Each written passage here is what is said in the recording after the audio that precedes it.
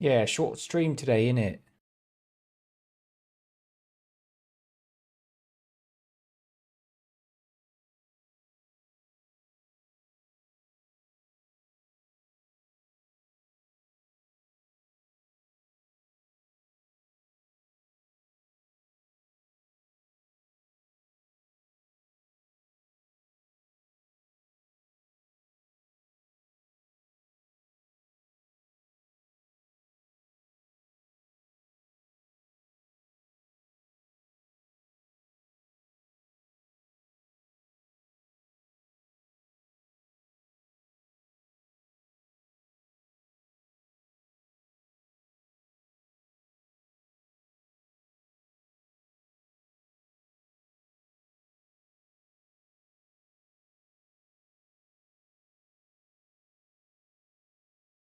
Okay, it looks like we're low latency now.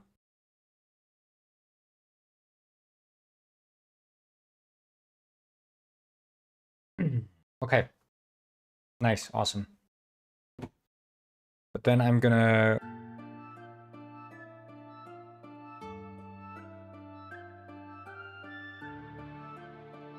it's just like in German you'd have der das die, where n would be basically der die, so the gendered, and the neutrum would be das, so et would be das.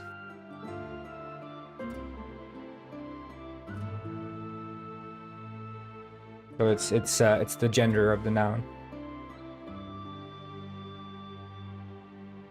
But the male and female nouns have been combined into one grouping, that one being n.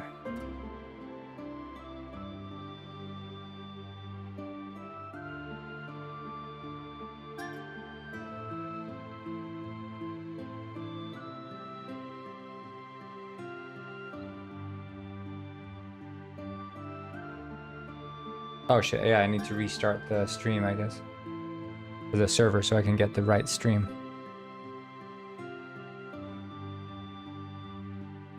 But yeah, because der die is like der male, die female, das thing, or non-gendered neutrum.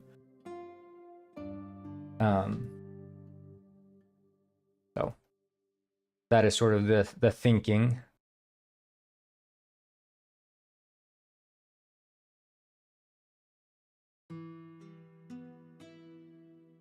But of course, interestingly enough, the grammatical concept of gendered nouns, as far as I understand, has nothing to do with the societal concept of gender. They are in fact two separate concepts, supposedly.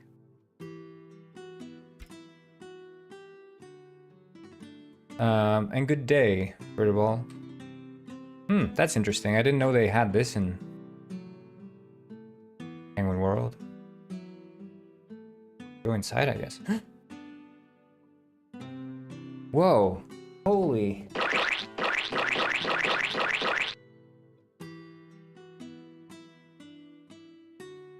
This is awesome.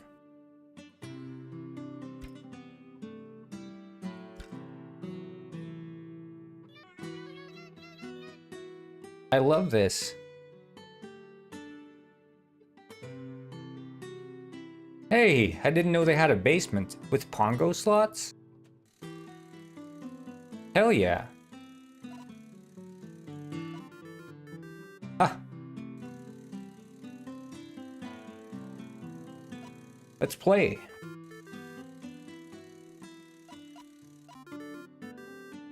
Yeah. So that it does throw you off because et skrivbord, yeah, in German it's male and not an it. Yeah, and the same thing is true for example, between Swedish and Icelandic. So you'd have genders differing.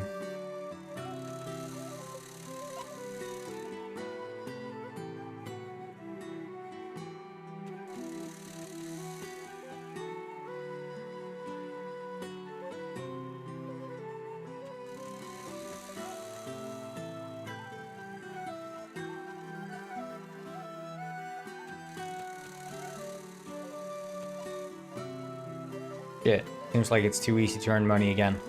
I need to change the odds. The odds are too much in your favor.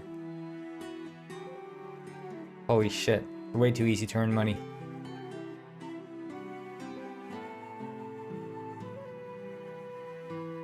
Don't come to neuters today, people. Don't come to neuters.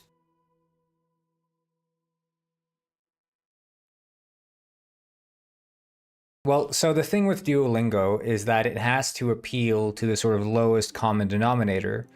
And the lowest common denominator does not want to learn about grammar rules and do not want to do a sort of bottom to top approach. Instead, they want to do a top to bottom approach. You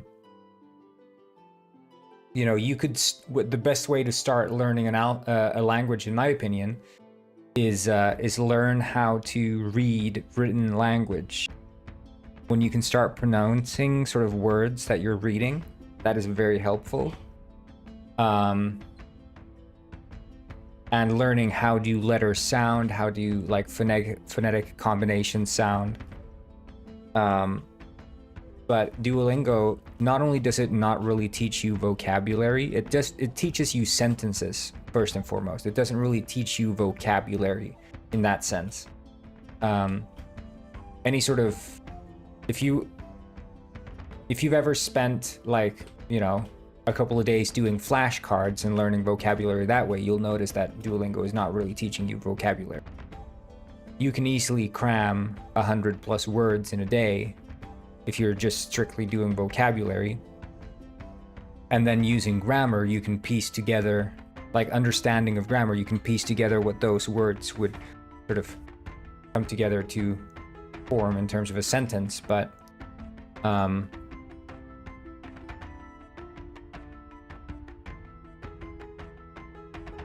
Duolingo doesn't teach you that.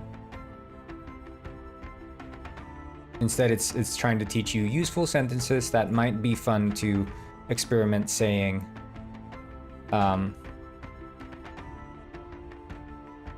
When you are ordering stuff.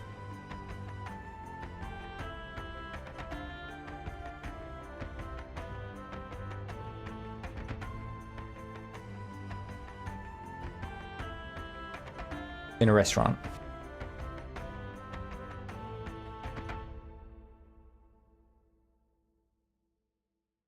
Yeah, well, I think, you know, every language has some sort of like every language has like these weird grammar rules. Like, okay, why is this like that? That's kind of weird. But most languages have sort of these fundamental things that are necessary as part of sort of understanding the philosophy of the language. And if you learn those fundamentals first, I feel like sort of intuitively grasping sort of what they're doing grammarly will make more sense as you're learning it. But my two keys for sort of learning any language is that you want to learn as much vocabulary as possible. Just words. And then you want to be able to learn to listen to people speak.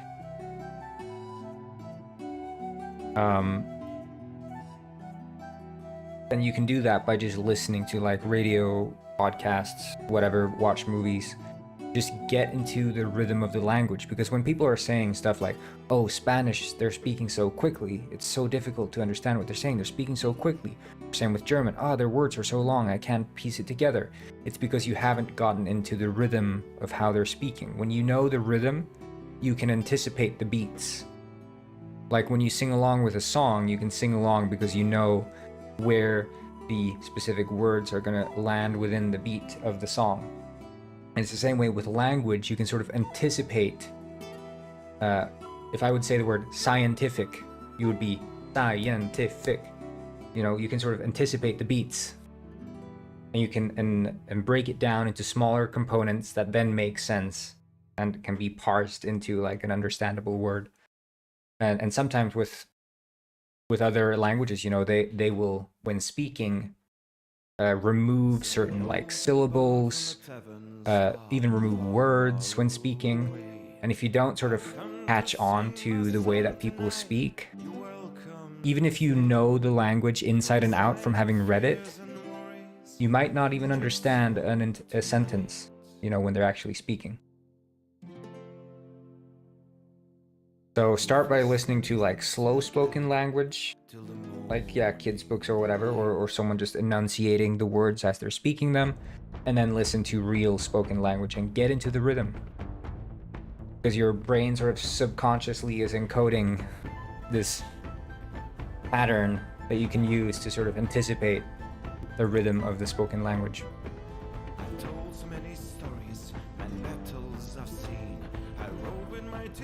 Oh wait, actually I should just change this on the server side.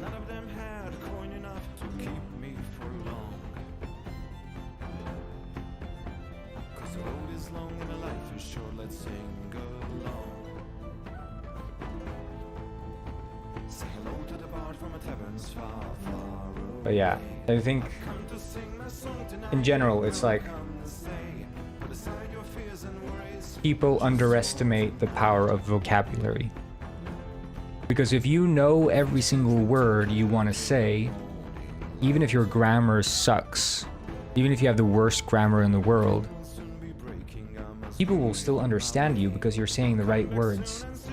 You'll just sound like a complete fool, but they will understand you. They'll learn vocabulary, first and foremost. So here's one final line for you, you've all been great. Say hello to the bard from a tavern's far, far away. I've come to sing my song tonight, you're welcome to stay. Put aside your fears and worries, just for the night. We'll feast and drink together till the morning light.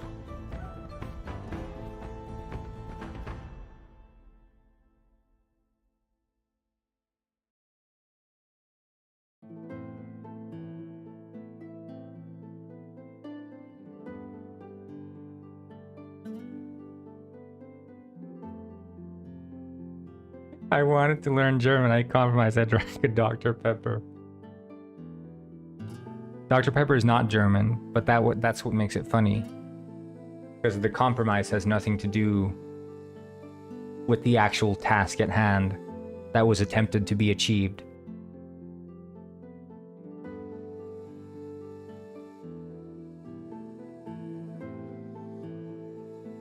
Okay, Penguin World is up. You can go to neuters now if you guys want to do that.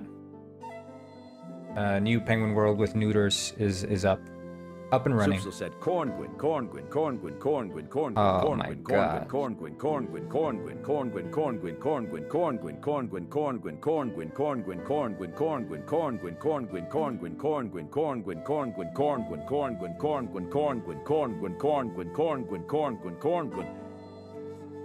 You know, at this point, do you even have to say hi?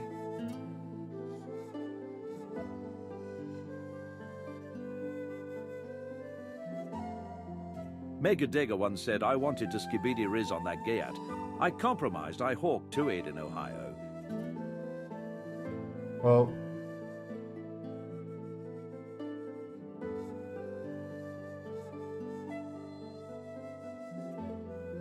Penguin Detective. Yeah, but I copied the slot script and translated the code into code for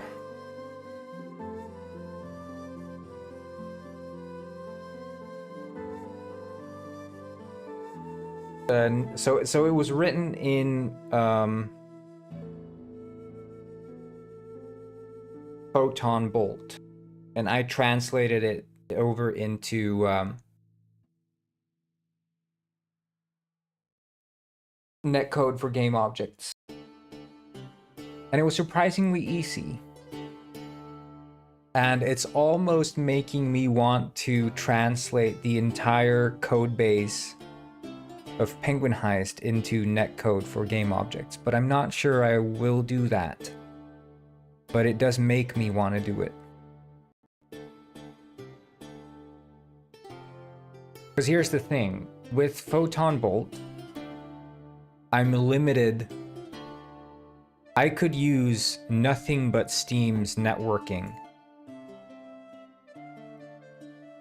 if I wrote it entirely in netcode for game objects. Right now I have to use Photon's own matchmaking servers, which I have to pay for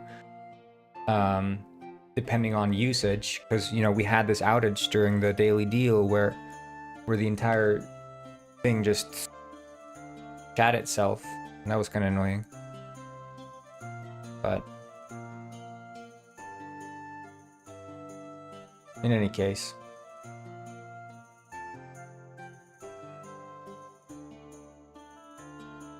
join Penguin World, guys, because we have slots now. You can gamble.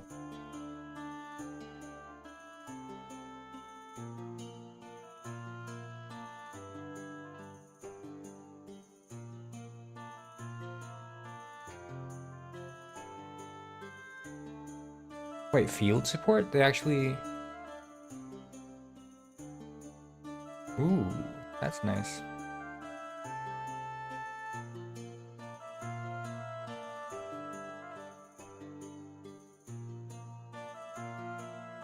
Yeah, that's generally the case with Unity stuff, because it's all... Soupsel said, I once read that dripping was one of the most annoying words in the English language.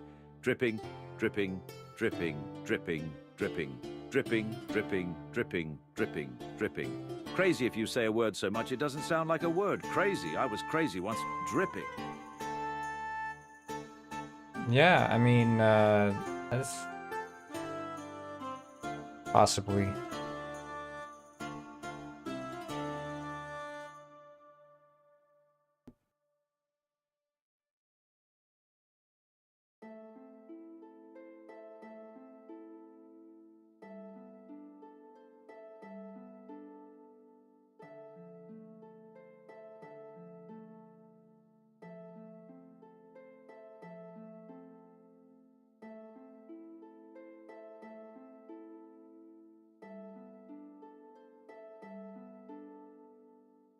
Yeah. Hello again.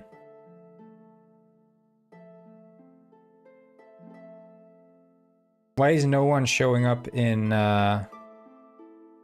Neuters? Does no one want to see dancing penguins? It's available right now in Penguin World.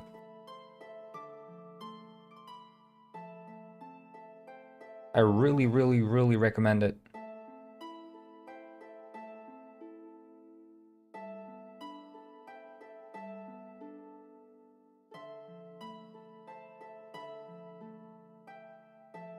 Ah, yeah, okay, playing Red Dead. Of course, you both have two valid excuses.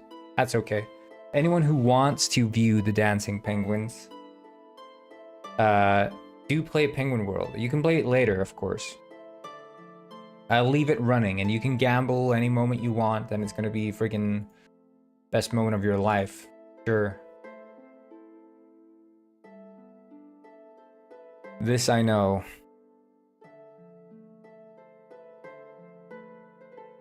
I just hope Robber will join.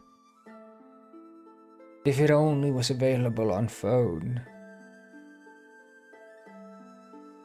If it only. Oh. Yeah, I need to add the phone support.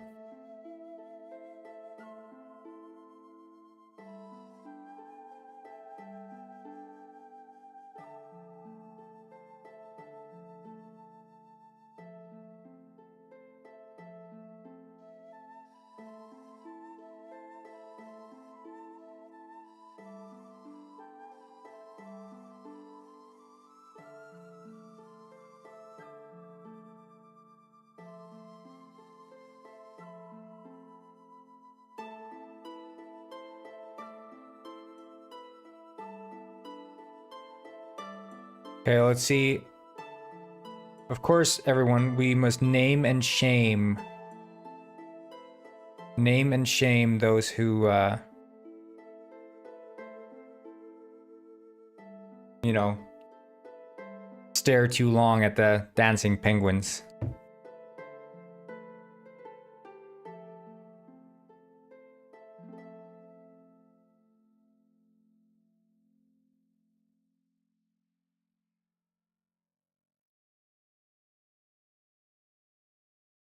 Is it working, Mega?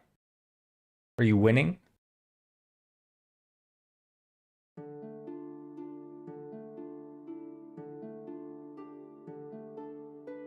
Add a shame meter? Yeah, your shame meter goes up when your camera looks at the dancers. If a dancer is in view of your camera, shame increases.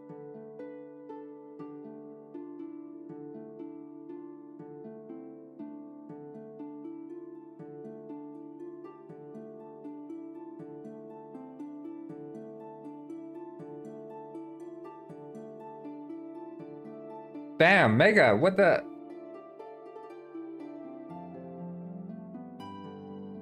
What do you think about the look of the dancers? It's pretty good, right?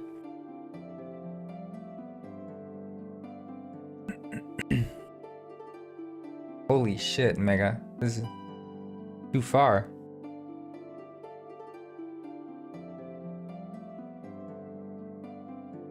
Double checking that I'm not losing frames here.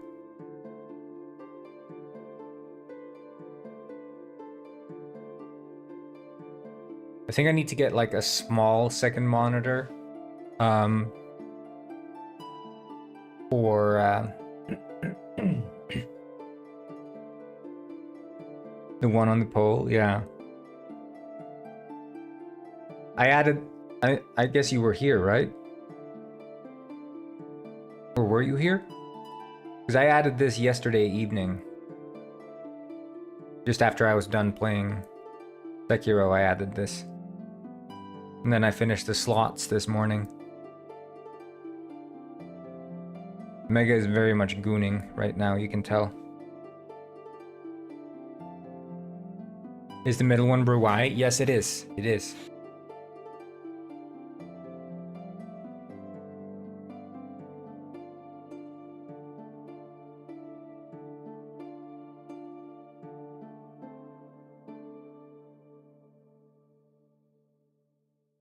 Yeah, you guys have been begging and begging and begging for me to add sexy dancing penguins, and now you have it. So, you know, you can goon your hearts out down at the strip club and, you know, enjoy.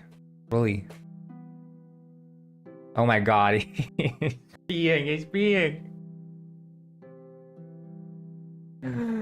Oh no.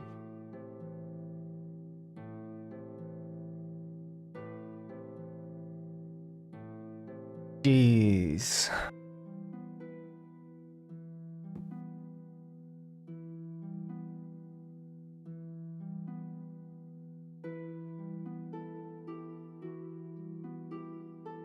Yeah. So Monkey Gwyn quest is done. It's done. And we were thinking about adding a sort of back in the day quest.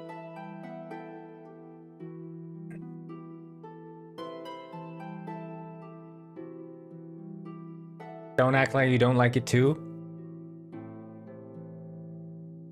I was crying when I was adding this because it was so traumatizing, so deeply traumatizing to add. But I did it for you guys. I did it for you guys.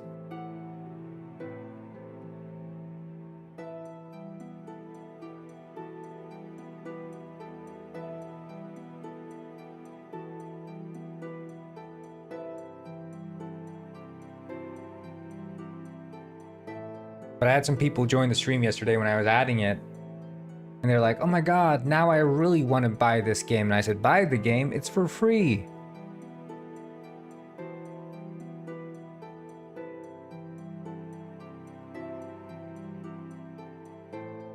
Wait, I don't see... Why is bartender Roman salute? That was just the default pose on the Pisquin. Oh, here you are, Mega. Looking good, looking fresh. Ah!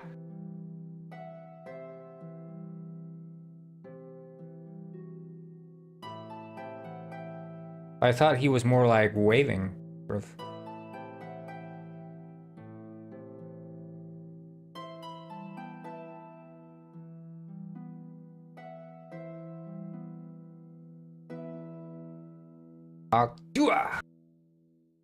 Okay, so if we had someone who was sort of talking about back in the day, a retired detective, he could be like here or something. So retired detective stands here, and he's going to tell you about how it was back in the day. Check in.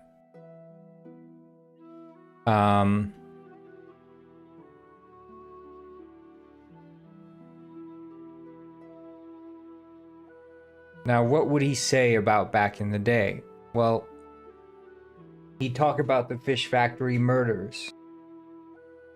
And what things could he make you do? Well, he could say he started his day by going to the grocery store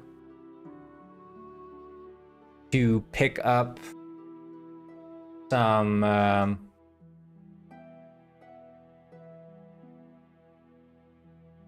Mega's peeing on me. My Dr. Pepper tastes like mango.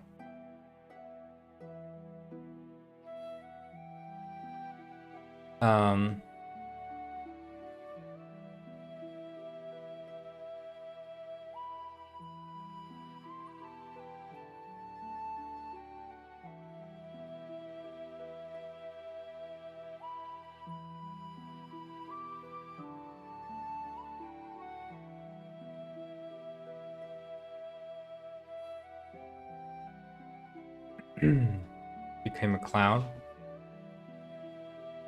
Damn.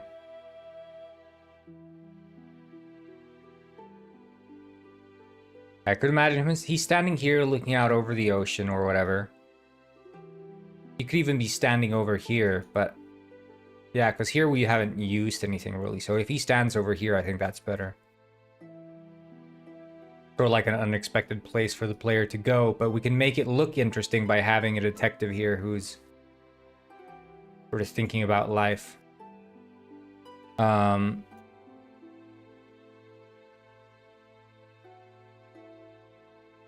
So he would start the story by saying he was going to go shop for groceries. And everything's going to look identical. Keep that in mind. Everything's going to be identical. Well, he's sort of senile, but he's also... Yeah, I could put some freaky art inside the club, inside Neuters. I can put some freaky art.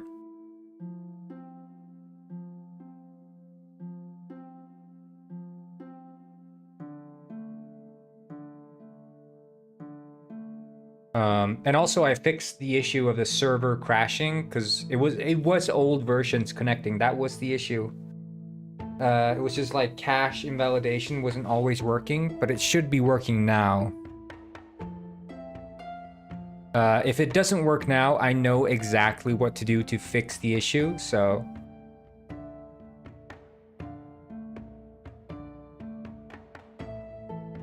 yeah, sure, you can do one. I wouldn't mind that. We could slap it on the Seal Club, or if you want to have it on Neuters, we could have it on Neuters. Either one. Depends on what vibe it fits. So, okay.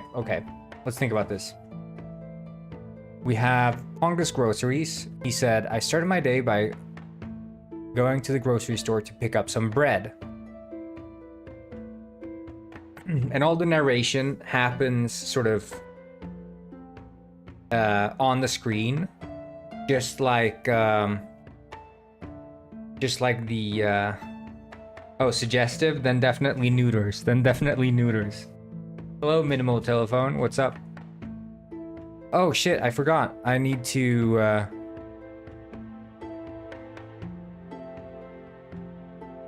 start the YouTube chat. I guess I haven't had that. Crap. Start a YouTube chat if you've been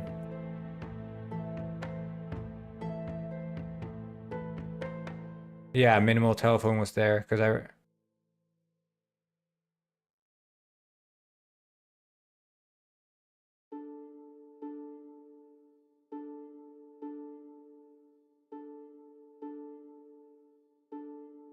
What the frick is this guy doing?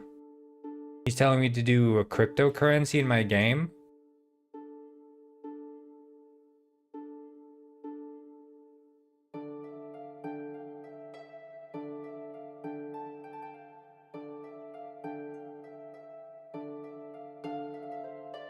Good thing I missed those messages.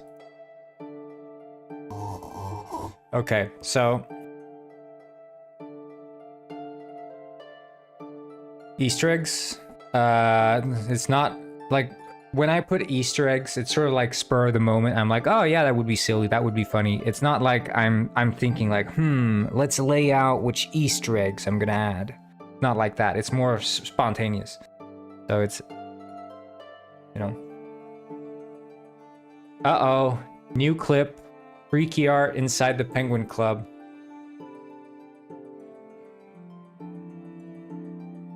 Local penguins want a newt on your newt. Oh, wait. Do you think it clipped the,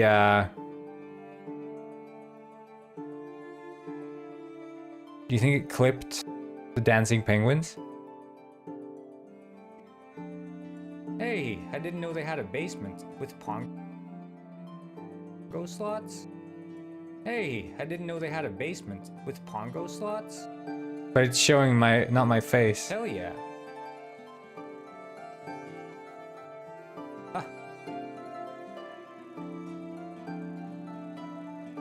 Let's play. And everything's gonna look identical. Keep that in mind. Everything's gonna be identical. Well, he's sort of senile, but he's also... Achoo!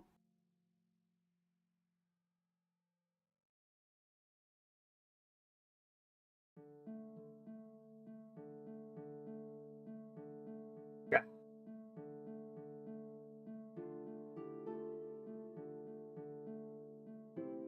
Anyway, so that's a great clip. Okay. So what was I saying?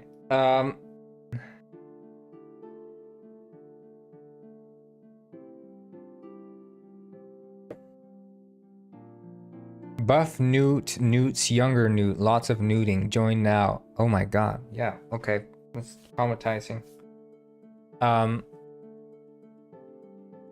So, okay. Let's just imagine scenarios of what the detective could do. So just like in the Cucumber world where the quotes appear on the screen, we're going to do something similar, but it's going to be sort of in the style of a story being told. So maybe like, you know, you'll hear like the pen sounds as he's telling the story, and he's like, I started my day by going to the grocery store and picking up some like a cat of sardines. So you go to the store. Wait, what the fuck?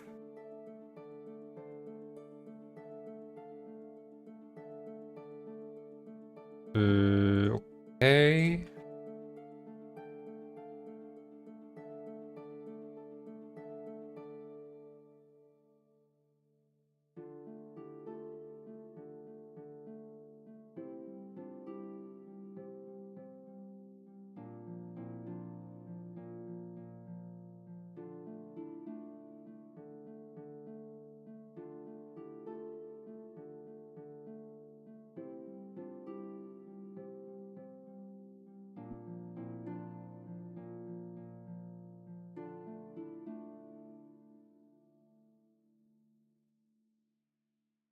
Wait, if I revert file to this revision, is the...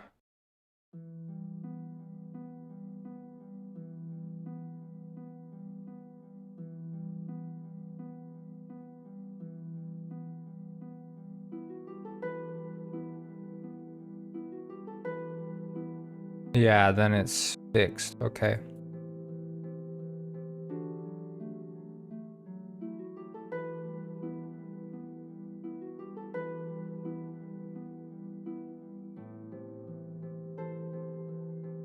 I wonder what the diff is then.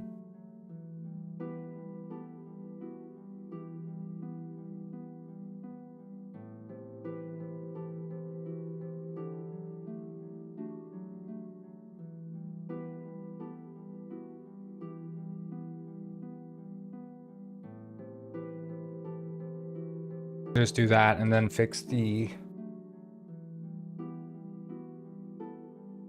okay, so he'd go to the grocery store, he'd pick up the sardines, and then after that, he would say that, as I always did every day, I'd go to the Seal Club to gamble at the slots. And I kept gambling until I hit the jackpot. And you'd have to like keep gambling until you get like 3 symbols identical. So you just gamble, gamble, gamble. And then eventually you get the jackpot, at which point the story continues. And he would... What else would he do?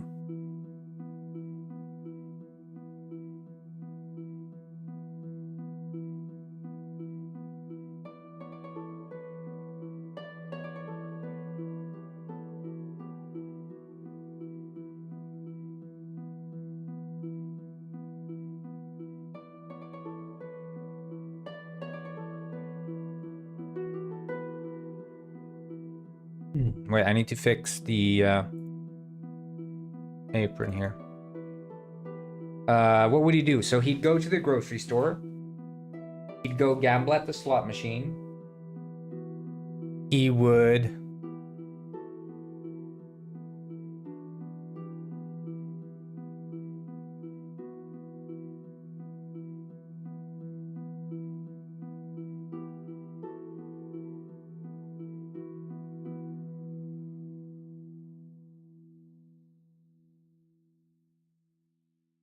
This is a side quest, yeah. You're sort of living through a story as it is being told by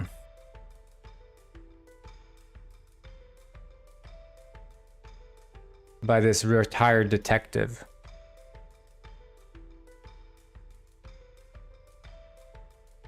Well, maybe he went to the grocery store first.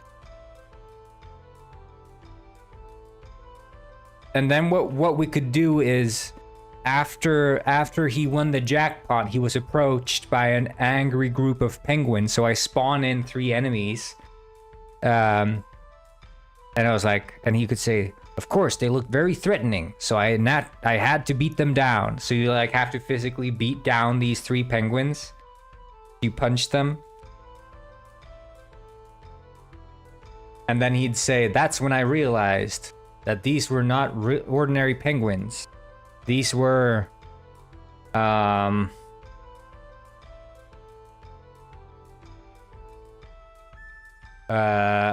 group of penguins hired to assassinate me.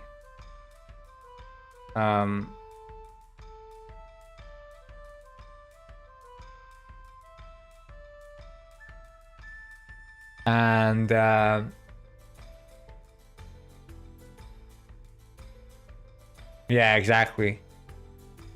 Oh, hello, Keshavox, aka Loser Duck. Am I right? Okay, so... I am Rich Rick, the richest Oh. penguin on this side of the equator. Thank you One cheered 25 bits. for the 25 bits.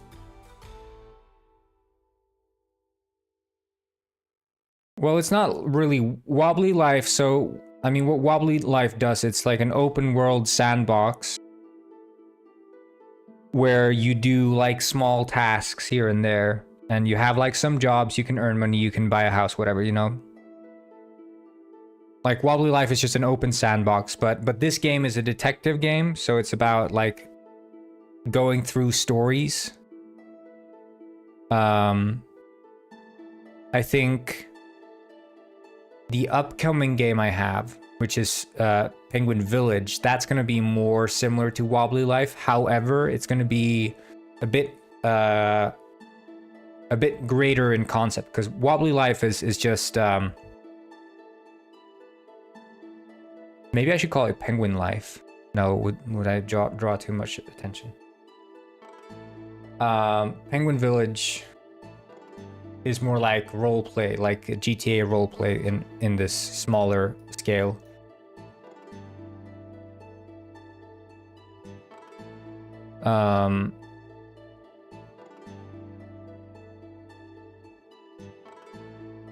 So what he says then, okay, so he goes to the grocery store, he goes to gamble and just as I hit the jackpot, there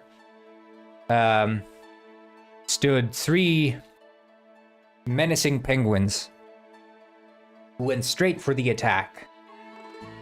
And then after I beat them down, you have to like beat them down.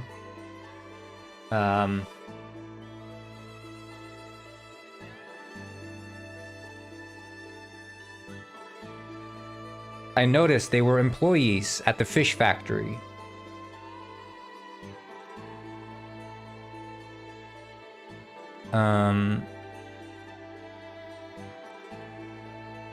They're employees at the fish factory. And what happens then? Naturally, I decided... We are ducks so big, so strong, waddling fast all day long. Penguins come, they slip, they fall, they can't fly. What a goofball. Penguins wear their fancy suits, trying to act like big-shot brutes. But we just laugh, we quack, we dance, they wobble off. No chance, no chance. I freaking hate ducks. If I had... I'll never add a duck skin to Penguinized because of you. It's a fist fight, yeah. You beat them up. Yeah, it's hand-to-hand combat.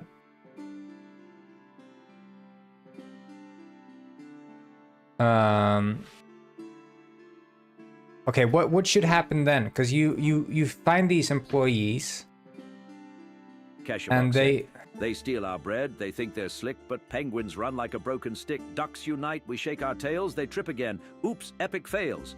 So flap your wings and stand up tall. Ducks shall rule forevermore.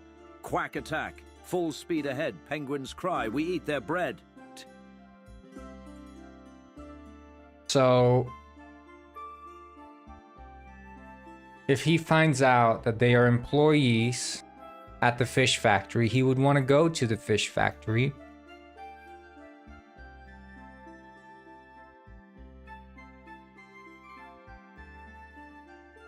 Wait, Robert turned evil? You mean with the duck thing, or what?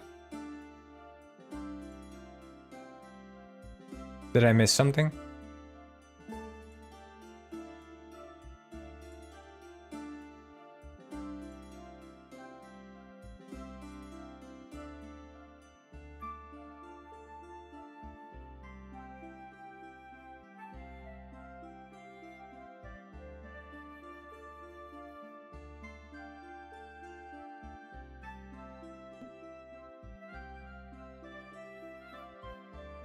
Yeah.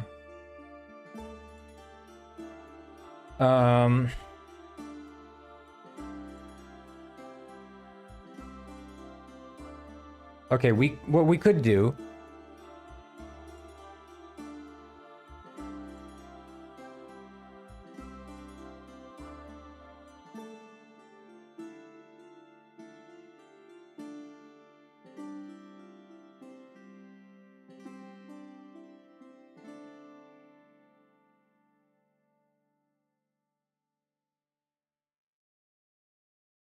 is we could maintain, okay, here's what we could do.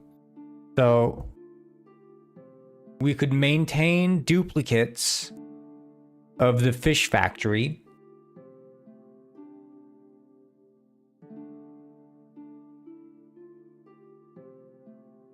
And let's just draw this up real quick.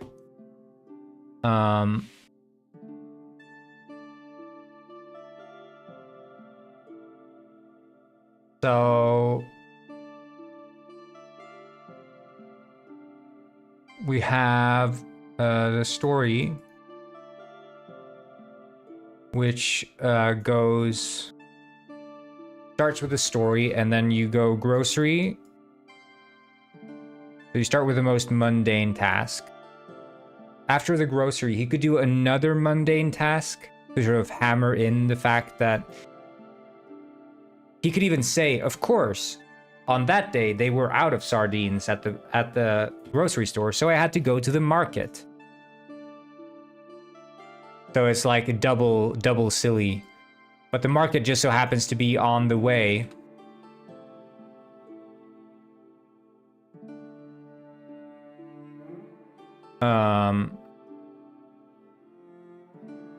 You go up there, and then you can go up into market. Then he'd go gamble. And then after that, there's a fist fight.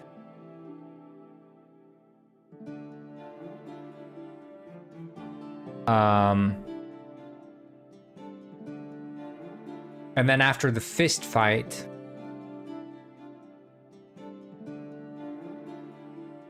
he'd say that he realized that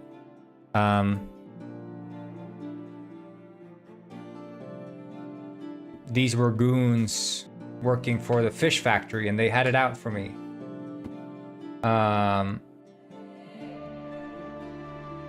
You go to the fish factory, but it's an alternate version of the fish factory. At which point he says, they're turning penguins into fish!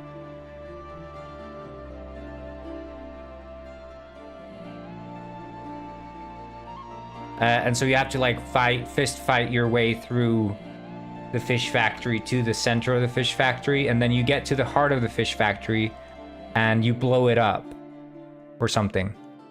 And at that point the detective's like, hold up, stop. You blew up the fish factory? And he said, well, it's for dramatic effect. I didn't actually blow up the fish factory. And then you're like, what's this story even about? And he says, the fish factory murders, of course. And then you're like, but this story isn't making any sense.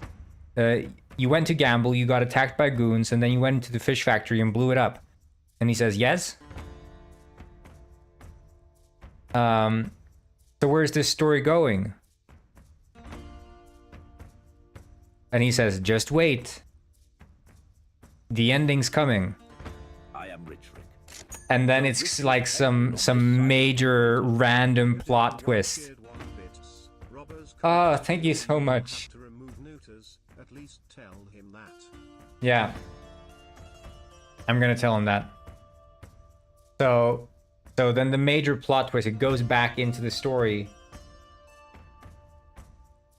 And then at the end it's like, and then it turns out that not only were they turning penguins into fish, I had turned into a fish. And now your penguin model is turned into a fish and you're just laying on the floor. And your penguin is like, you know, just it's turned into a fish. And it's just completely random story told by this crazy, and it's like, okay, no, you're just lying in my face here, because no, you're not a fish. At no point did you turn into a fish. You're a penguin. And then that's sort of how the story ends. So it's just this guy telling you a bullshit story. And he's not a real detective. The story's made up, and he's a crazy guy. I think that could be like silly.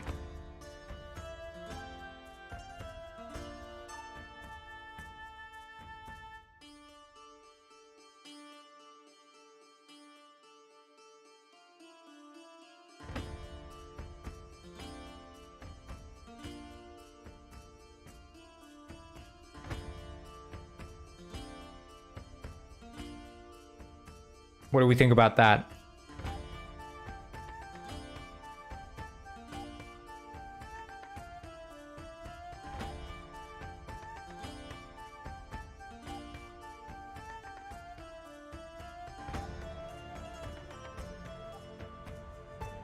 I don't know, maybe there has to be like some rhyme or reason to the story. Or maybe the detective calls him on it and he says, this is the exact plot of Night of the Fish. Night of the Living Fish or something. Like, isn't this the exact plot of Night of the Living Fish? And he's like, oh, huh. I guess it is. Maybe I got the stories mixed up.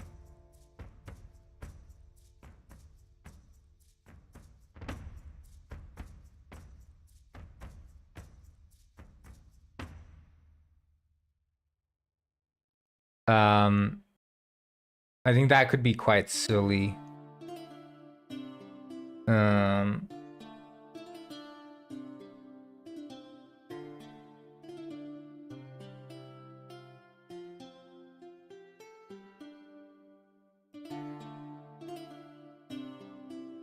He could say, yeah. Hey kid, I used to be a detective once. You want to hear about the case that I solved? That damn near put all of Penguin Village at risk. All of Penguin Village was on the brink of death. The village's fate laid in my flippers. I think that could be silly enough to work. And we just have to frame it as a case. But it's just, the thing is, okay, so every single case ends with case solved. That's the thing. Every single case ends with case solved. So in what way would this be a solved case? I mean, it could be, okay, we could do it really on the nose, okay? It could be really on the nose. So when he says, like, this sounds like the exact plot of Night of the Living Fish, he says, oh, huh. I've been telling this story for years. I guess I'm, must have watched that movie so much, I thought I had lived it. And then the detective could say, well, I guess we solved that case. And then case solved, sort of.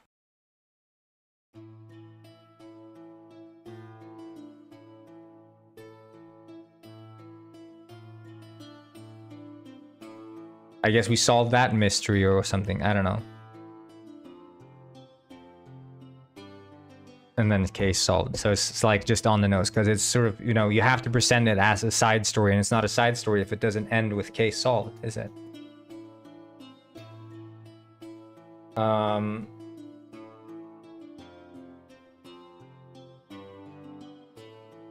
So if we do, like, we could ignore the entire setup of the interior of the fish factory and sort of remake it completely and add puzzles in there.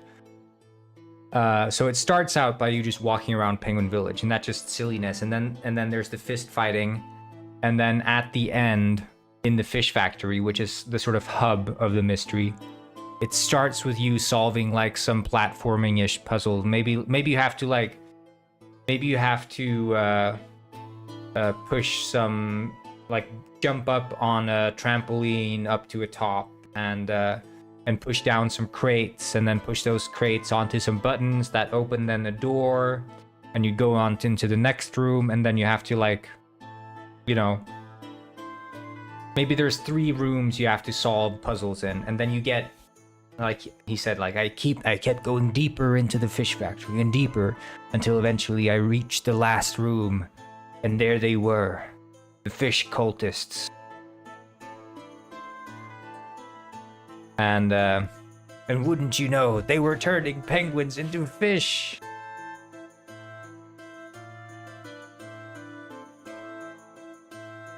So you're in the sort of, in the final room, and it's all these cultists, and they're turning penguins into fish.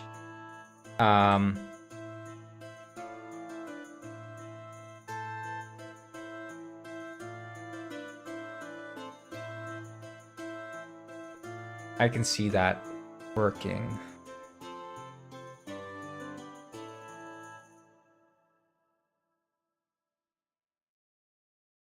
Well, not the KKK, but it's just penguin cultists turning penguins into fish.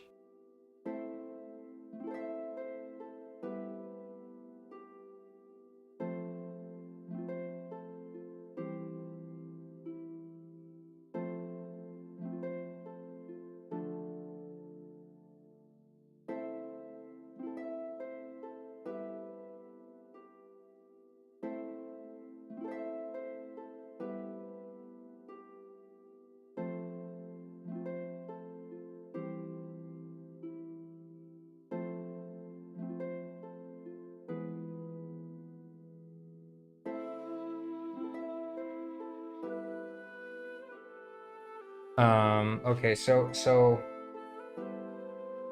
trying to think here.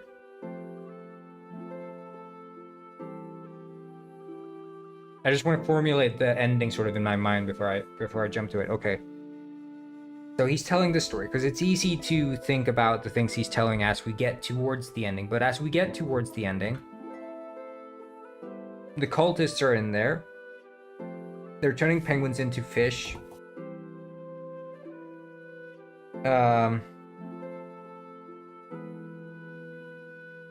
Yeah, I don't know how to edit into dark mode.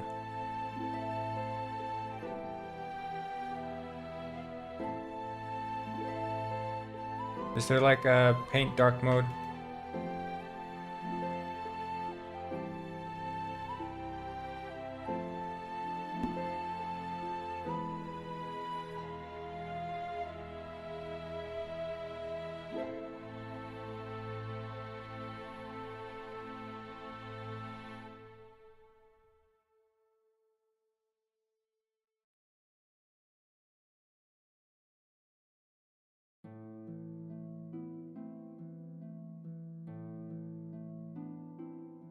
Oh, dark. Okay, found it. Nice.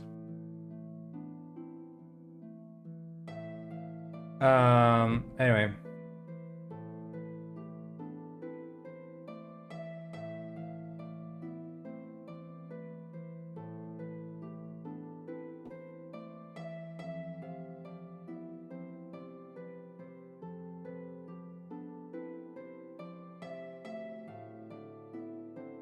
Does this do anything?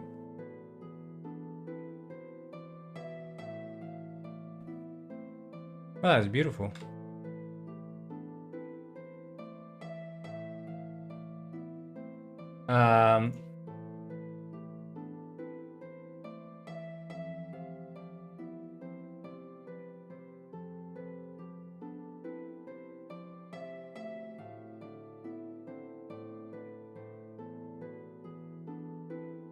So, okay, let's think about the ending. Let's think about it.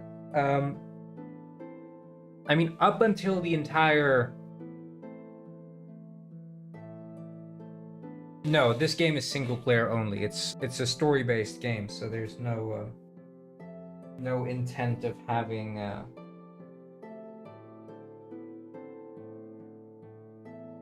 multiplayer. It wouldn't really be possible because you're playing through a narrative, right? You're playing through a story, and the story is written for one person. It's not written for two people. So there wouldn't be any added experience from playing it multiplayer, I would say.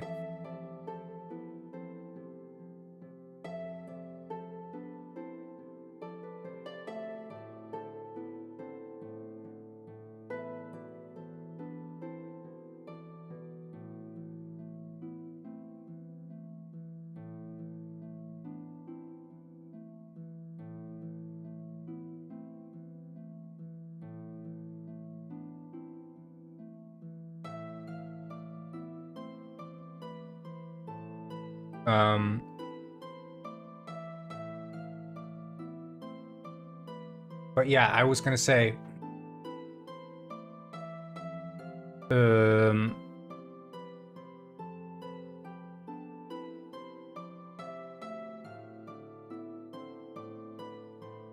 you're at no point Maybe the detective doesn't interrupt the story at any point up until the point where he says he himself got turned into a fish.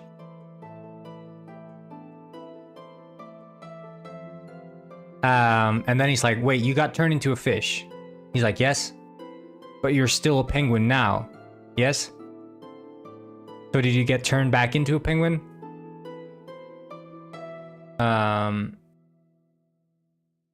I thy leave you thy message that you deserve. Thank you, Smarty Bones.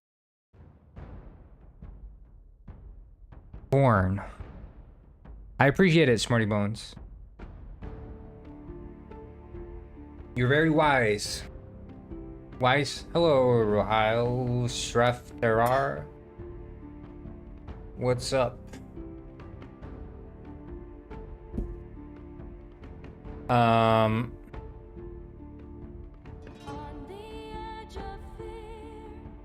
So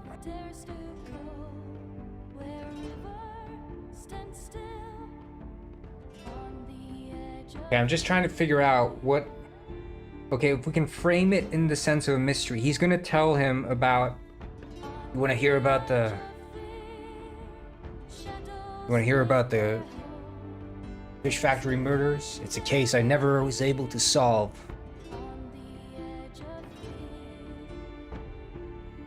And then eventually, you know, it leads to him being turned into a fish, and you're like, wait. So you got turned into a fish, yes. Did you get turned back into a penguin? And he's like, well, I haven't gotten to that part yet. And then you ask him, but where are the murders? What part, how did you not... But where are the murders? What story are you telling me right now? I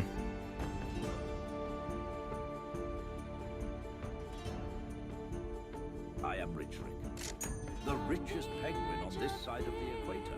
Alice_value 6 bits. Thank you so much for the bits. I feel like Rich Rick. Okay, wait. What we could do, at the point when he says, you got turned into a fish. He says, yes. And then you'd say, isn't this the exact plot of Night of the Living Fish? And he says, huh. I guess it is. Or he's like, huh. I guess that's possible. And you say, are you sure any of what you're telling me actually happened? And he's like, I'm not actually sure. And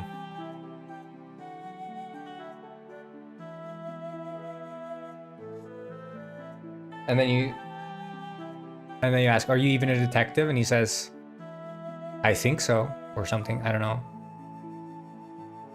Wait, let's just write it out. Let's write it out and get a feel for it.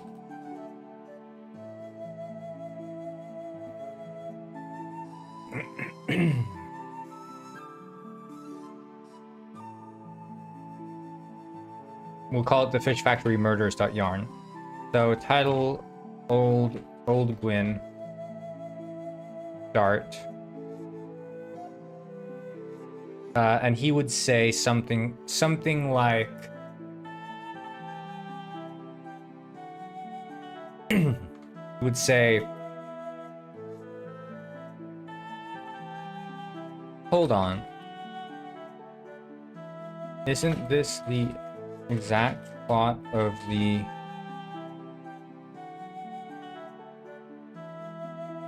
movie Night of the Living Fish?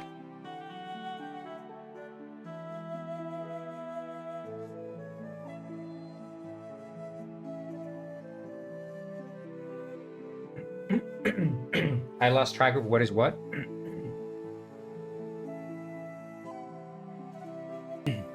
Oh, you mean like you? Yeah. Oh. Huh. Huh? Fish cultists being turned into a fish.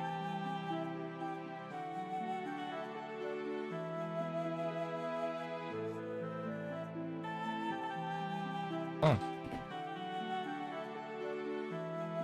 I guess. Is this even a true story? Of course.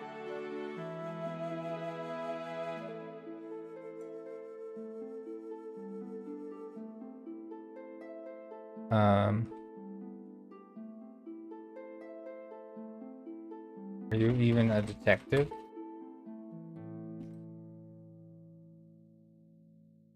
And then he'd sort of be like, no.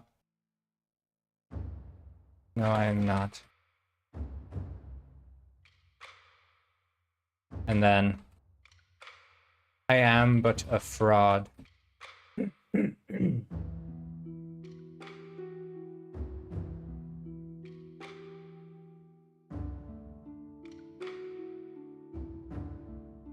I don't think that, like, that doesn't speak to me, right? To be, hold on, isn't this the exact plot of the movie Night of the Living Fish, huh? Fish cultist being turned into a fish.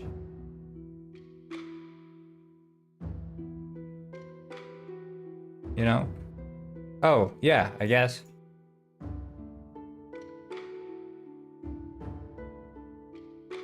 And you're saying this really happened to you?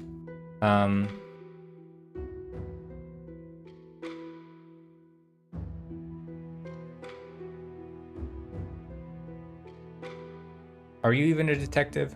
No, no, I am not. I am but a fraud. A liar. Caught with my flippers in the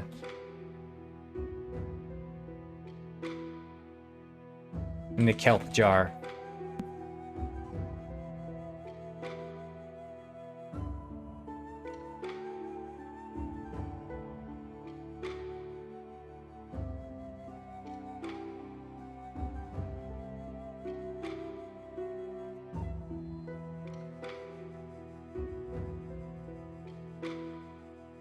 You almost had me fooled.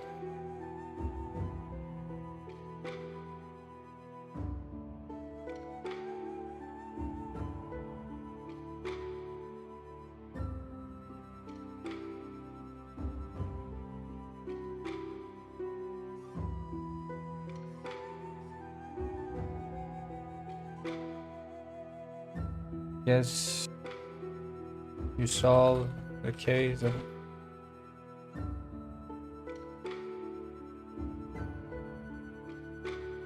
Yes, one could say you solved the case, detective. I guess one could say that. There, okay, so...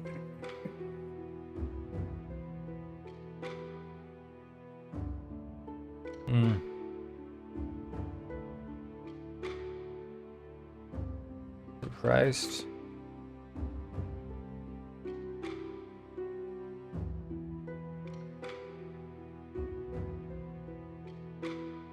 Just want to... 1 second.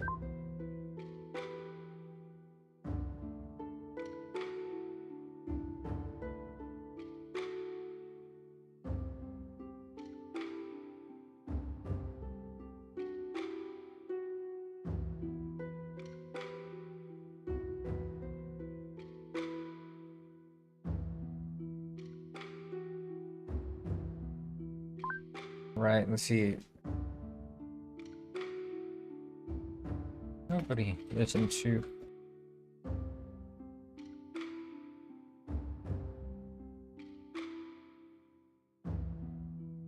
Nobody wants to listen to an old Gwyn telling stories of his unremarkable life.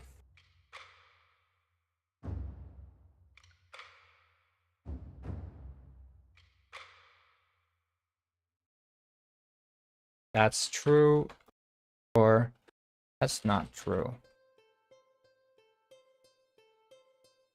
True.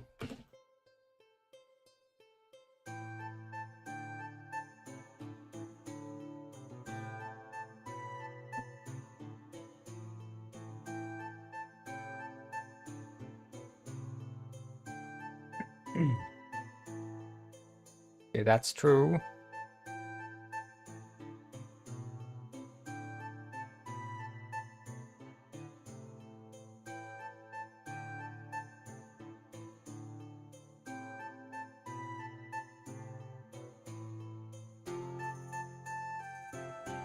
The least mark story mark way.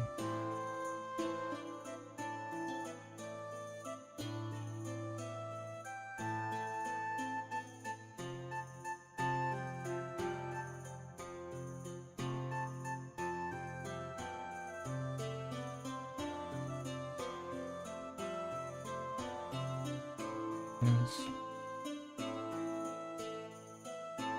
Yes. Oh.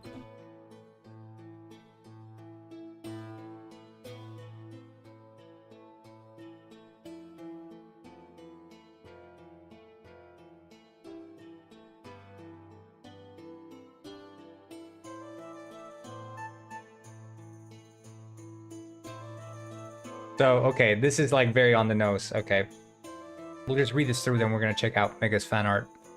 Hold on, isn't this the okay? So at this point, the penguin's been telling the story. You're now like, your penguin model has been changed into a fish, and you're like, you lose all control. You're literally just flopping on the floor. So it's like the character control is completely changed into a fish. And you say, hold on, isn't this the exact plot of the movie Night of the Living Fish? Huh? Fish cultists being turned into a fish. You know. Oh yeah, I guess.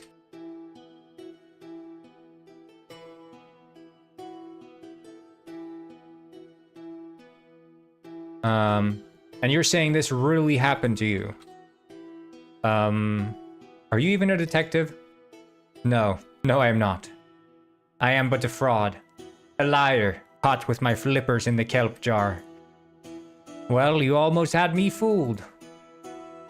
Nobody wants to listen to an old Gwyn telling stories of his unremarkable life. I have to lie.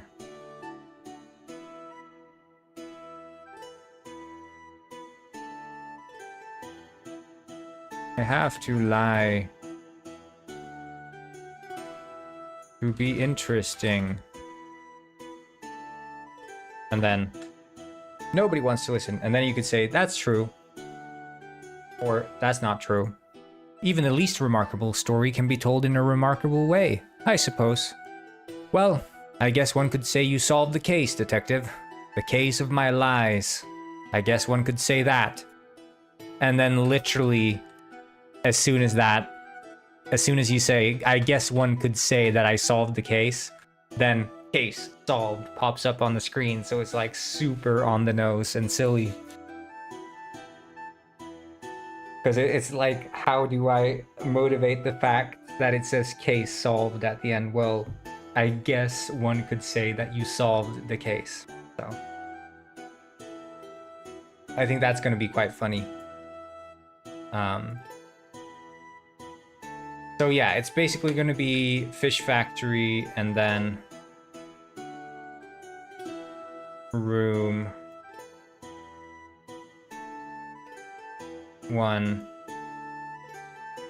2, 3. So you go through rooms and solve like puzzles to open the next door and the next door and the next. And then eventually you've solved all 3 rooms. You get to the cultists. And then finally turn into fish. And lastly,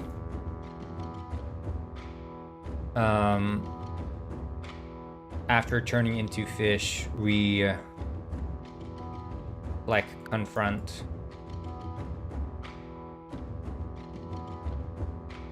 / solve. So this would be the sort of story. So he starts telling the story. First thing you do is you go to the grocery store to look for something. He doesn't find it. He has to go to the market to find it. He finds it. He then goes to gamble. When he's gambling, he gets ambushed by fish factory employees. He goes to the fish factory to investigate. In the fish factory, he enters, goes through room and room, and solves puzzle to get to the inner part of the fish factory. In the inner part, you have the cultists. The cultists capture you and turn you into fish, and then it goes back to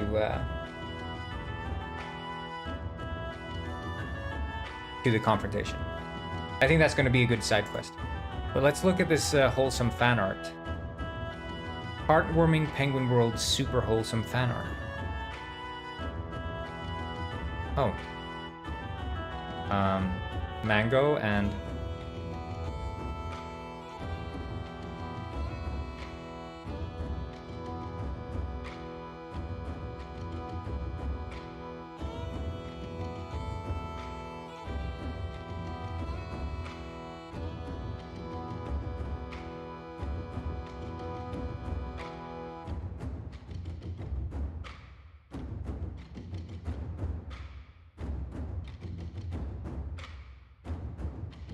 There.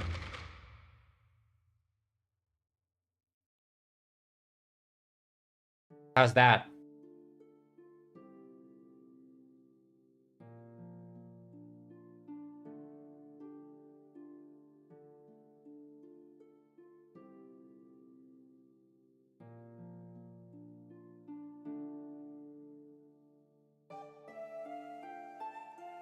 I made some Sigma reactions as well.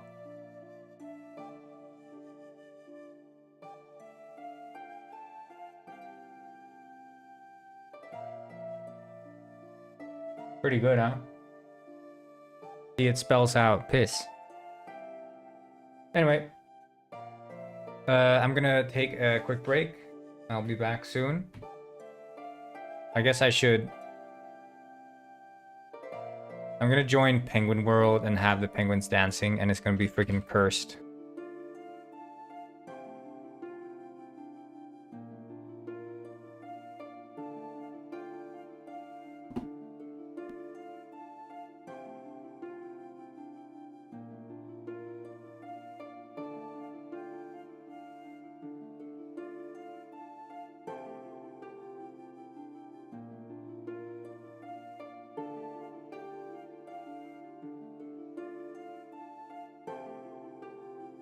Oh my god.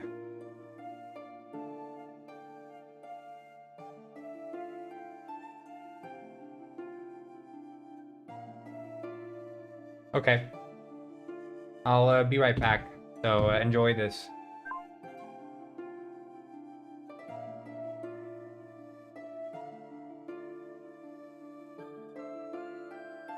Oh, and also, what do you think about the new I was gonna say the new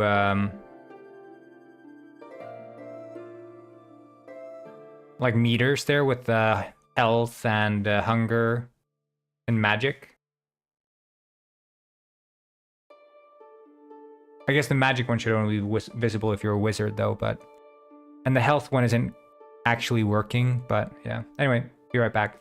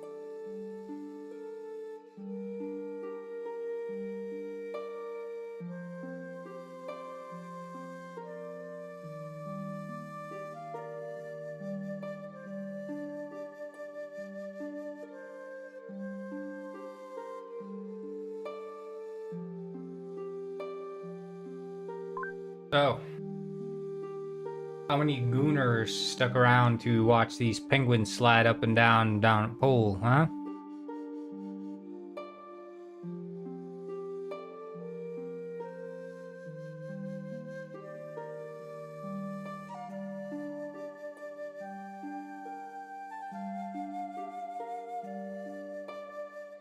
How many of y'all did that? You sick freaks. Wait, 1 second, I'll be right back.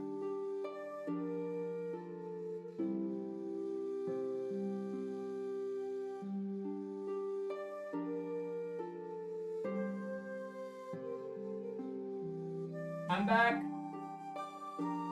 I'm back. Sorry, I had to go get my soda. Yeah, I noticed that the spending is off on the slot, but it's whatever. That's part of the fun, right? Let's see the clips.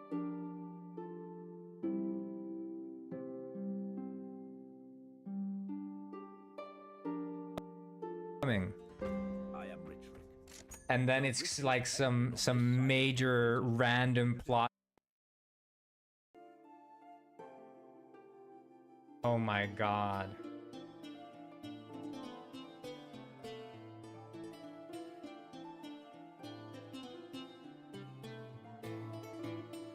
Okay. I'll be right back. So enjoy this. Wow, wonderful clip. That's gonna make me go viral. Okay, let's start work on this. I think what I want to do is make not dialogue utilities, but make a sort of old day manager or something.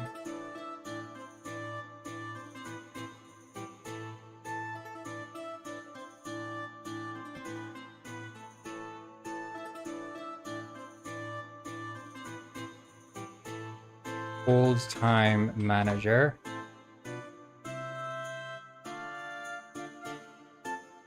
So I bought and I ordered this keyboard. I'm gonna start using this because I want to feel ergonomic. I'm gonna start using this freaking meme of a keyboard. I'm just gonna try it. Kinesis.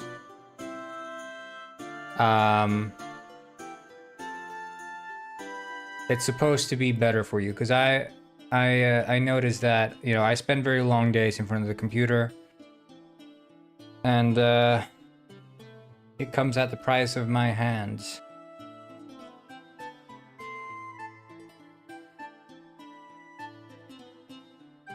I'm gonna get me one of these.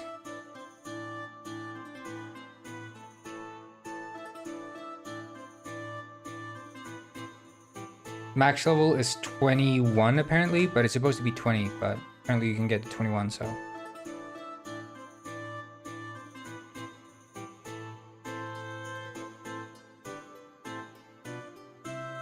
Yeah, it's gonna be interesting to start working with one of these. I want to start using my mouse less, basically. I'm gonna start learning a bit more about shortcuts. Get a bit more competent with the... They are expensive, yeah, but it's a business expense, so I'm willing to take a gamble on it.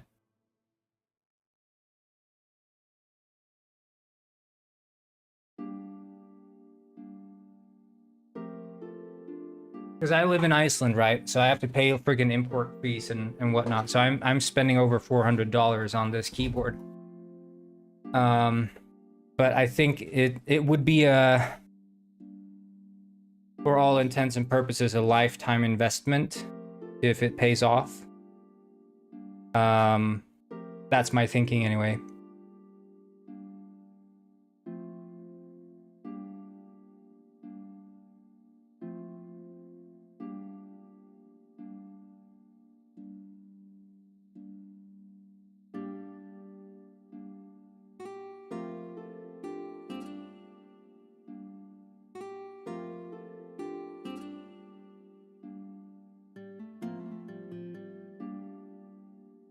Wait, who else is in the server? PG error. Okay, yeah. Okay. So the old time manager would have a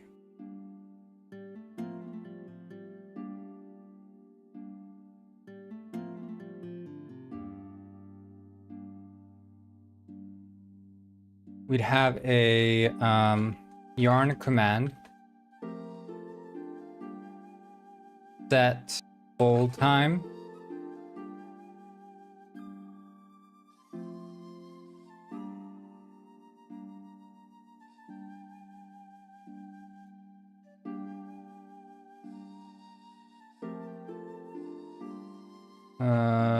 public void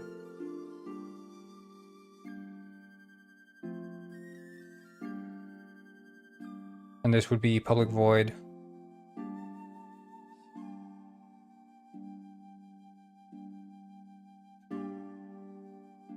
yeah. Well, I'm just gonna go for it. I don't think there's any risk involved besides time commitment. Like of course it's gonna be impractical. G915.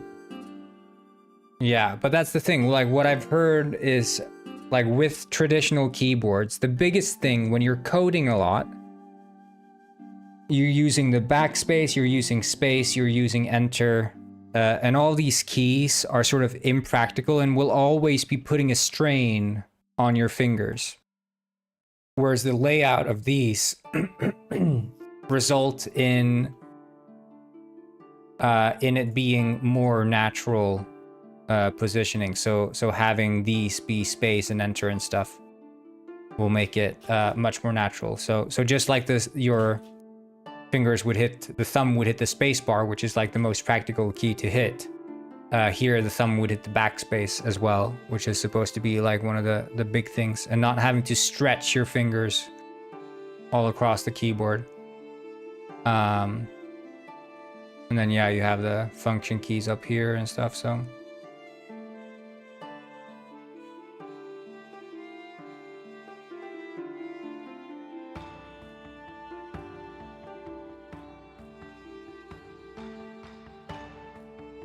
I think it's only missing the numpad, but I think I might have to buy an external numpad to address that fact. But we'll see. So this would be public void. Set is old time.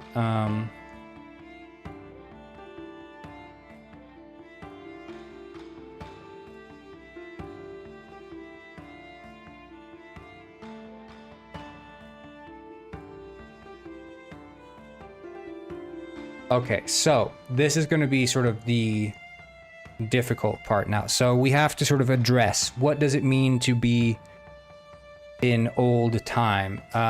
It would mean, first and foremost, it would mean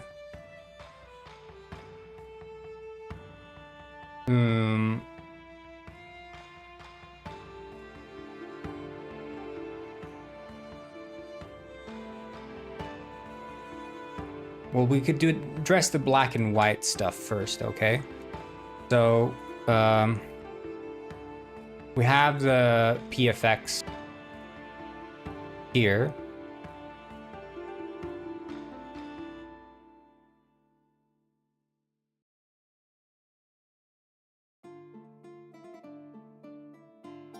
And instead of switching out these sort of like smoothly, we could just switch out the entire PFX model for another one.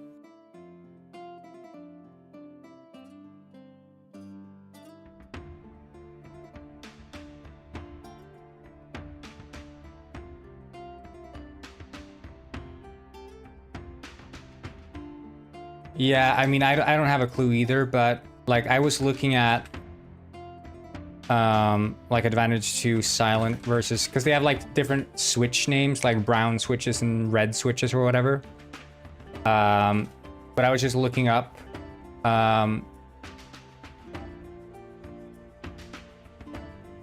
Like what they're saying here, like the only reason people seem to like mechanical keys is not necessarily because it makes you type any better, just that there is a loud feedback, click, click, click from typing. But yeah, they're saying that the generally silent switches will be better for fatigue, which is what I care about, because I'm typing all day, all the time. I don't want to face more fatigue. So the actuation force is, yeah, 45 grams for the silent one versus 50 for the non-silent ones. And I would imagine that's like the general case for silent. Like a good silent keyboard is probably going to have less resistance in general, and over the course of many hours of use, I think that small difference in required force is probably going to add up. And that's what I've been noticing now. Like the more I sit and work for extended amounts of time in front of the computer, the more it adds up. These small pains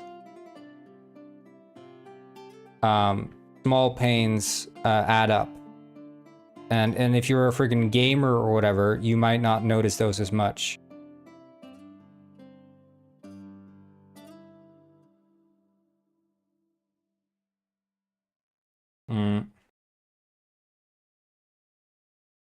Generally, same if you're a student, because you know, like I'm in front of the computer every day, multiple hours on end, working. And it's just a reality of like the work conditions, so I have to sort of adapt to that. And I can't just play loosey-goosey with it, because I'm gonna burn my body out.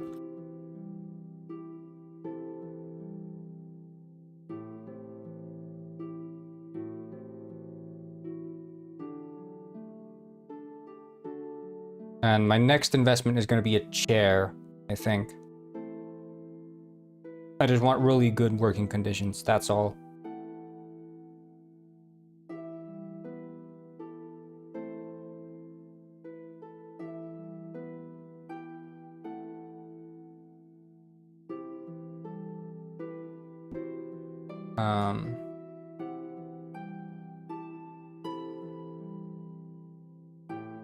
So this is black and white. Okay, what else can we do? We can add a film grain, right?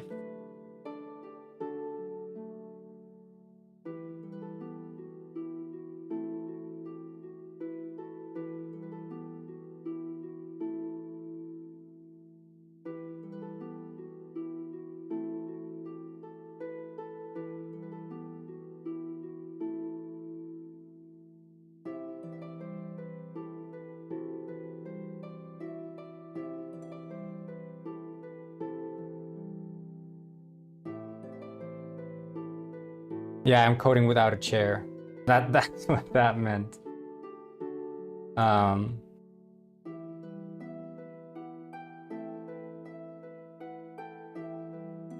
think quite high contrast is important. But isn't there also bloom in general? Like there's a...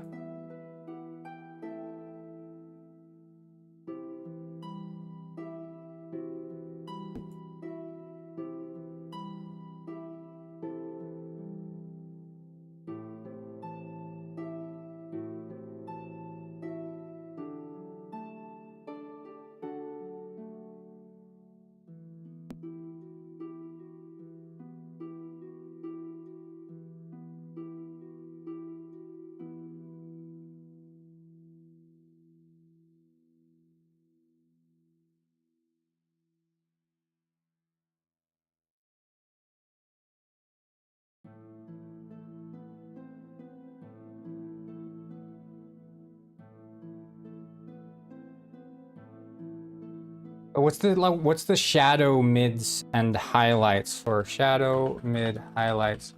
Bold, black and...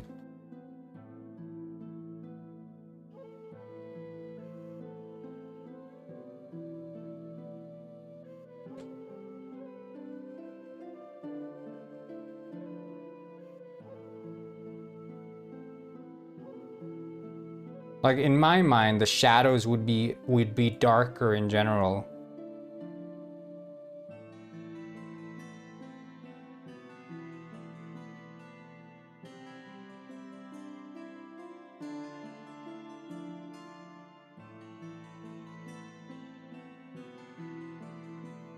Yeah, and that's the thing. It's like, for me, you know, the nice sound.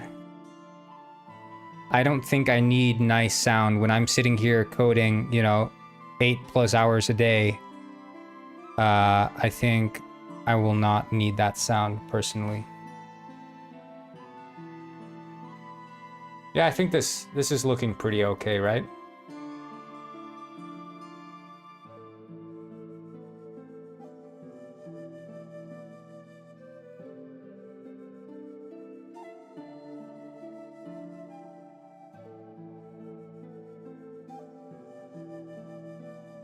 A bit too intense, maybe.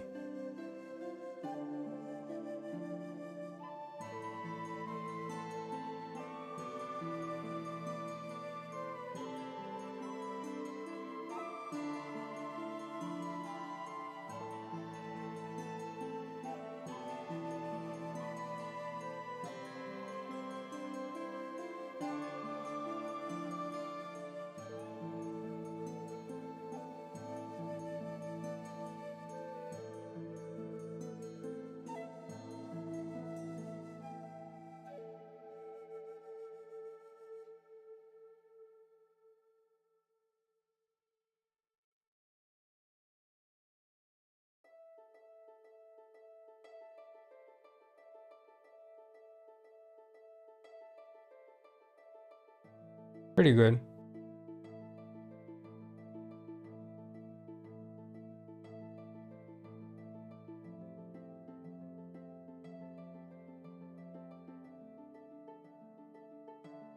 Actually, I think, isn't it usually like quite blown out? So like we could up the post exposure.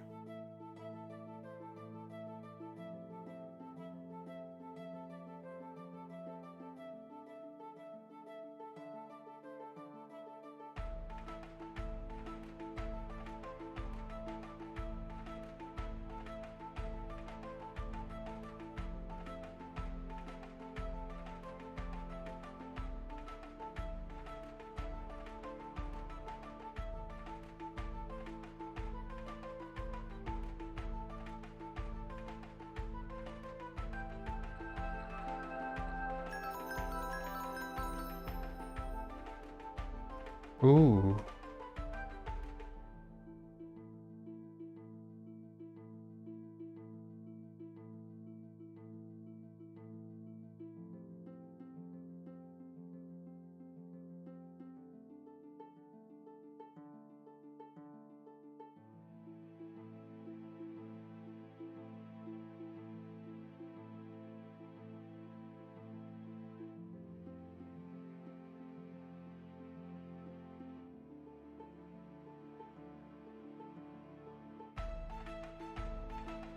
Yeah, I don't know why. I think the server like sort of it didn't crash. I just lost Wi-Fi connection. So the server is still up.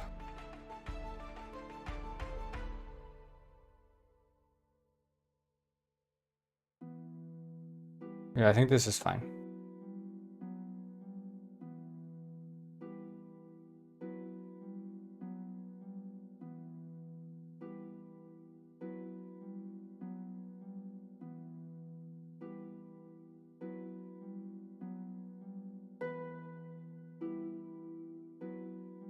Okay, and then we can do this. So public game object.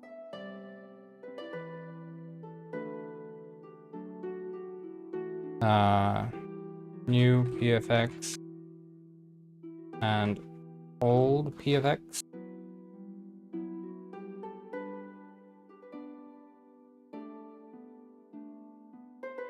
Ah, swimming pool, I see.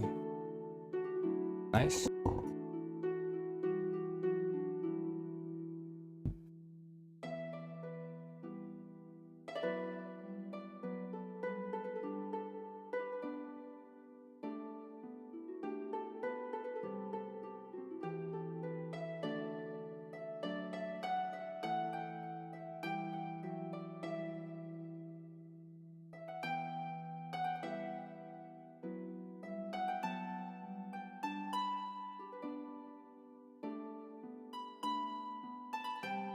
One was swimming, the other was piss.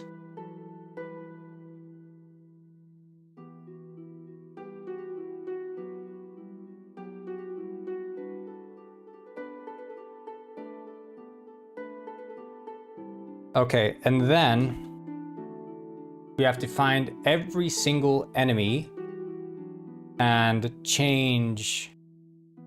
We could do this. Public static full time manager instance awake instance equals this.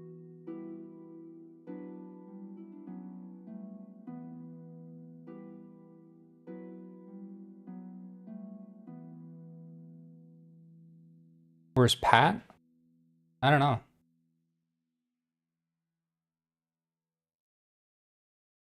You mean in reality? Penguin World is my reality. Who's with me?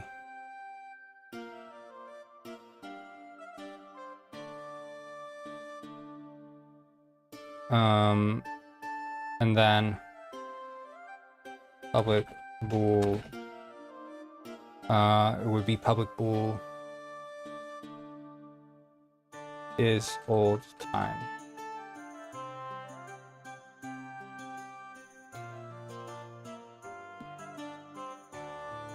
Had a terrible week? Ah, shit. Well, that happens, I guess.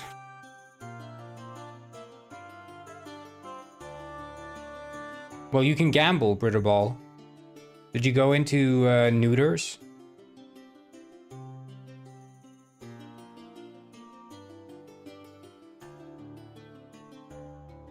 Well, I guess you're probably at work, right? So you can't gamble.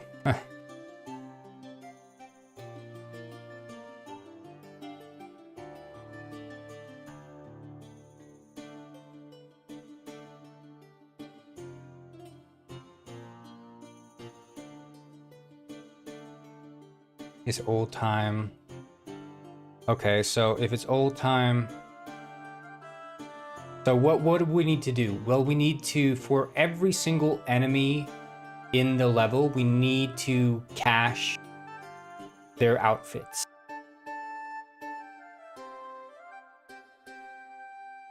So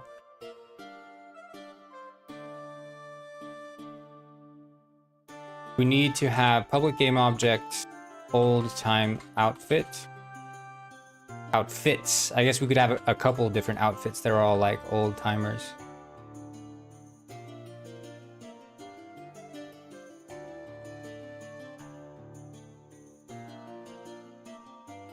Can you gamble for a frost hat? Well, you gamble money and you can then gamble for a frost hat. I want to add Russian, not Russian roulette. I want to add roulette, normal roulette to Penguinized. Maybe I should add Russian roulette as well. Blast your head off in the stripped club. Or like, am I right? Bar enemies equals game object dot find game objects with tag enemy and enemies dot for each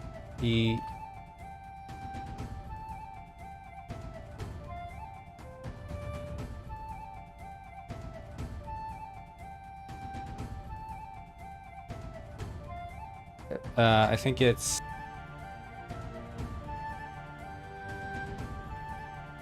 not clothing renderer. We need to go to the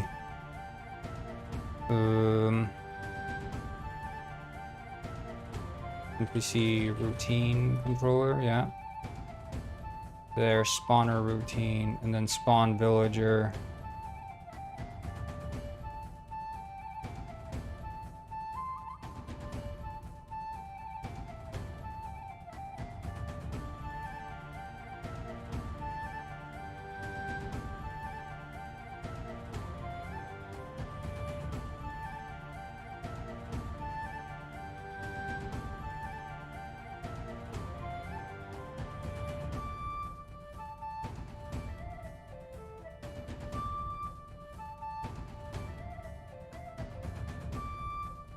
Guess that's not it. Wait.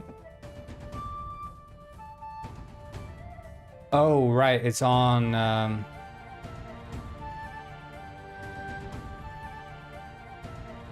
clothing randomizer here. Okay. So we can access.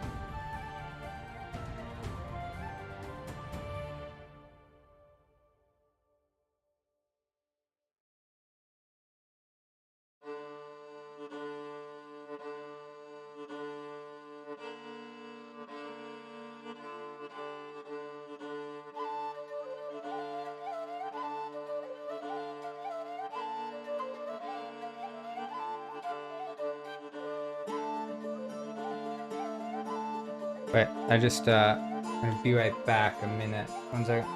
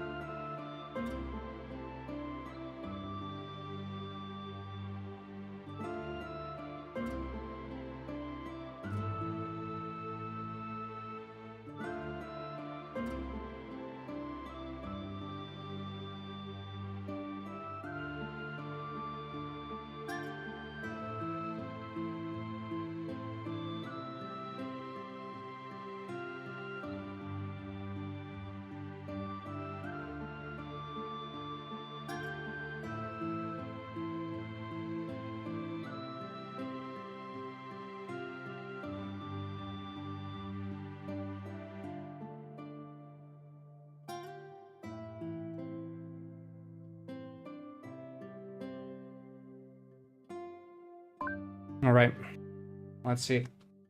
So, this is basically the code we need to fix here. So the outfit is the old time outfits, but then we need to cache their original outfits as well.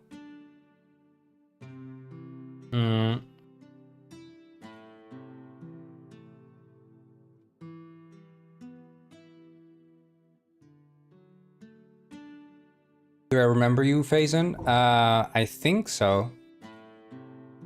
Pretty sure I do.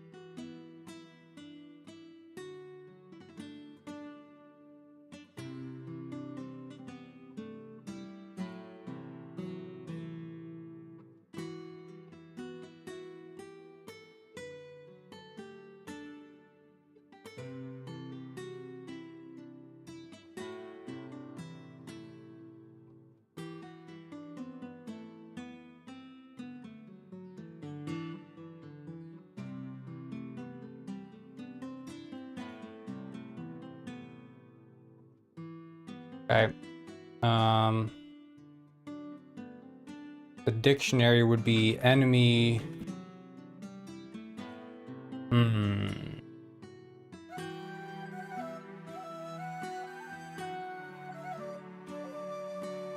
So it would be enemy.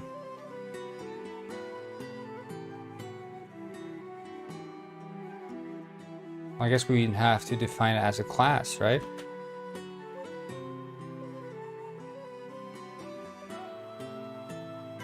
Not a class, it could be a struct, right? Outfit.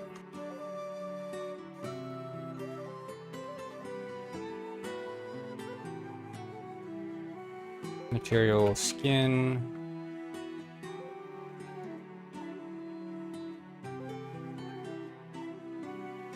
You're busy.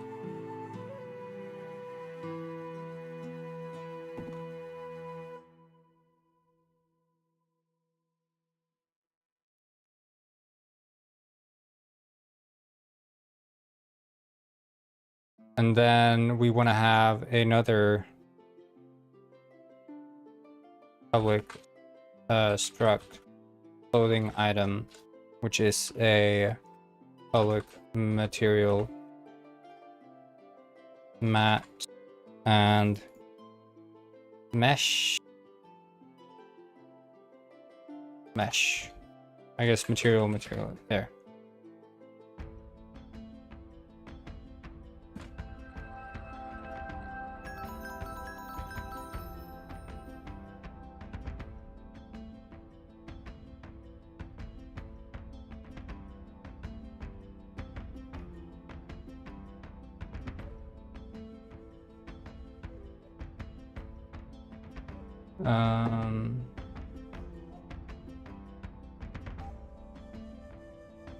The outfit is so var outfit equals old time outfits random dot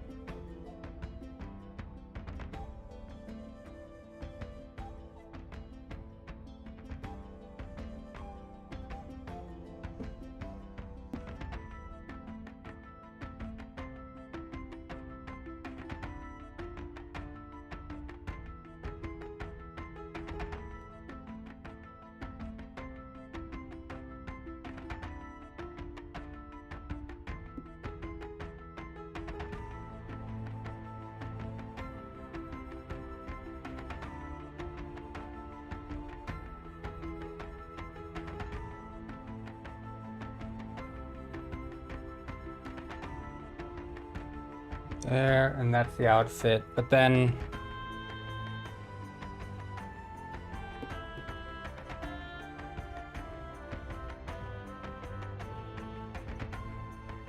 so we need to find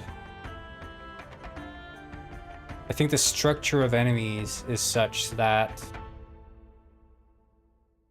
the penguin and the clothes. So if we get the var penguin mesh equals E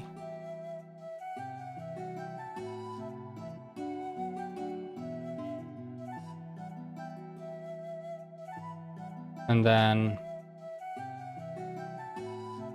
var parent mesh equals penguin mesh dot parent.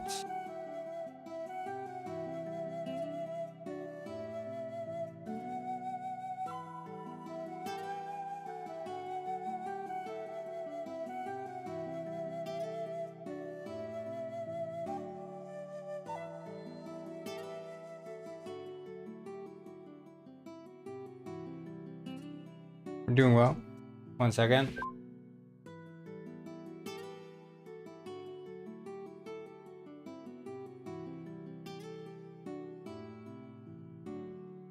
Just a second, guys.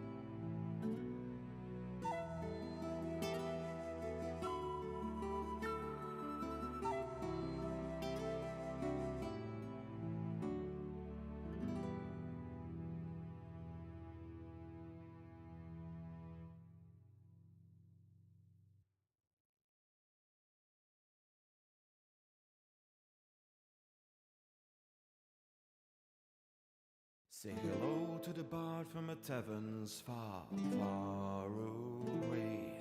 I've come to sing my song tonight. You're welcome to stay. Put aside your fears and worries just for tonight.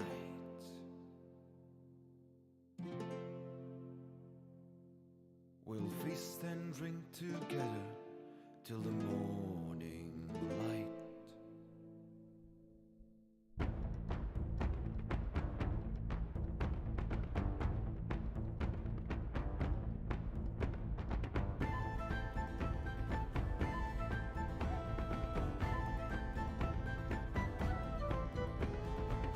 So many stories, many battles I've seen. I rode with mighty warriors, kings and queens, but none of them had coin enough to keep me for long. Cause the road is long and the life is short, let's sing along. Say hello to the bard from a tavern's far, far away. I've come to sing my song tonight, you're welcome to stay. Put aside your fears and worries just for tonight. We'll feast and drink together till the morning light. Dawn will soon be breaking, I must be on my way. I'll come back soon and sing for you again one day. Cause road is calling me, my friends, adventures await. So here's one final line for you, you've all been great. Say hello to the bard from a tavern's far, far away. I've come to sing my song tonight, you're welcome to stay. Put aside your fears and worries, just for the night. We'll feast and drink together till the morning light.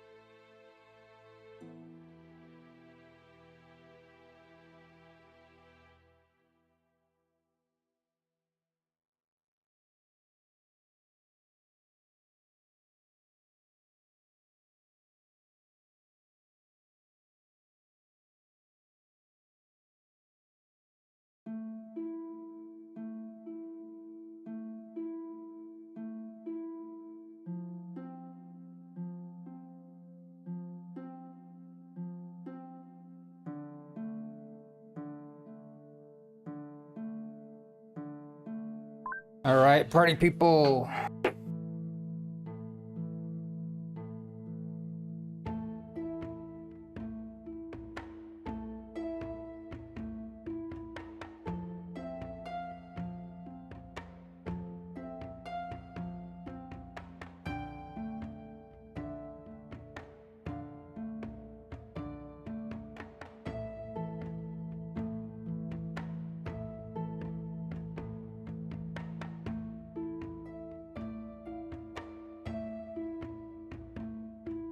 But just trying to set up my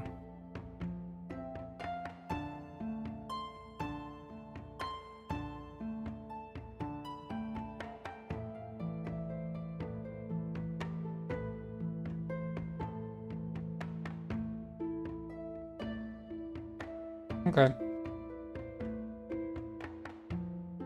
Let's go.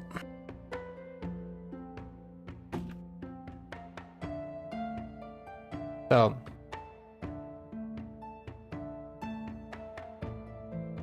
this is the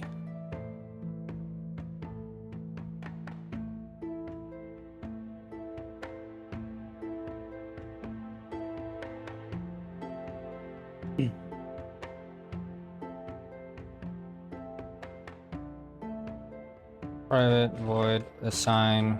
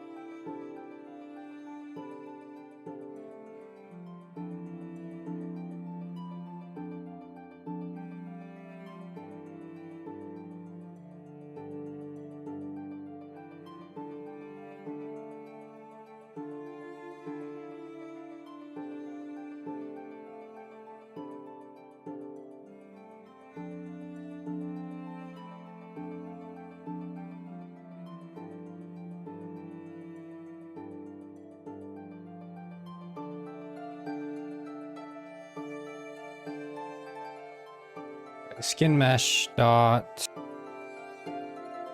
shared materials equals new clothing dot shared materials, and same for shared mesh equals shared mesh. So that would assign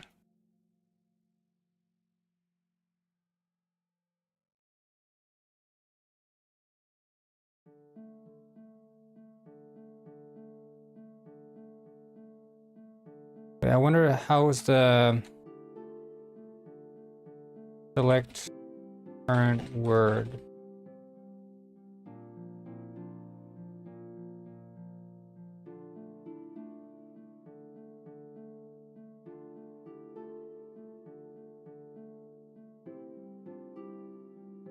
Yeah, okay.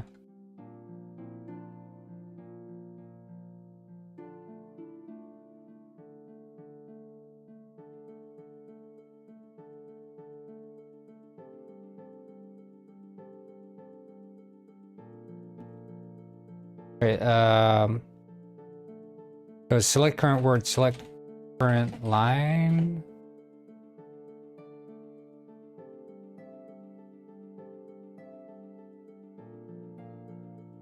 Oh, is it Control C? Okay.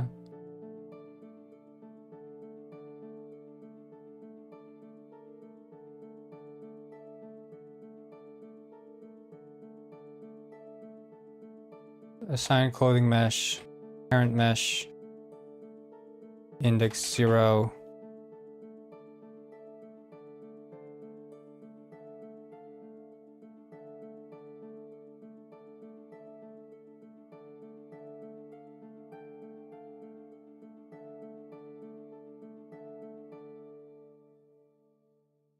D0.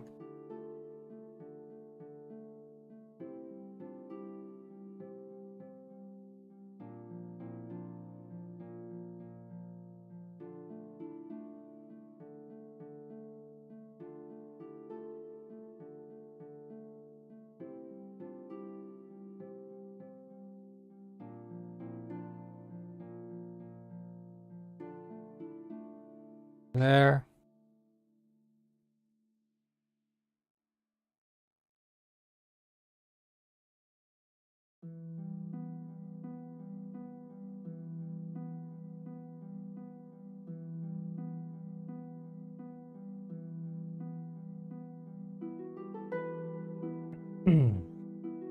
Looking good.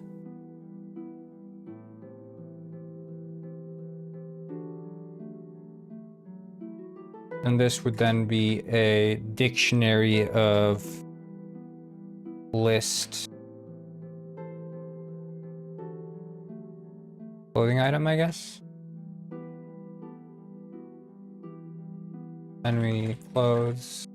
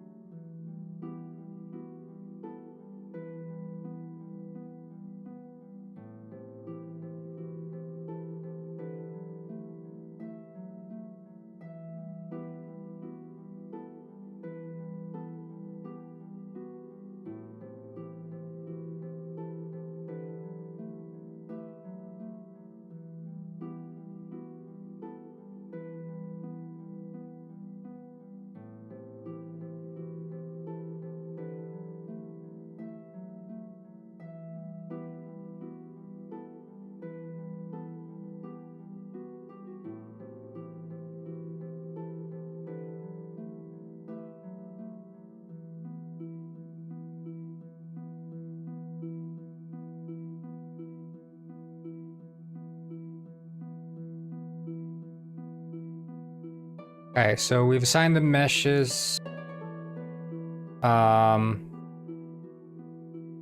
And then but before we assign though, we want to cache. So var current clothes equals new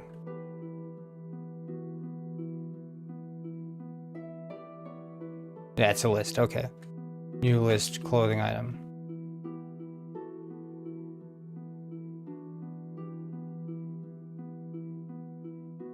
Game condition, everyone won. End of the project.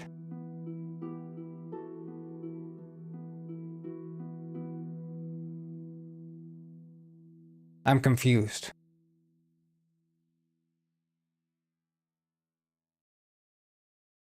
But that's nice.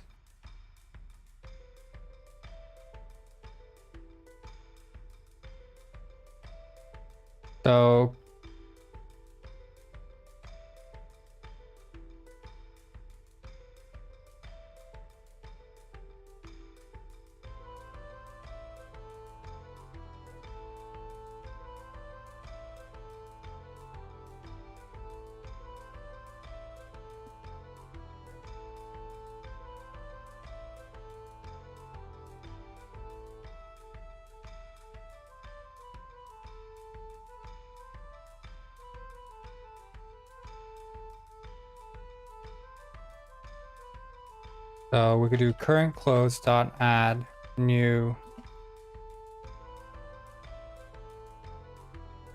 And then we'll do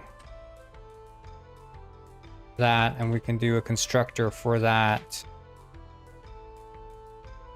Skinned mesh, and then material.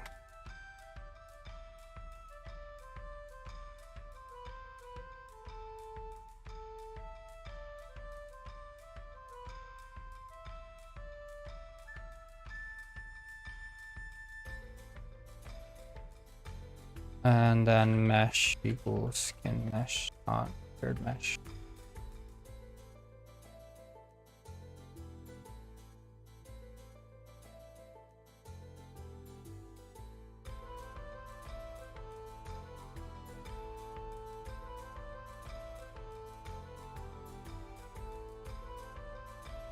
Oh, so it's like jumping between declarations, I guess.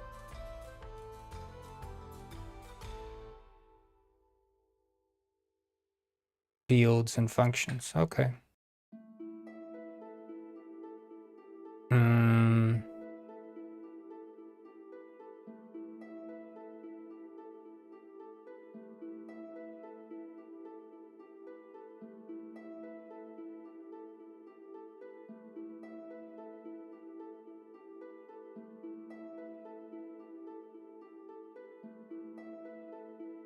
Enemy outfit, I guess. It doesn't have to be.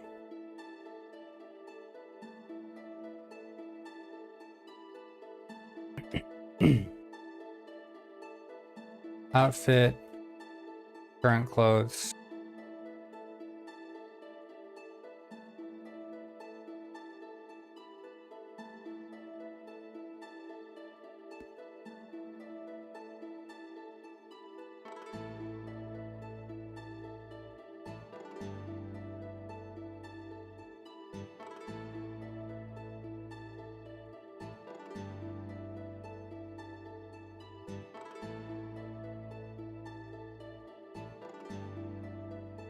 There, and then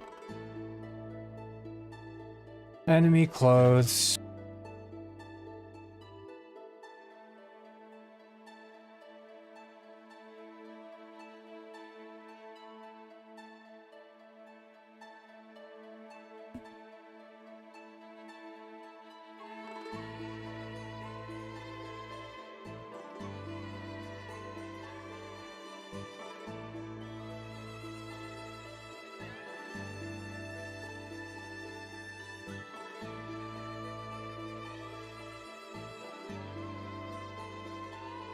I think, like, with a dictionary, right, you can just do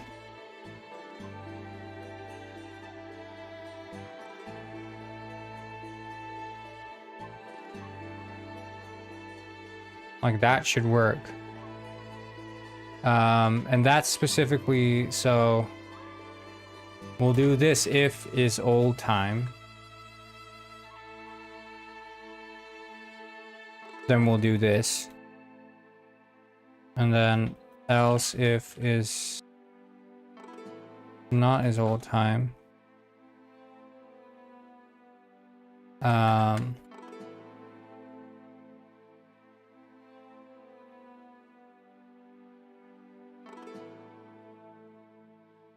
Then we're not loading from an outfit anymore.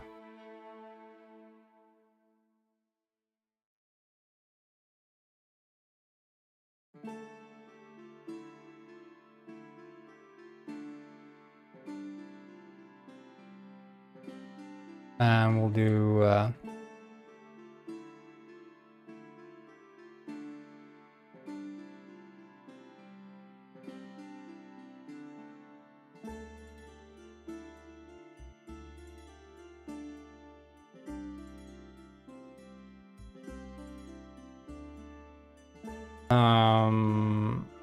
var current clothes equals this, or var cached clothes.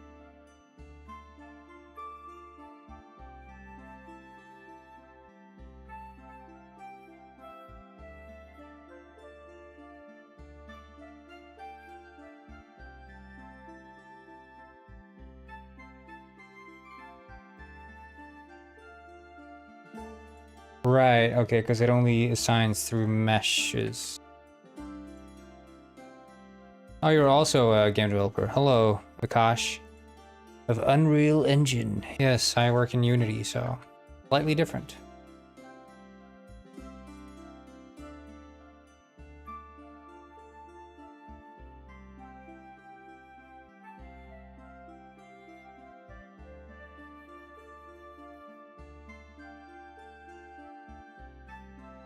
Okay, we'll just duplicate this model and make a variant of it, not a silent clothing mesh, but it would be a material mat.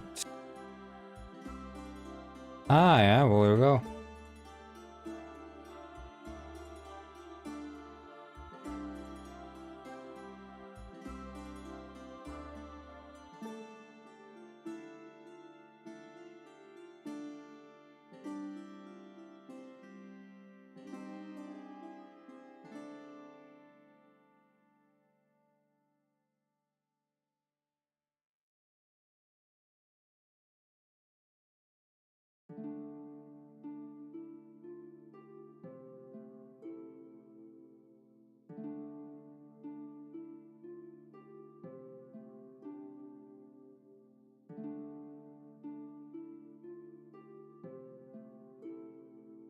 Oh, I guess...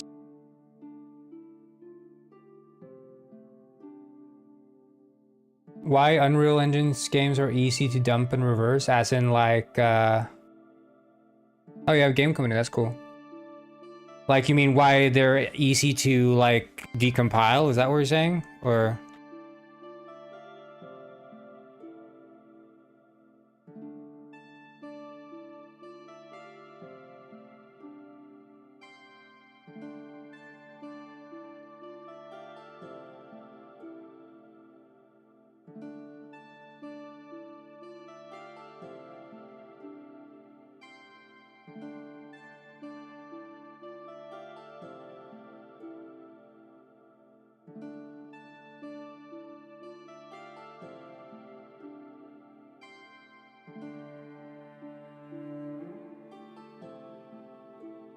Yeah, well, I mean, is that true for all? I'm not familiar with Unreal, but am I a beginner? I mean, arguably yes and no. I've been working with game development as a full-time job since like 2021, developing independently. Right, and the cash outfit doesn't have the skin.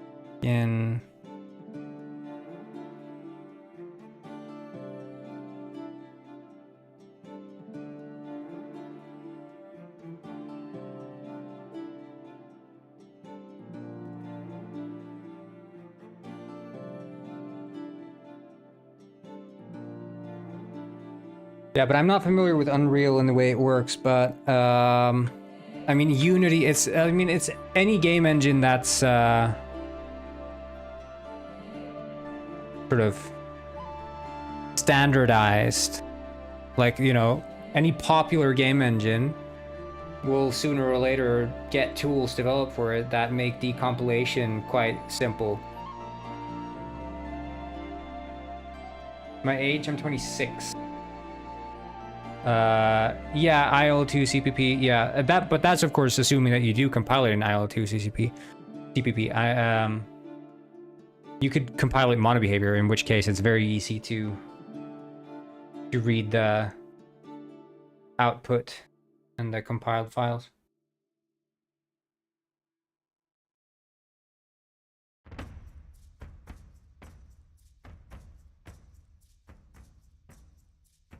White peach. I saw a purple Red Bull that was like grape or something.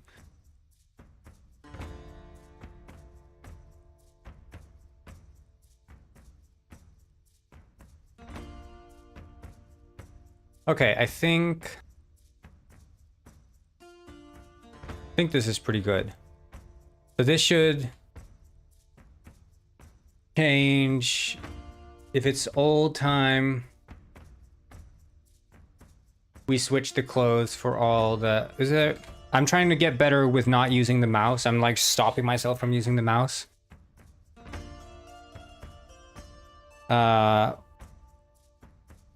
So brains writer collapse method control shift minus.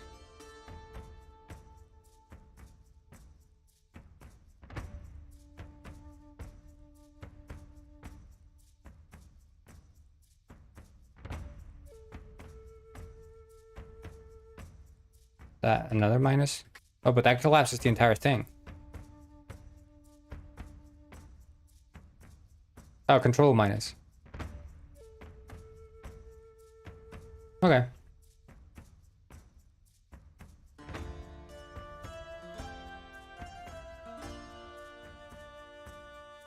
Yeah, exactly. But again, it's like if you're a game developer, I think someone stealing your game is like if you have your game on Steam, someone might rip your game and upload it to friggin' Android or whatever.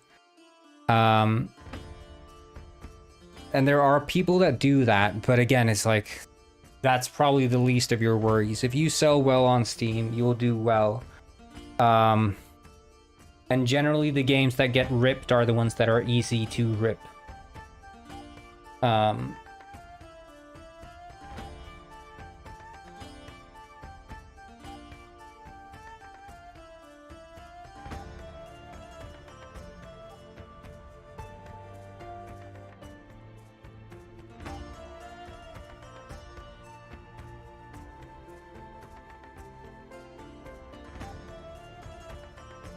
Okay, so this should cache the clothes and then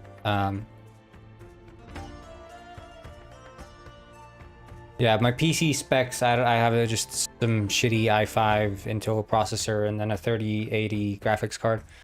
I mostly have the graphics card because I want to do light baking in Unity, which takes time if you have a shitty graphics card. I should have upped my processor as well, my CPU, but it's whatever. I'm not a spec nerd. I have a life. Okay.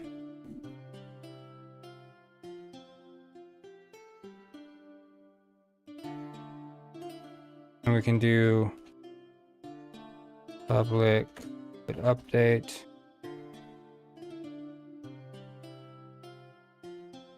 Yeah, but it's like, okay, so if you're doing a multiplayer game, there's, unless you have a super rigid server architecture, there's nothing stopping someone from using a cheat engine, right? You can literally just edit the register values. You don't have to decompile anything. You just use cheat engine and you can edit shit.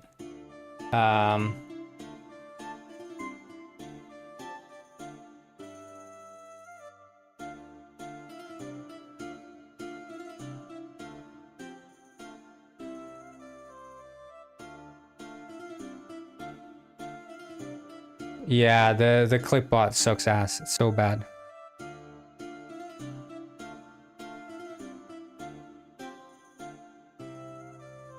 Yeah, cheating 200 strippers into Penguinized. That would be the dream, wouldn't it?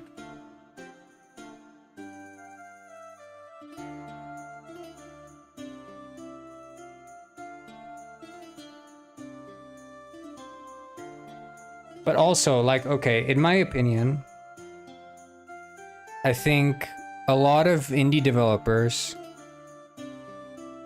will sort of blow up problems out of proportion.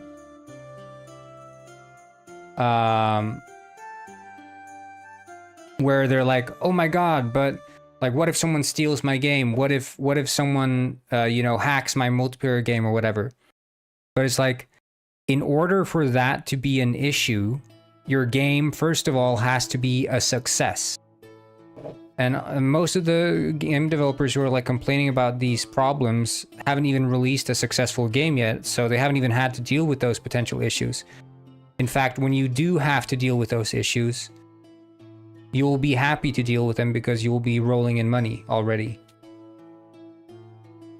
Of course, the stealing thing could happen, you know, at any moment for any reason. But in general, if we're talking like a serious platform, not mobile trash, if we're talking like Steam, PC release, you're not going to get copycats uploaded to Steam and not have Steam take them away. I don't think there's any such case where Steam has refused to take down a copycat.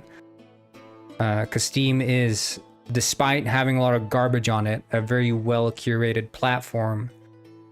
They have a lot of manual people on deck, hands on deck, ready to like verify builds and look that things are working as advertised. And they'll work hand in hand with developers to ensure that no one's playing foul. But you know, if you're making, you know, mobile trash, then yeah.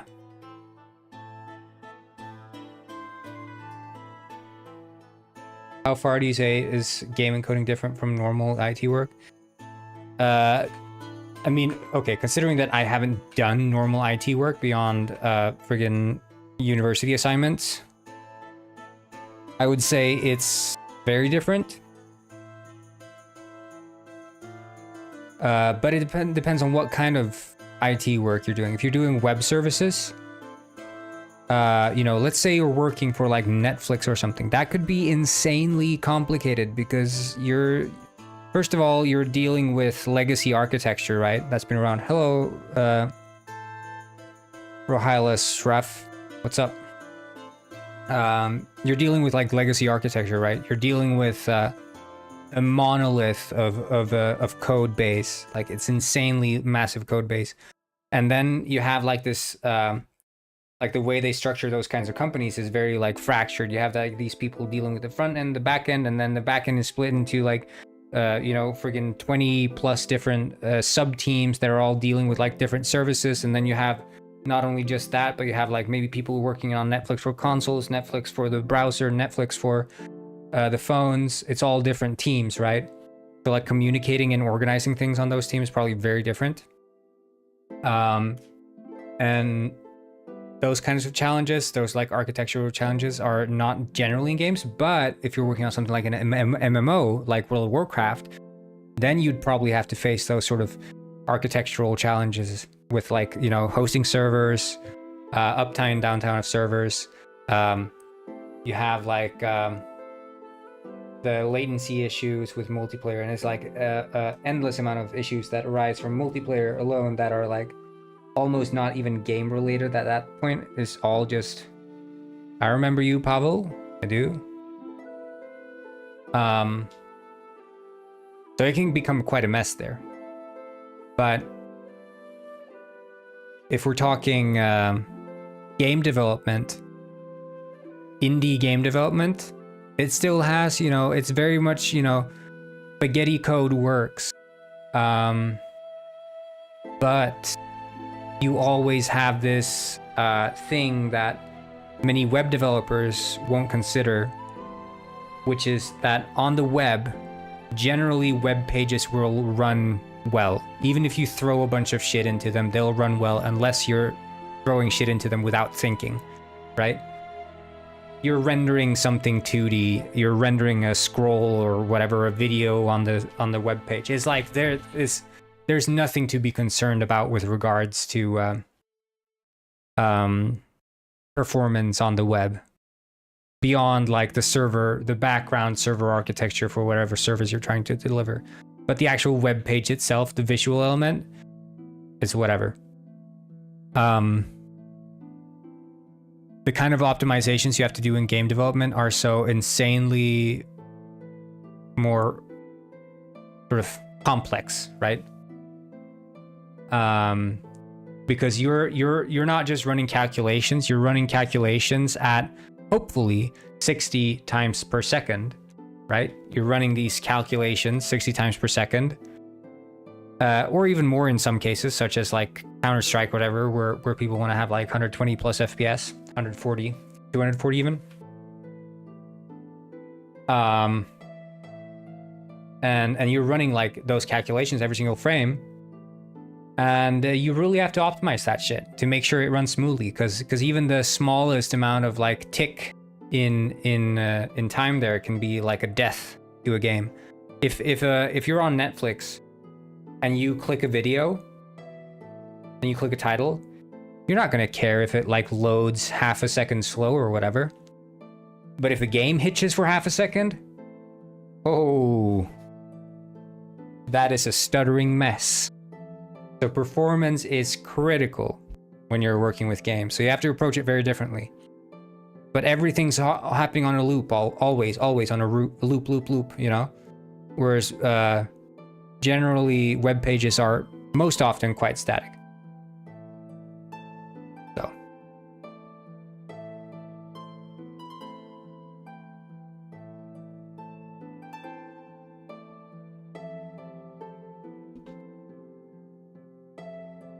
Well, that's all right. Rohile, that is okay. There's no stress. I just stream for fun, and I don't have any. There's no pressure on anyone to donate anything. Yeah. The only one who gets pressured into donating is Megadega. If he doesn't donate once every hour, he loses his privileges to speak.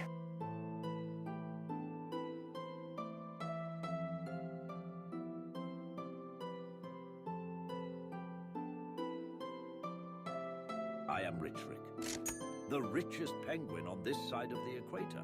You're allowed to speak again, Mega. Cheered 4 bits. Yeah, I'm a wizard. That's me.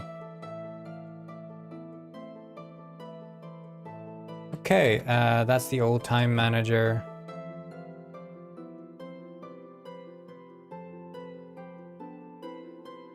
Okay, let's see if this works.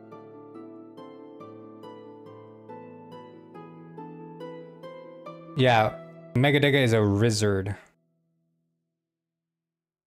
Oh lord. Can you play Roblox? I mean, I have played Roblox, but I'm working right now, so I can't. My penguin skin is in Roblox, by the way. Which makes me wonder how much I've sold of my penguin skin. Let's look at my is it analytics?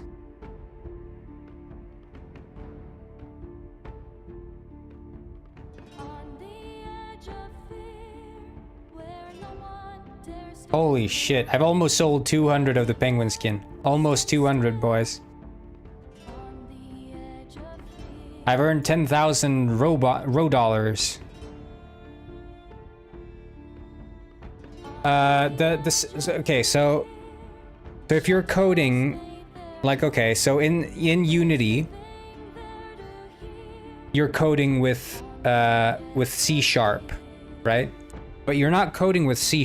Like, you're not coding the C# way in Unity. You're coding the Unity way. But the syntax is identical. You're just not using all the functionalities of .NET in Unity. Like, for example, Unity, like, generally when you're using C#, you'd be using a bunch of async, await, and such. You can do that in Unity, but generally you'd be using, like, coroutines, you'd be using Unity tasks, and stuff like that to sort of do these out-of-order operations. But then, I mean, there's a bunch of other stuff in C# that you wouldn't necessarily use at all in Unity. But the syntax is identical. It is.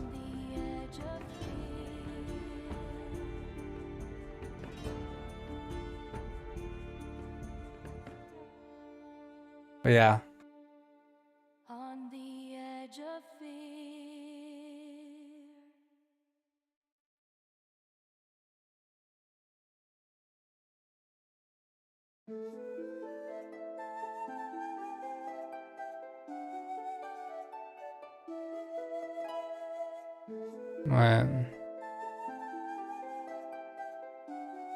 I'm just checking something here. Okay.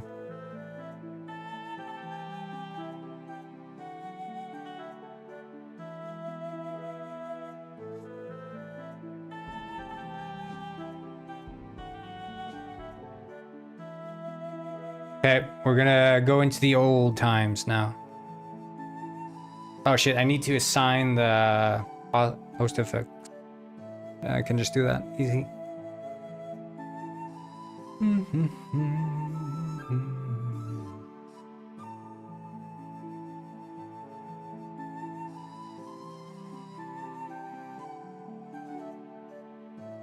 Yeah, I want to start learning more programming languages. I think I'm gonna start doing more C++ coding. The thing is, right? I want to do more small projects, but I cannot motivate doing more small projects while I'm still working on Detective Penguin, which has quite a strict deadline right now.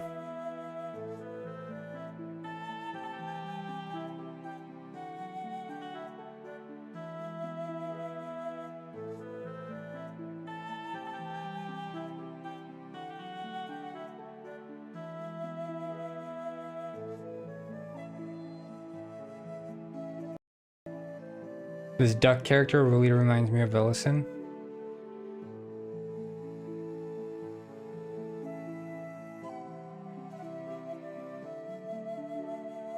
Should we ask if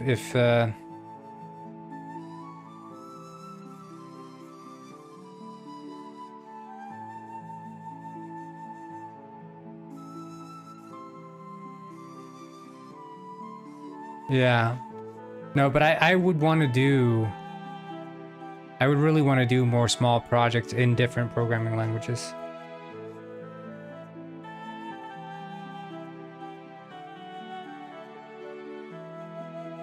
Bro or bro, am I right? Yeah.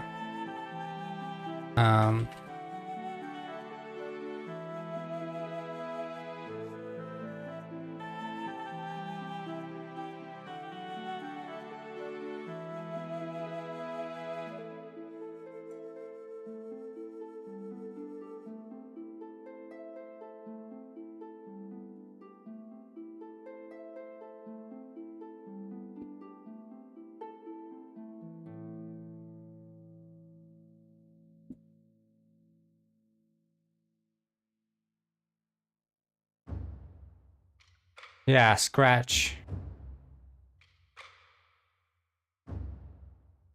Best way to do it.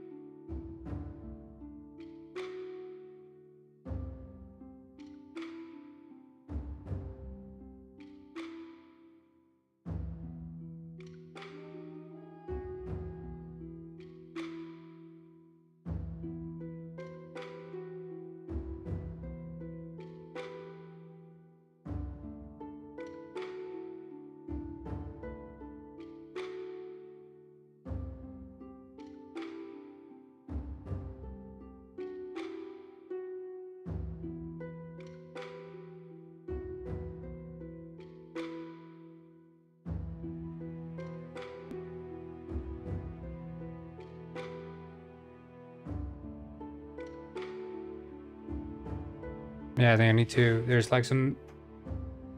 How many time to complete your work? I don't know, dude. Face reveal? This is my face, actually. Yeah. Many people don't believe it, but it is. Yeah.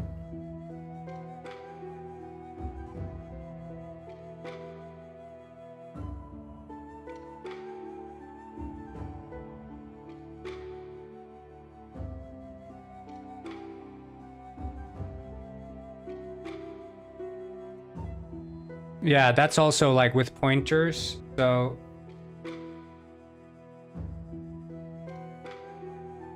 like that's something that when it comes to like optimizations, and that's even more important in games again, because those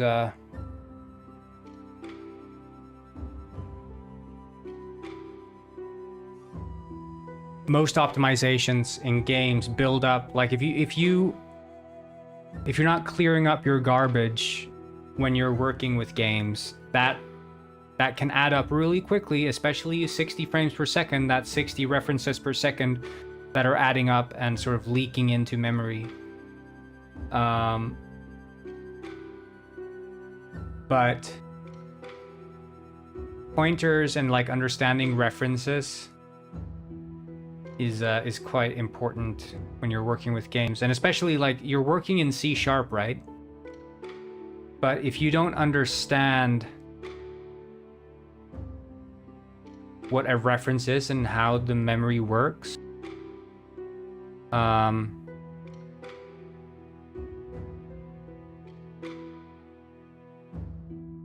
then you're gonna have a bad time.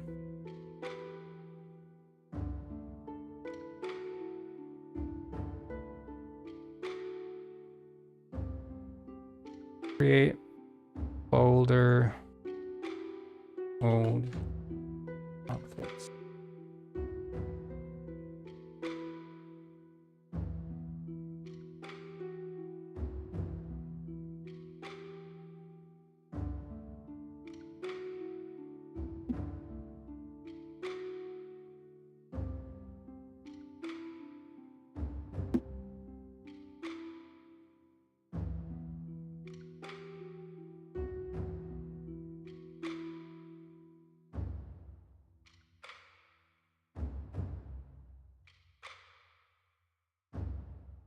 From Pakistan, I see, yes. I like Pakistani food. Well, I've had from restaurants that are supposedly Pakistani, but I mean, I guess there's a lot of overlap between Northern Indian and Pakistani food. I was making biryani the other day. But of course, I understand that the Pakistan-India thing is a touchy topic, so I won't go there. But that region's cuisine I quite like.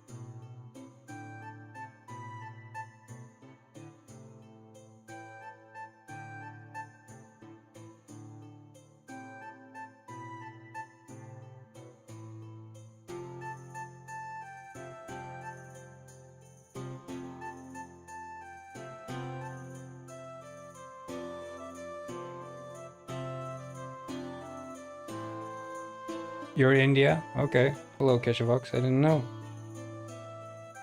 What's your country? Well, I live in Iceland.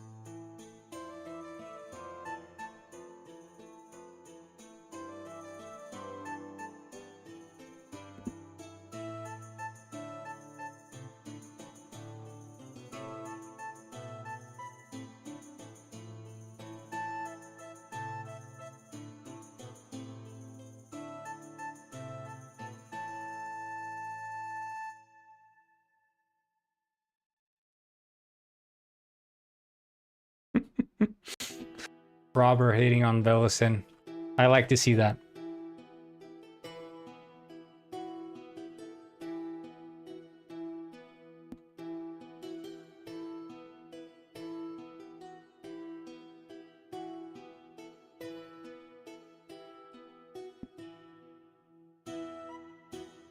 In Urdu, yeah, I don't speak Urdu, so...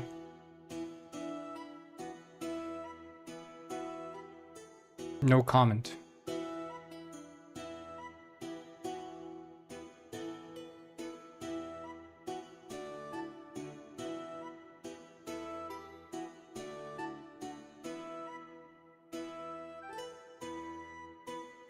Yeah, I don't think it's that they vanish completely, it's that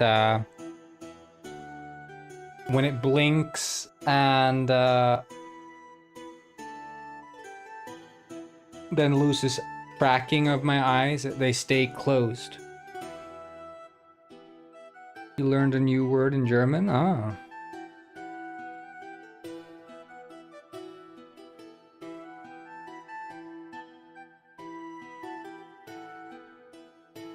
Isn't that angered? Like upset? I've had that word like a long time ago. How far, where are you in your course? I'm like way ahead of you. That's like upset, right? Oh, me Tico, yeah, I'm fine, yeah. I had that word like ages ago. How far along are you in your Duolingo course, Megadega? Unit 22? Yeah, but what section? I'm section 3, unit 10.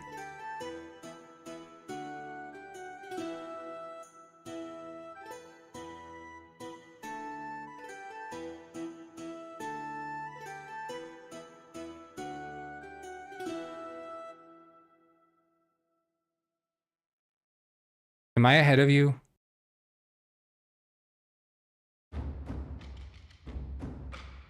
Section 3, unit 10. Yeah.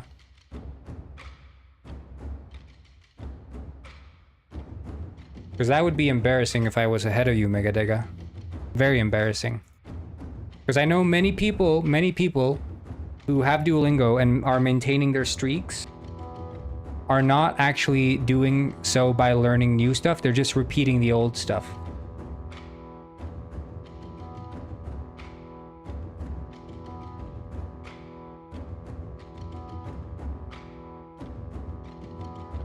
Irfan?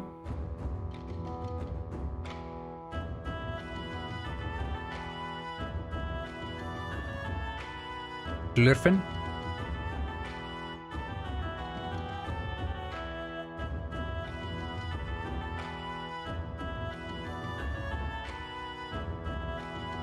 Ah, we're in the old days, but it seems like the clothing didn't quite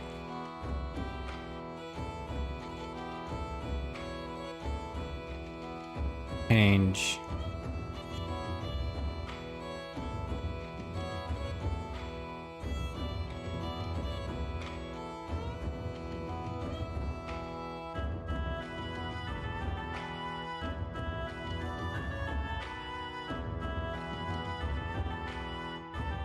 Let's see the issue here.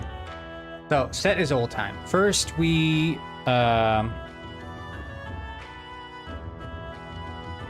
yeah, we set it to old time, and then if it is old time, which it will be, I shouldn't have to make them naked. That shouldn't be necessary. As much as I know that you want to see those penguins naked, I'm not going to have to make them naked first. You already have the neuters. Just go there if you want to see naked penguins.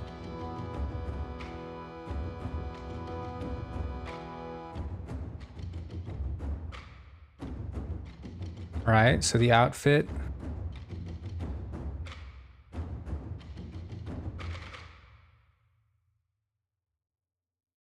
It was a try, yeah. I'm not falling for that, you creep. You penguin creep.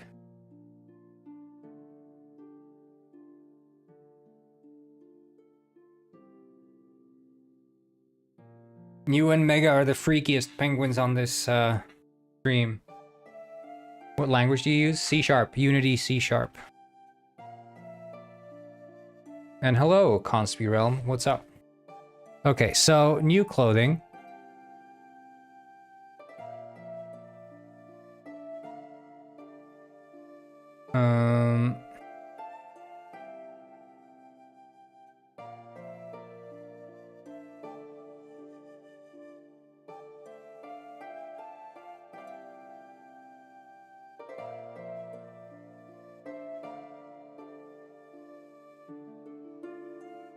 Is it because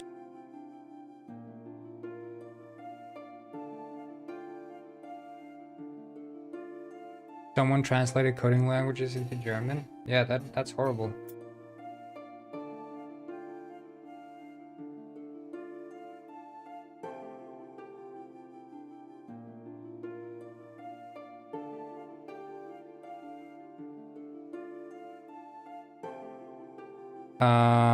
I think I know the issue, and that's probably because the meshes are combined.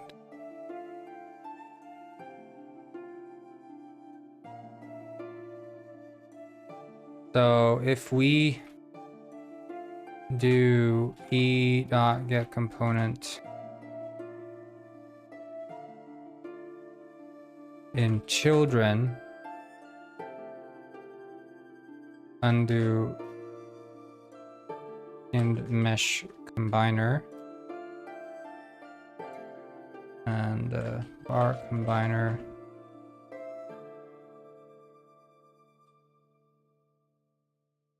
undo combined meshes. Oh wait, I just need to check here. So the enemy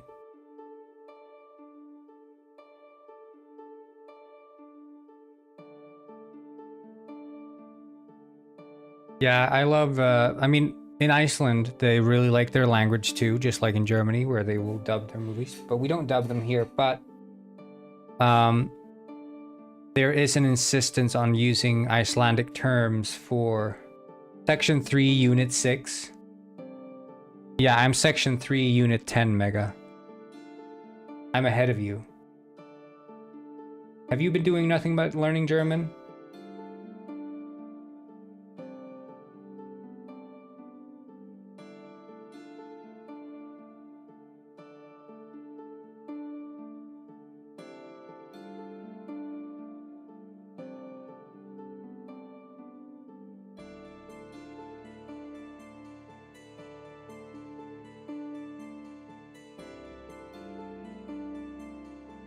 Mesh combiner controller, that's what I need.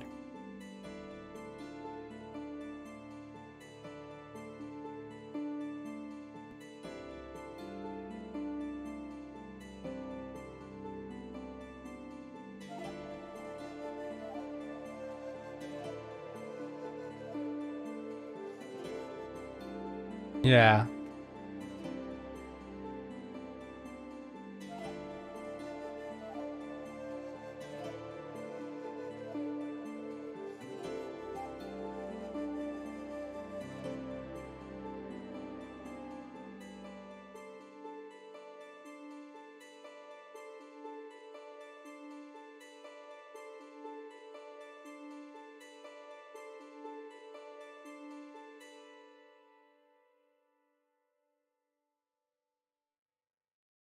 Yeah, I'm a Penguin developer. That's what I am, BioShocker.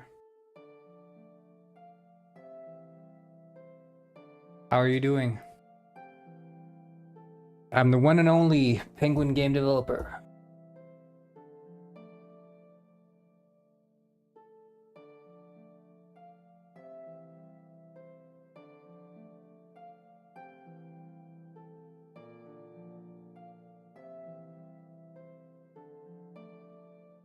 Oh shit, wait.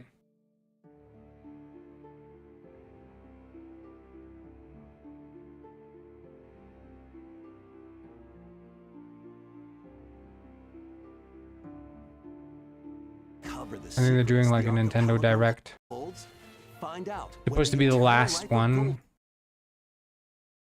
Or like the... Celebrate the 40th anniversary of Gradius with a collection of arcade shoot 'em up games from across the series. I just want to see if there's anything interesting I missed. Gradius, Salamander, Light Force.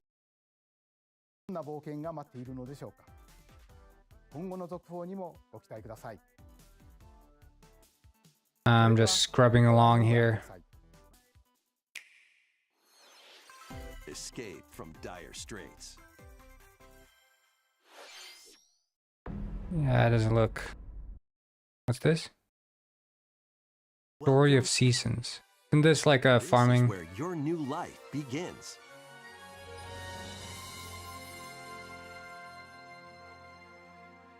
Yeah, new Metroid game. I guess people are going to be excited for this one.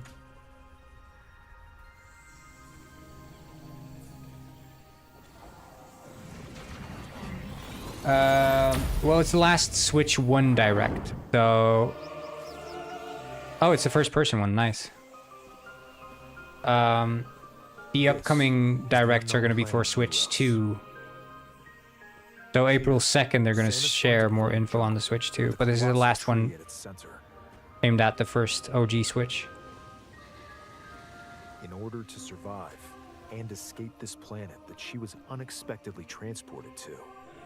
Samus must scan stone figures and other relics to carve a path forward.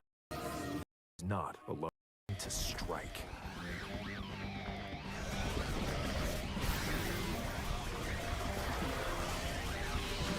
I mean, yeah, so on Twitch, you can use like Twitch reward points to see to like play the game, and you get those reward points by just watching. On YouTube, you can't do that. This looks like ass, this game. Concoctions for Disney villains on various jobs to help. But yeah, pay it's for sort of like this tuition. game I made for the stream viewers. Or use the spells you've learned to craft and sell original items. Plus, up to 4 players can make magic together. Oh, hell yeah. I love Tamagotchi. Welcome to Tamagotchi Plaza, a brand new entry in the Tamagotchi Connection series. There are Hell yeah. stores galore. Design glasses at the eyewear shop. Polish pearly whites solo or with a friend at the dentist. And arrange plates at the afternoon tea shop. Okay, this game looks kind of ass, 12 but wonderful I love stores Tamagotchi, need so your help. Provide I'm good probably not customer gonna play service this. to get high ratings and upgrade each shop. In doing so, you'll get to meet more Tamagotchi, making the town livelier than before. With over 100 new and classic Tamagotchi, business is sure to be booming. Get ready to set up shop when Tamagotchi would you say, is Plaza it Tamagotchi or launches on Tamagotchi? What is this, new Pokemon? Is this like strictly battles or what? Or is this Pokemon Legends? Welcome to Pokemon Legends ZA, a new title in the Pokemon series. Okay. You'll begin your adventure by choosing one of 3 partner Pokemon. Is it like street fighting or something? The setting is this metropolis that also appeared in Pokemon X and Pokemon Y, Lumio City. To make it easier for people and Pokemon to coexist, a company named Quasartico Inc. is carrying out an urban redevelopment plan. Here, we'll get a glimpse into the lives of the Pokemon and people of Lumio City.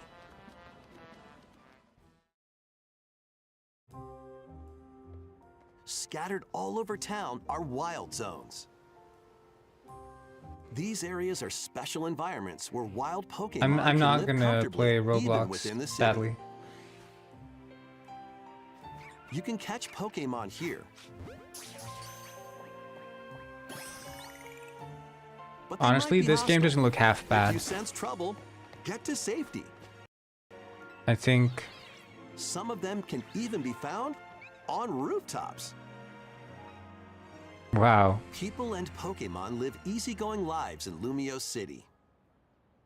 But I just wish it was another when developer. night falls, the city's aura transforms. Highly skilled trainers are invited to participate in a tournament. To the CA death. Royale.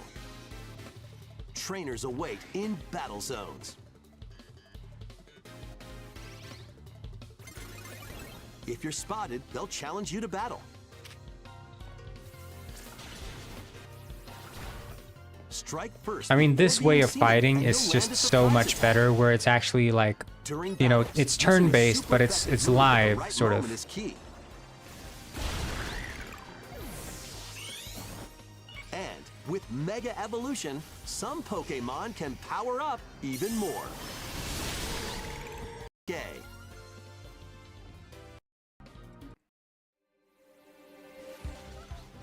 Day and night are 2 sides to Lumio City. It seems there are even more secrets waiting to be uncovered. Yeah. What will you find on your adventure? Pokemon Legends ZA launches on Nintendo. 舞台まだ秘密があり続いてはこちらの映像をご覧ください Next game, Snap. This is Robert's. Hello there. Yeah, goodbye. See you. The game you're about to see Fisher box. doesn't have a big, epic story. Okay, this looks based. But what it does have is lots of funny little rhythm games. Boop. You wanna see? Yeah.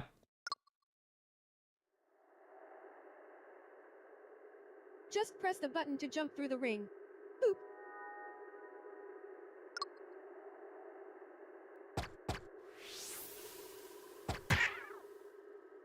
It sounds easy, Based but game. the timing is super tricky. Boop. Maybe you could try it in time to a rhythm?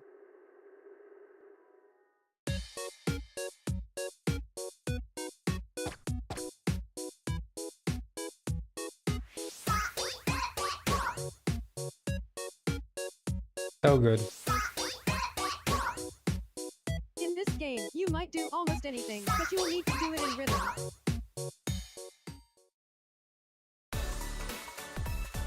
With practice, you might even be able to play it with your eyes closed. My Twitch is at Goidelify.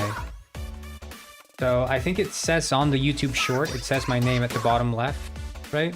At Goidelify. Get into the rhythm with a brand new entry in the Rhythm Paradise series. Rhythm Paradise Groove. Yeah, this game is amazing.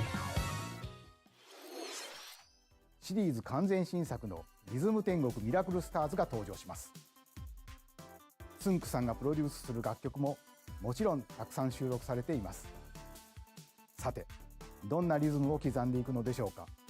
どうぞお楽しみに。続いてはご購入いただいたダウンロードソフトの扱い方についてのお知らせがあります。こちらをご覧ください。Snap.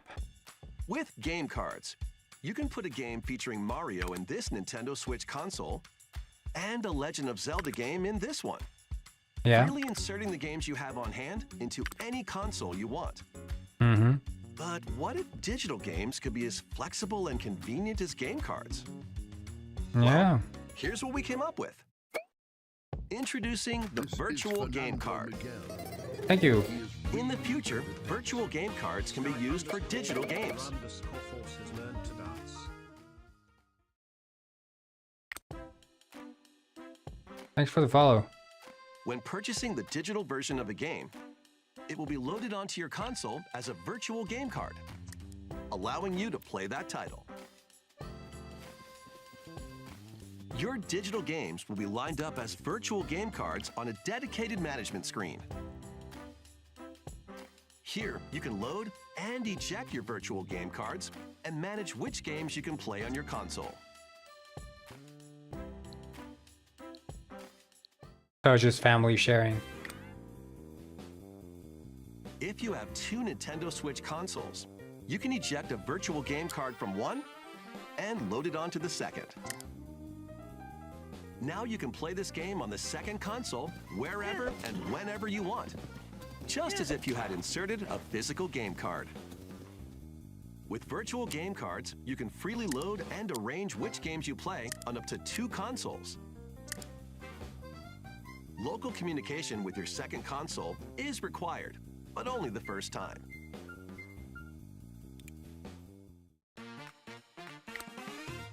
You can also lend out virtual game cards to your Nintendo account family group members. Connect to your family group members' console via local wireless when you want to lend a game. Choose the title you're lending and who you're lending it to. Nice. Well, it's for your And friends, you're right? done. They can now play on their own console. You can only lend one game at a time to a particular person. Games can be lent out for 2 weeks, after which they will automatically return to you. Making digital games even easier to use. Virtual Game Card. ご覧いただいたバーチャルゲームカードは、任天堂スイッチでのやり取りはもちろん、任天堂スイッチ2とのやり取りも As well as to Nintendo Switch 2バーチャル consoles. ゲームカードは4月下旬の本体更新で対応予定です。それでは引き続きヘッドラインをご覧ください。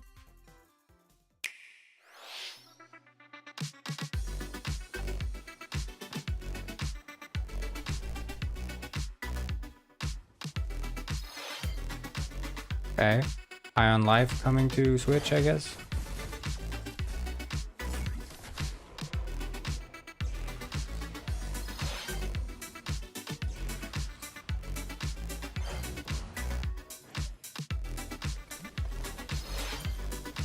The Wandering Village. Yeah, wasn't this on Steam or something?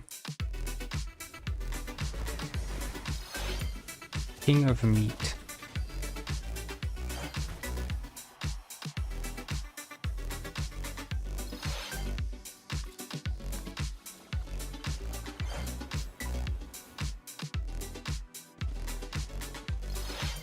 Wow, look at those frames, dude.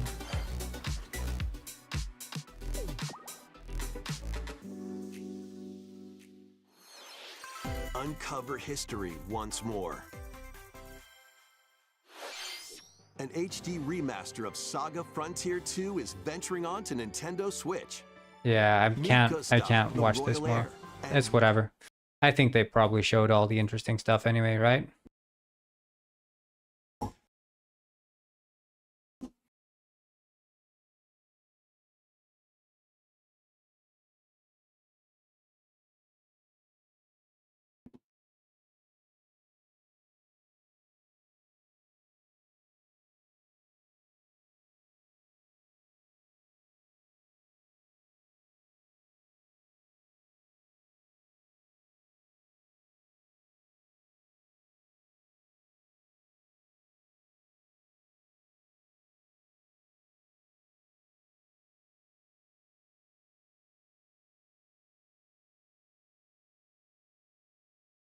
Let's see. Not sure why it's not loading.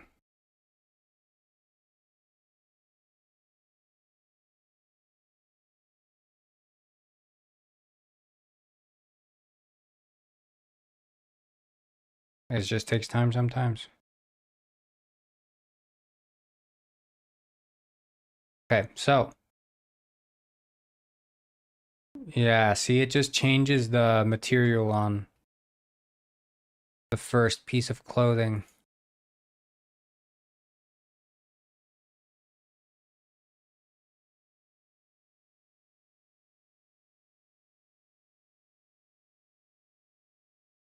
Oh, is it the wrong suit jacket?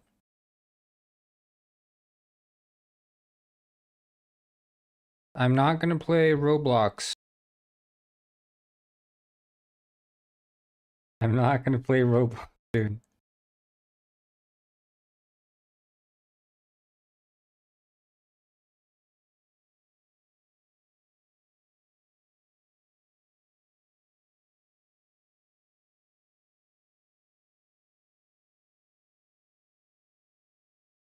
I'm using the URP. URP. But I'm trying to do this thing where, oh shit, yeah, now his clothes are changed.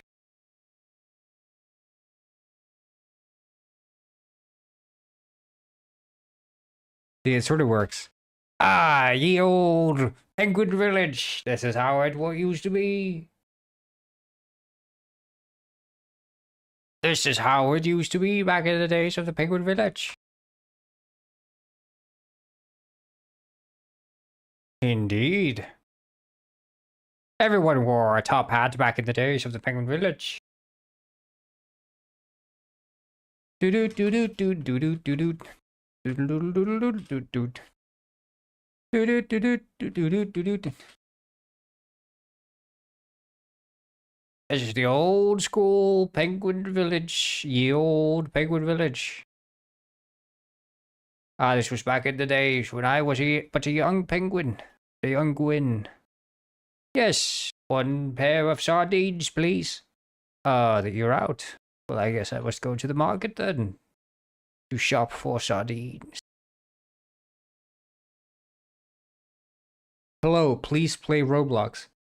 If you ask me to play Roblox one more time, I'm gonna uninstall Roblox forever, permanently. Filter looks good. I'm sort of happy with it, but sort of not. add a secret feature where you can activate this to turn every enemy into like an old enemy.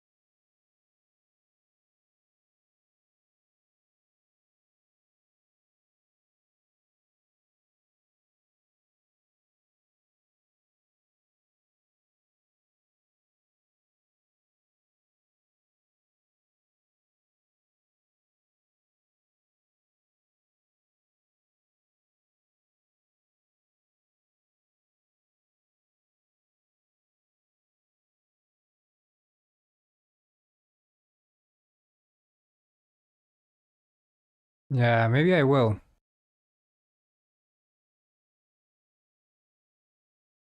Everyone on this island is Neuter's enemy. Yeah.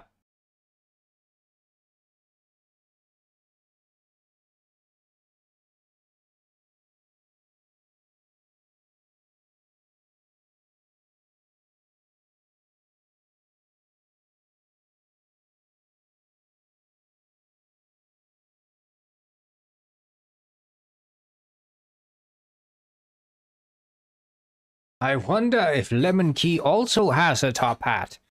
Indeed he does. Indeed he does. They all wear top hats.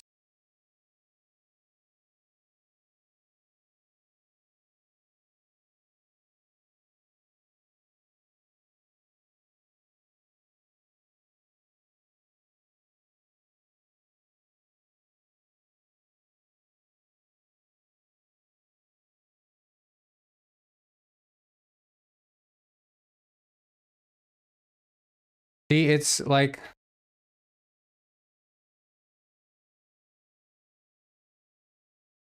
Okay. Let's look at this. For every enemy...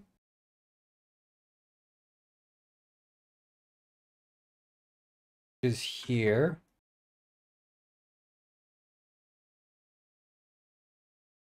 Um...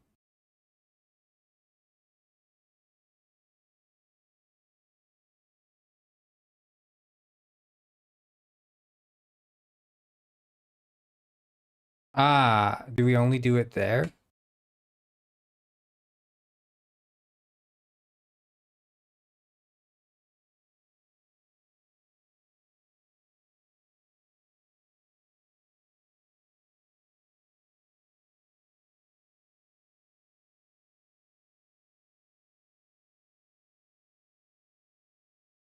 Sadly, you have 4 viewers.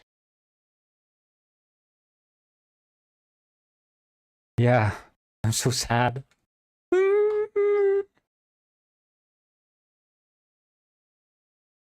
I should have played Roblox.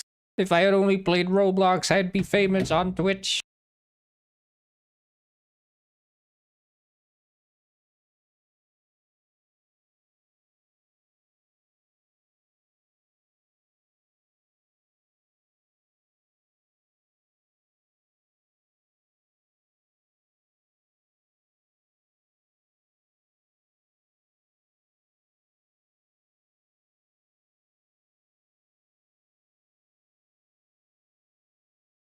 I mean, I'm happy streaming for one person because I'm just streaming while I'm working. So this like the streaming aspect of it and the amount of people watching me is completely irrelevant to me because I'm not making a career out of streaming. I'm just doing this for fun.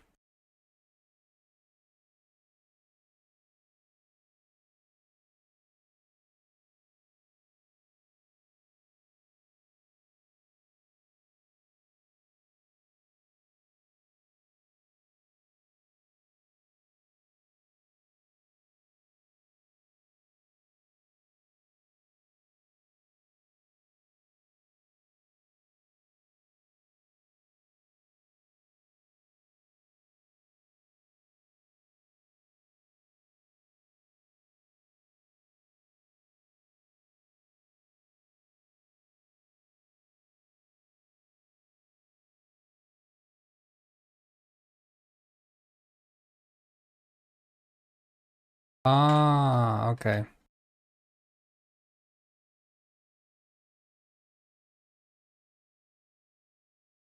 Yeah, real Sigmas play Penguin World, that's for sure. And they go into neuters and they gamble. That's what real Sigmas do.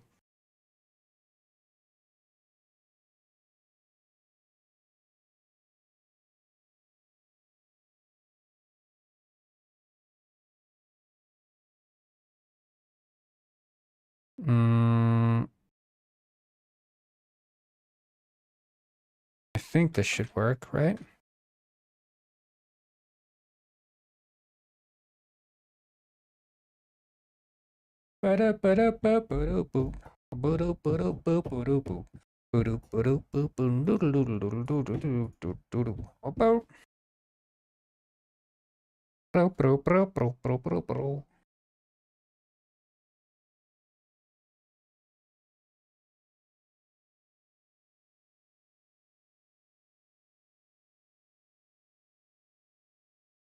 Be right back. Got to goon.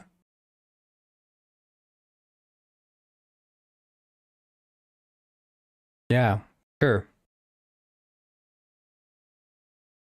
Leave it to Stephanie to go goon.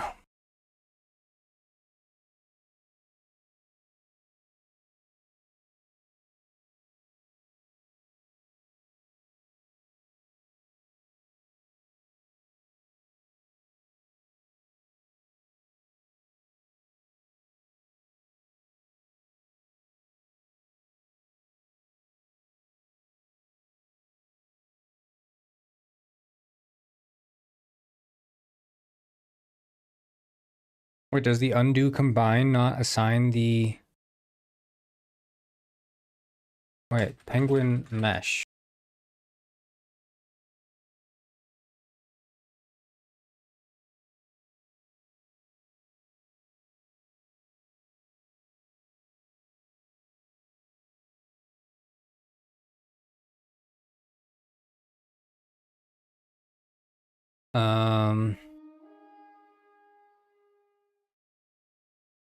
So combiner undo combine removes the reference to the penguin mesh and therefore also removes the reference to... wait, let's see where the... On the enemy...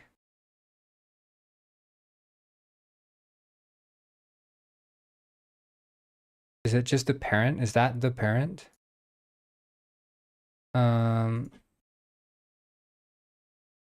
Yeah, okay, so the combiner is already the parent.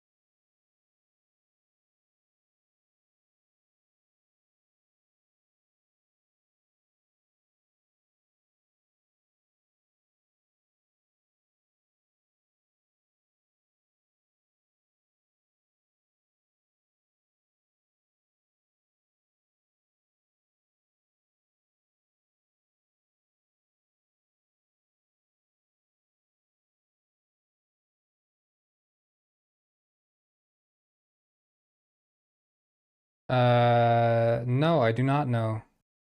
What is that?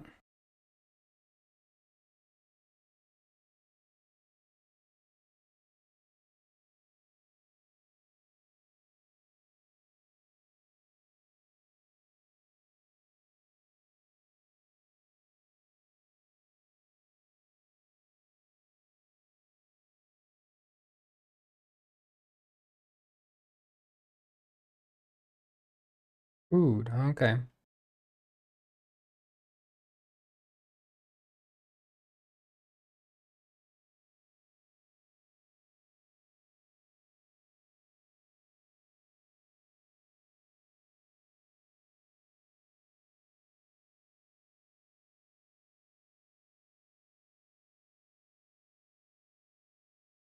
Like Potato Head. Yeah, thank you, Captain Sparrow. But it's Corn Head. You know corn? Corn. Crunch, you know, corn. Popcorn.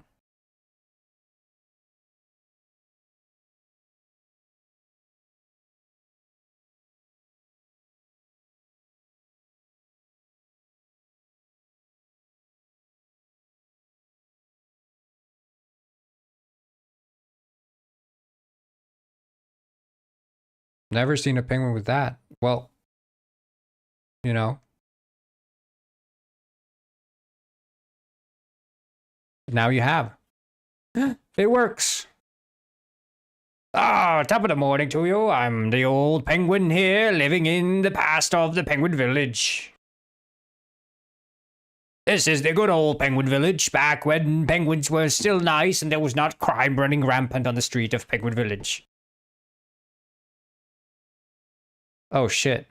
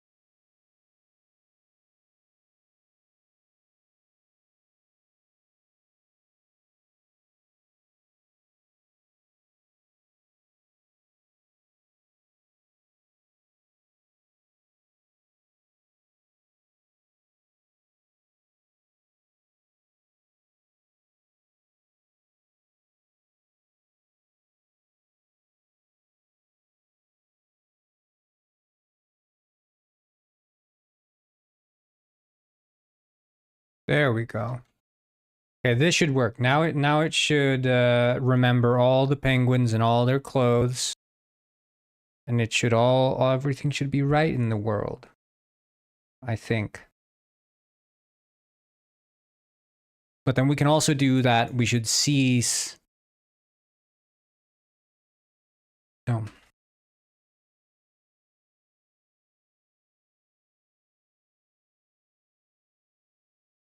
What is it? Alt enter to start or something?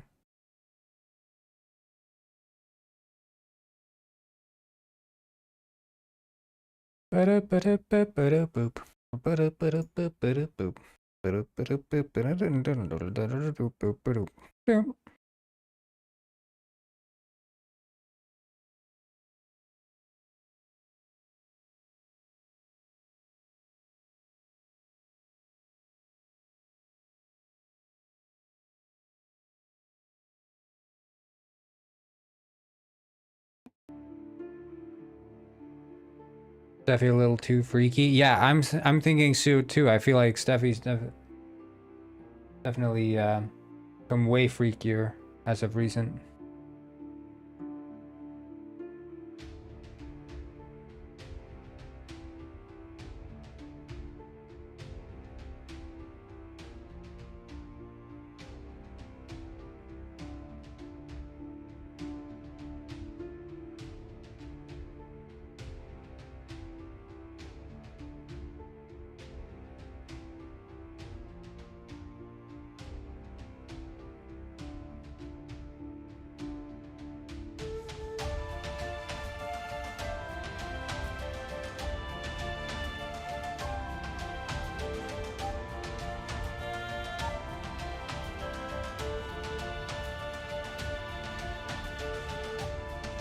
Wait.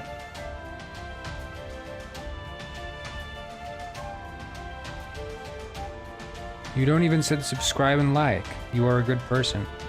Yeah, please subscribe and like, people.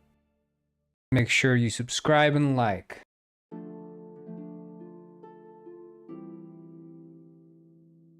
Going well? Yeah. We got the old time penguin heist. This is This is how Penguin Village used to look back in the day. Everyone was dressing fancy and there were no crimes on the street except for, of course, the murders going down at the fish factory.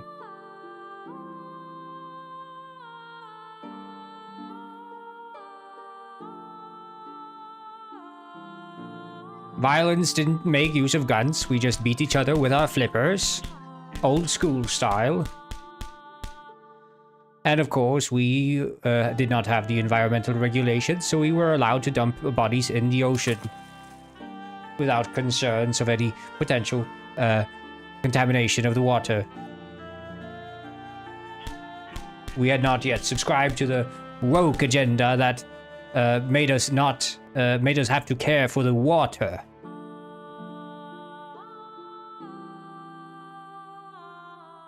And now we're back in the new days, but it seems like still the clothes aren't saved.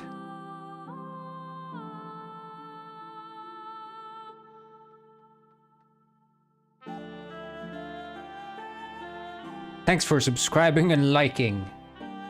And all you Twitch viewers, make sure you like and subscribe on Twitch. Like my Twitch live.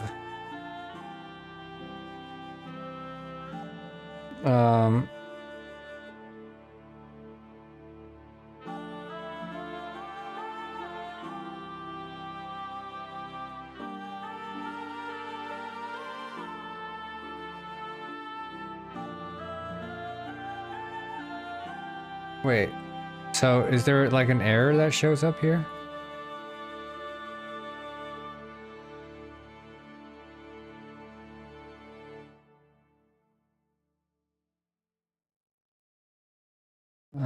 Enemy clothes.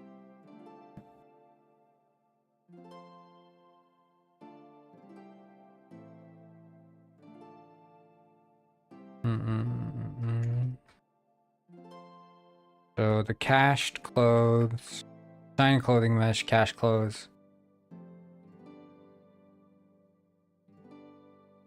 But it's almost like it doesn't,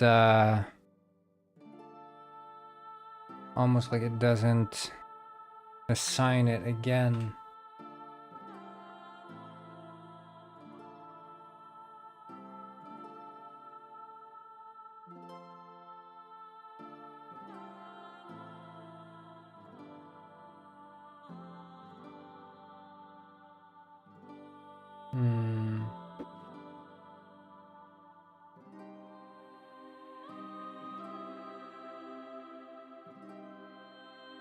Can't wait for Lord Plush. Same. So, assign clothing mesh. Like it does so for the... You know what the card GTR? No. I do not.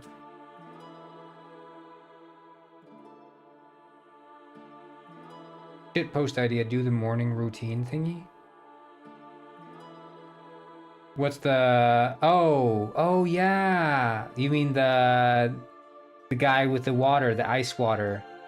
That would be funny. Ashton Hall, right? That's his name.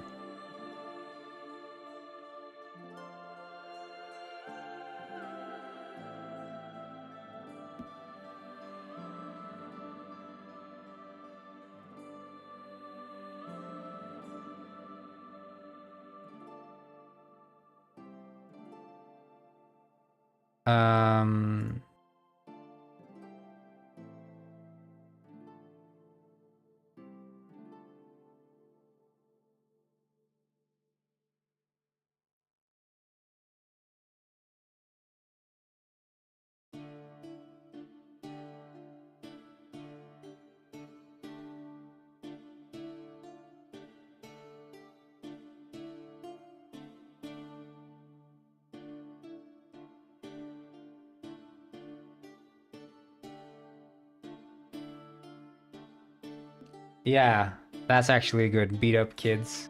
Very edgy. Go to the stripped club. 5 a.m. go to the strip club. The Penguin Stripped Club. Duo also did it? Well, there you go. Then it's good. For Duo, it makes sense.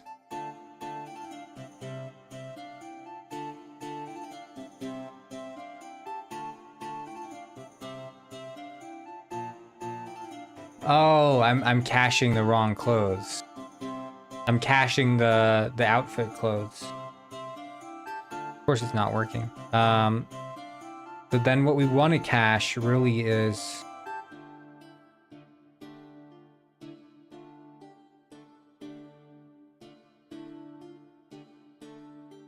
parent.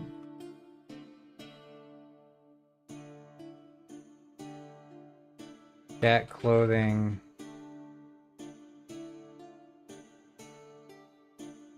Oh, and we want to have the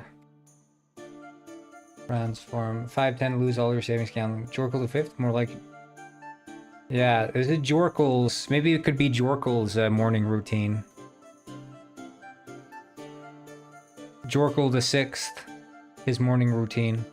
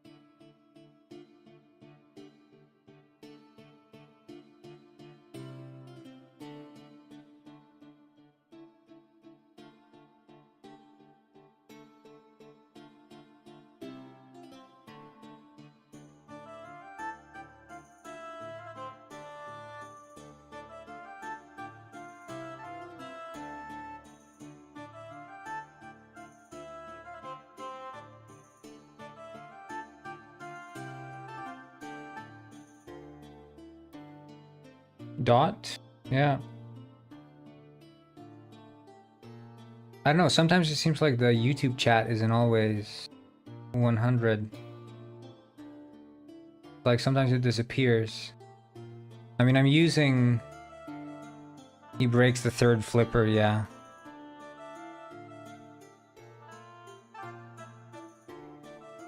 Like you see here, oh, I guess you did delete one message there that disappeared. I don't know, man.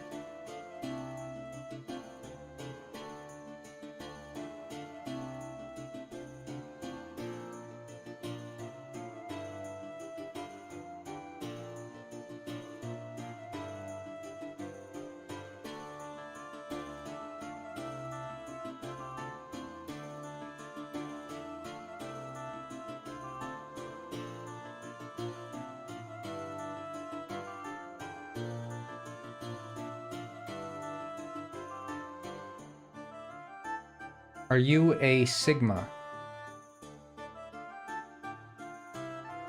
Let me answer this question with sound.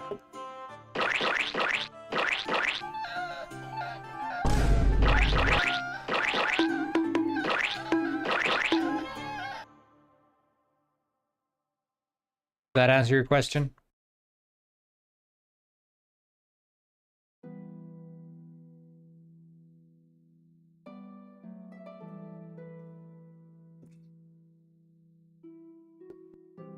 Good.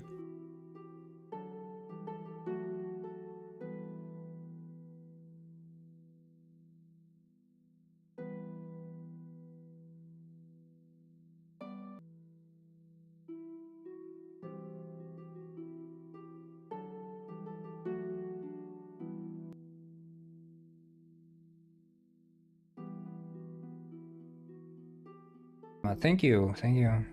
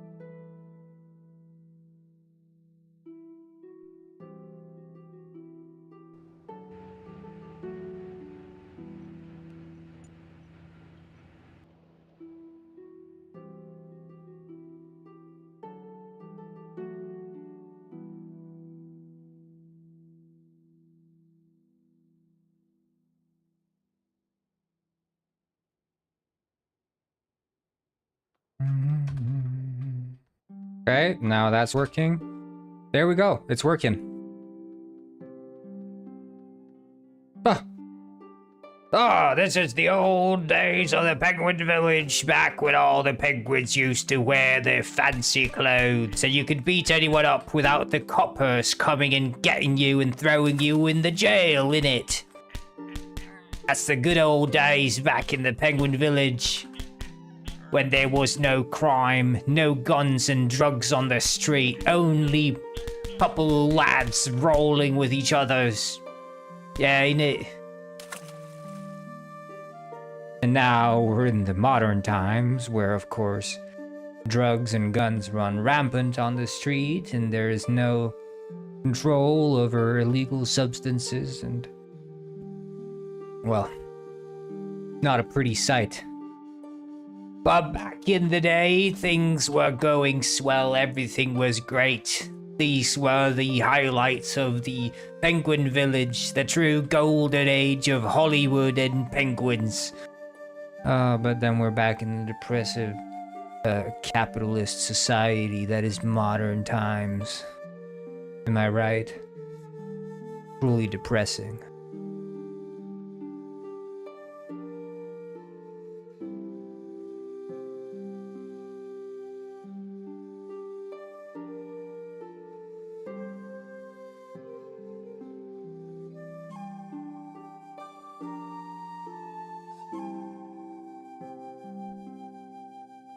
Okay, so I think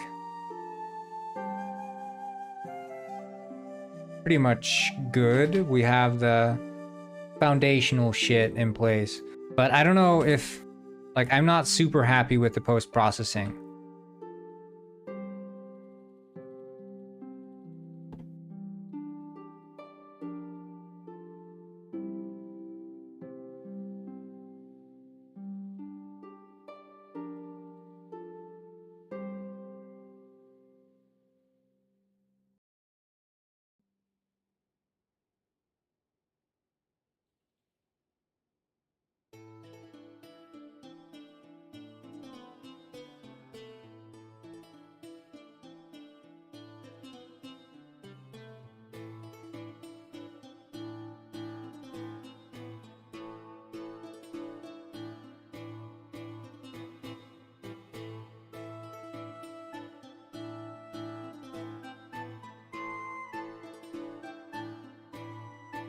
Maybe it's low contrast.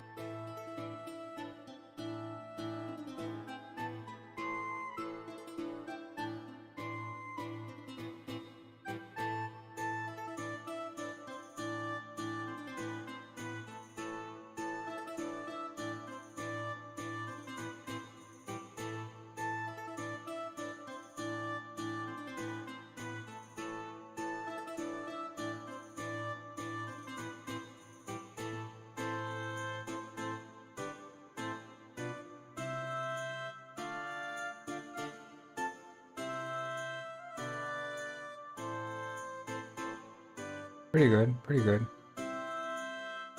Are there any other post-processing chromatic aberration, color curves, go look up to the field, lens distortion?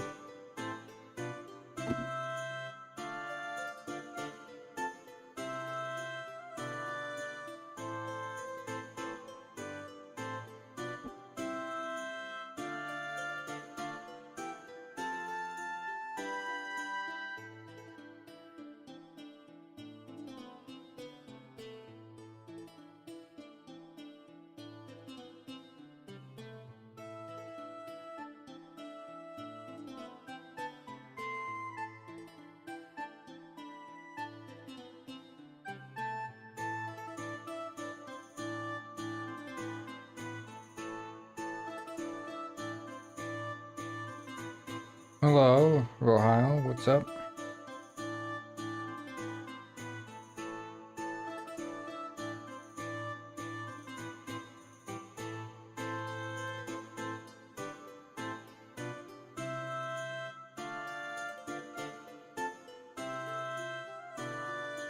Yeah, I think this is the one.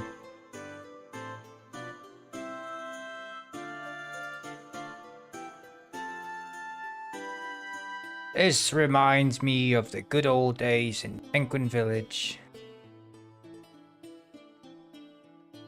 Wasn't a care in the world, even the kids wore suits. Even the kids wore suits.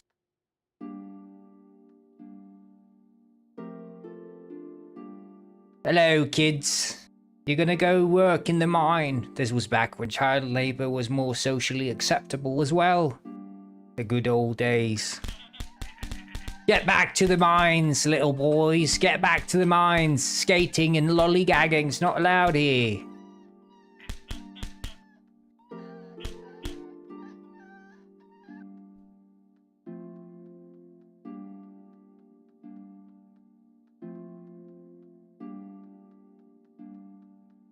Yeah, I think this looks better here.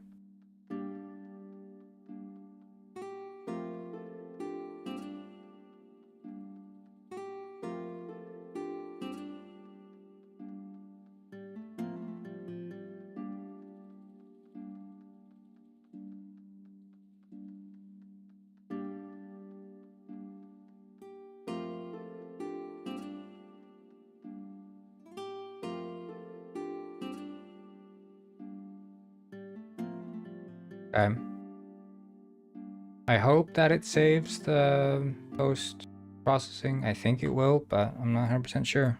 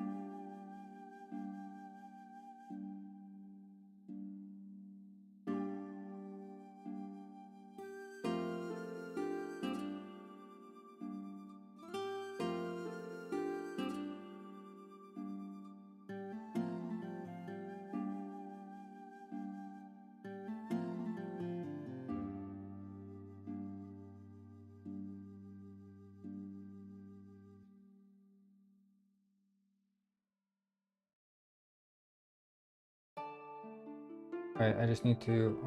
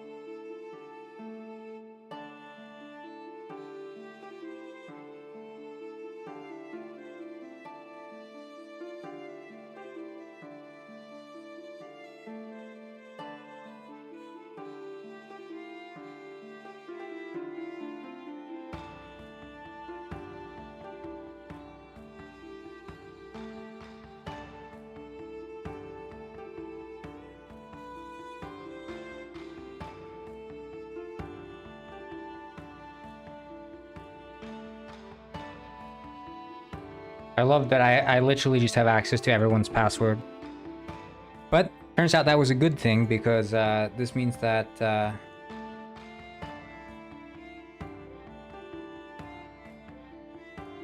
apparently I can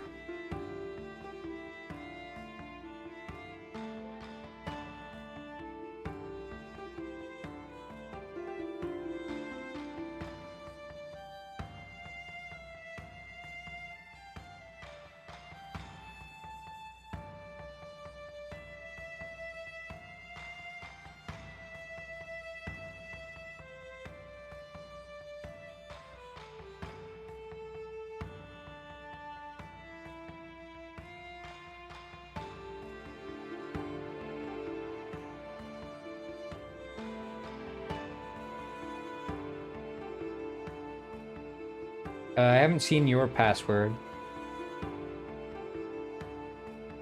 Oh, that makes sense. That's a good one.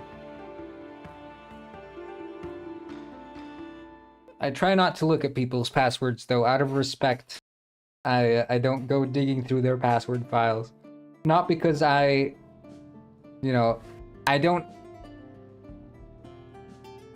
I would assume that people would not type in confidential passwords, but if they do type in confidential passwords, that's on them, but...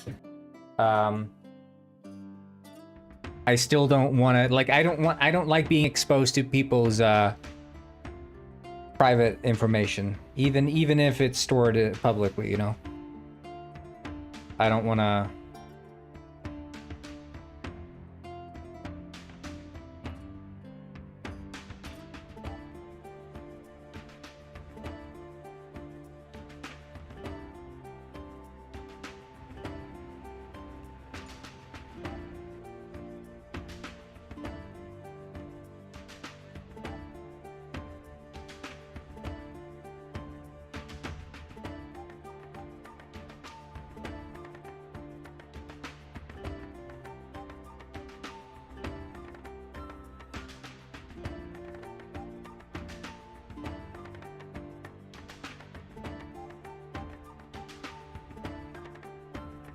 I mean, it is...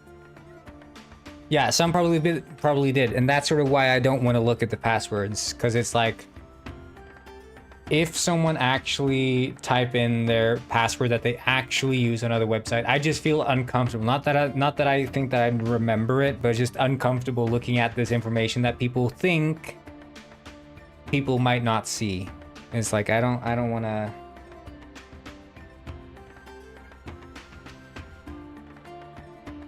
Feels like a breach of privacy for me to look at people's files like that.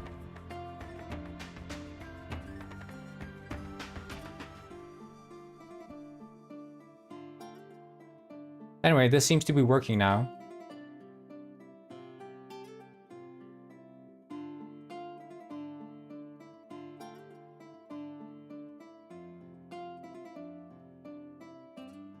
So,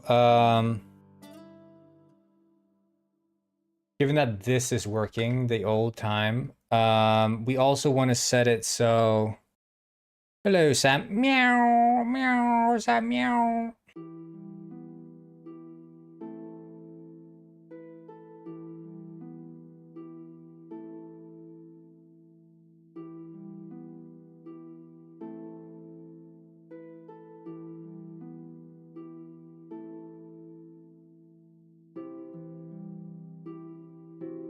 I am back. Be careful. Okay.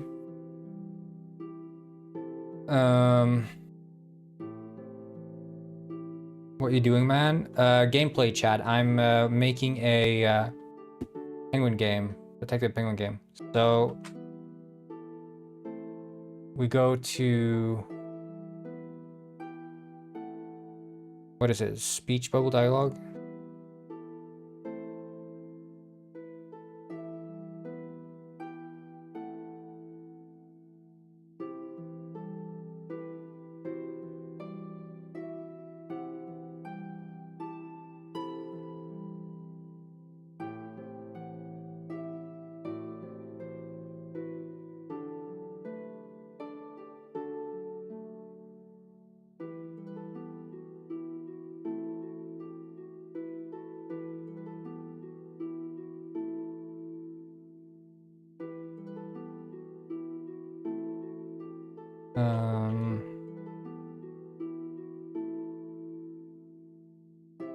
Is it run? Run line, yeah.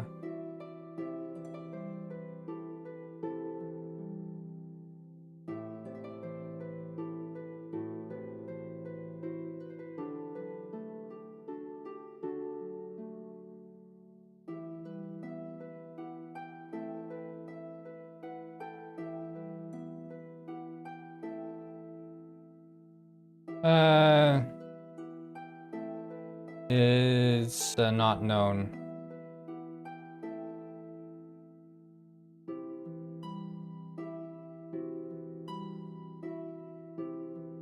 Yeah, start dialogue.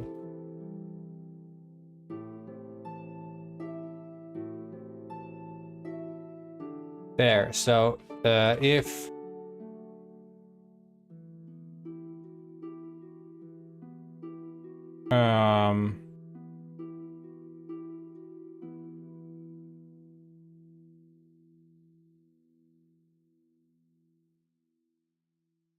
then we always start dialogue. Type of game? It's a detective game.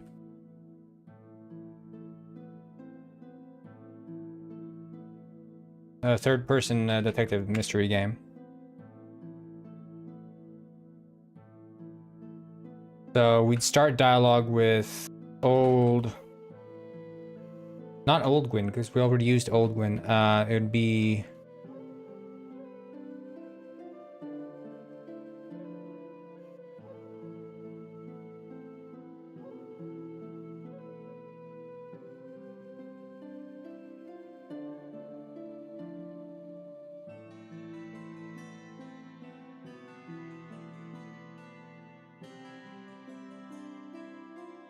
Yeah, it's a penguin detective game. Get some artifacts. You know, I can give you guys just magic, honestly. Here you go. Cast some spells. Have fun. Cast a spell. Old time. Penguin. Start.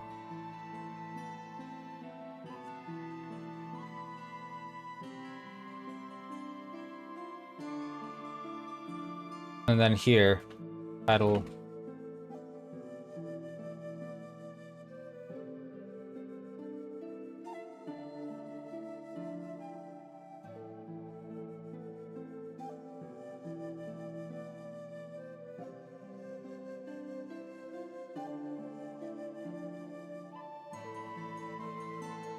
Oh, but the problem is that we don't know who's speaking because still all the names.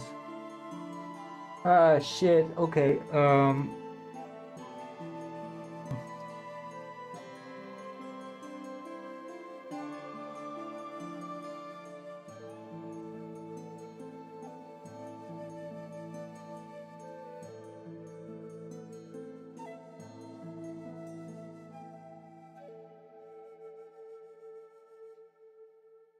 Like, could we do...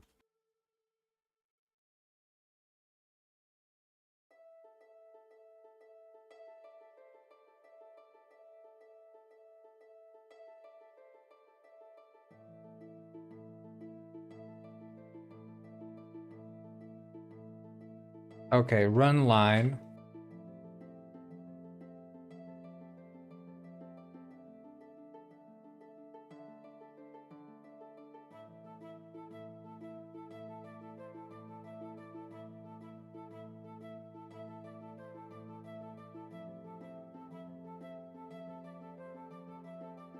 Well, we could do this and...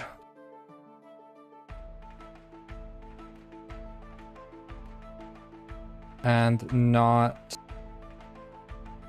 old time manager dot instance dot is old time. So if it's not old time, then we can do this. Otherwise, we can basically assume.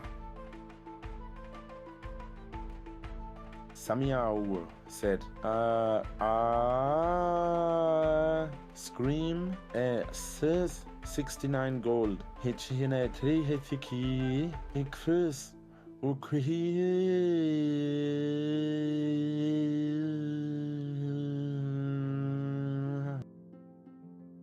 Thank you. That was...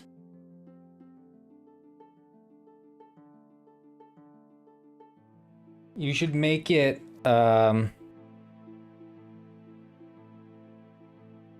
you should make,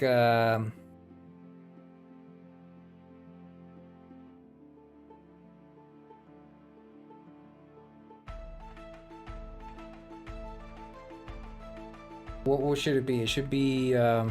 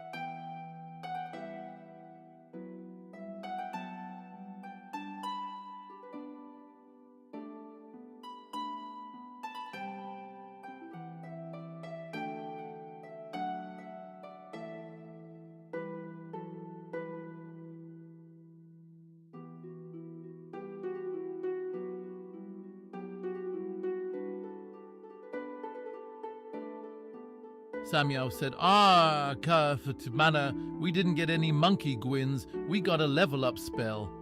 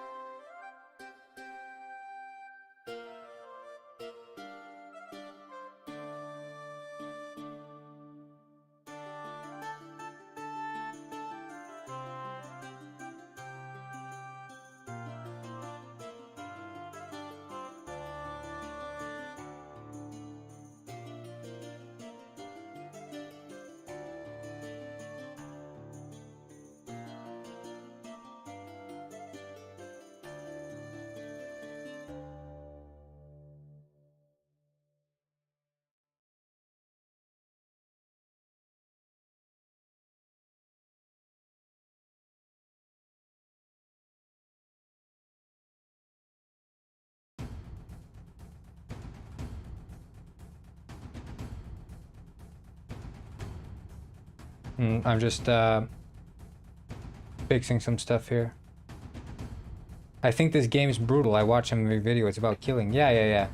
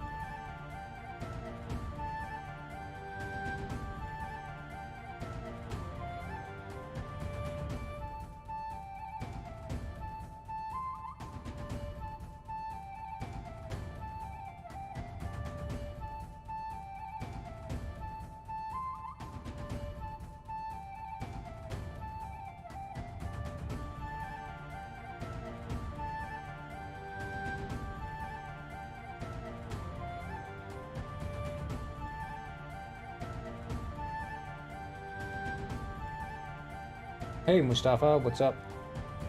I'm just we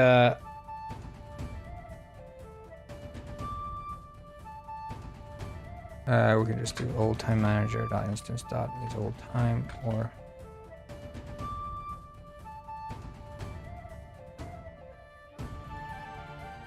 and then this should work. And then he'll say, but that's the problem though, we don't know who's speaking.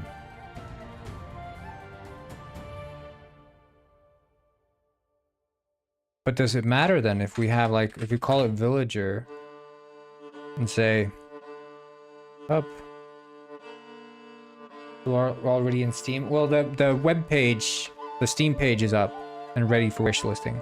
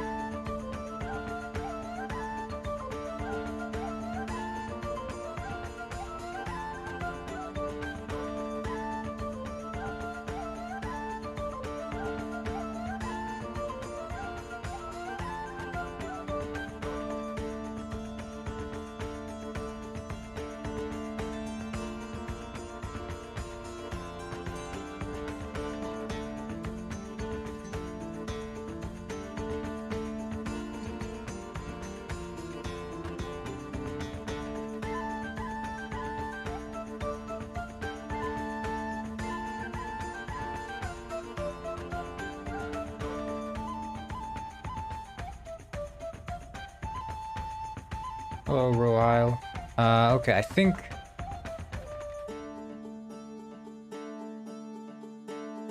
We...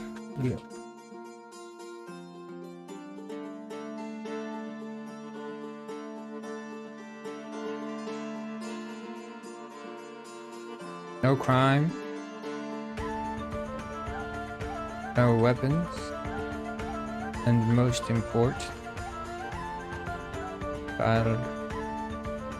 Steady flow of child labor.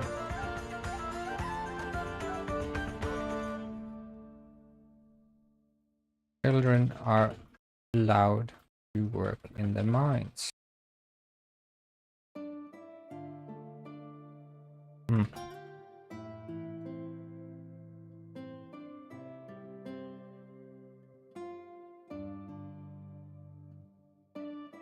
No illegal. No violence.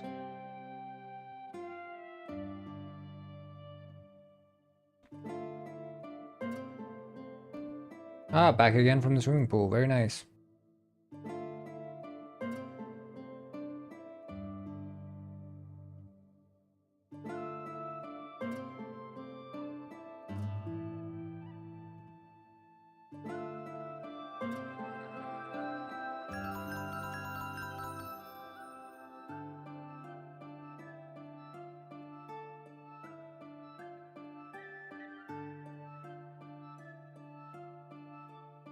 Two lives? Yeah, I have one for short and one for landscape.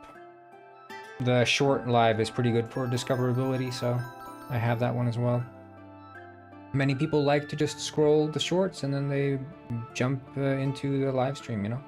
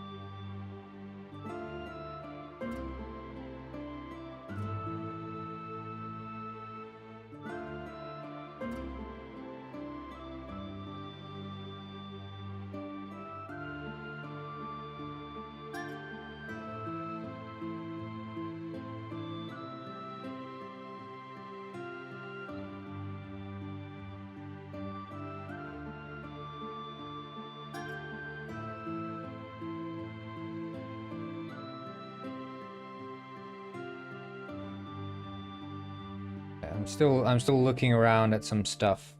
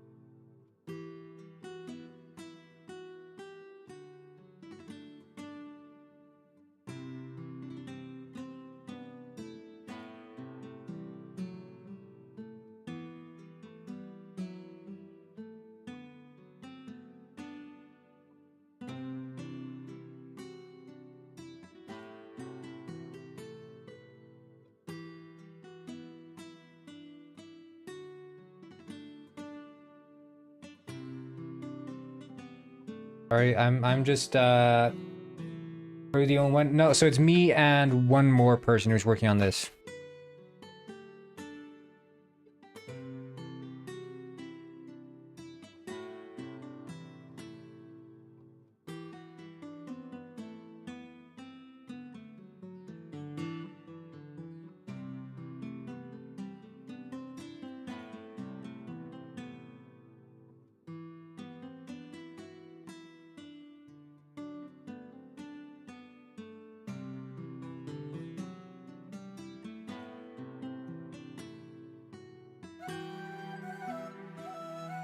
I remember you, Rohile. You were literally just here a minute ago. You're the guy who's been spamming Roblox. How would I forget?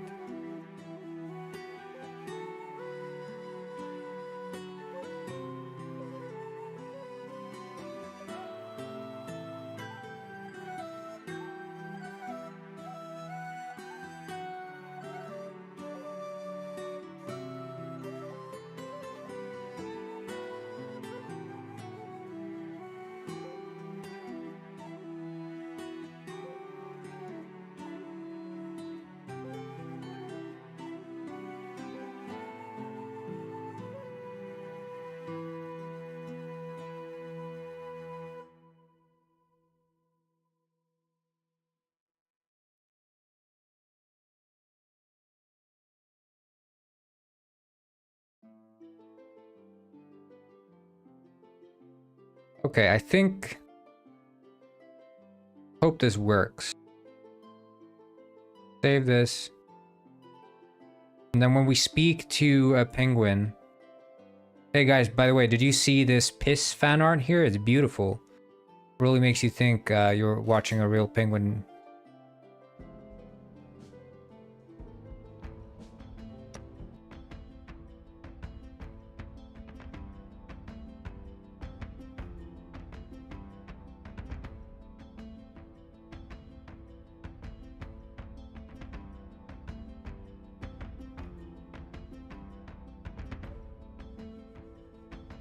Wait, I need to...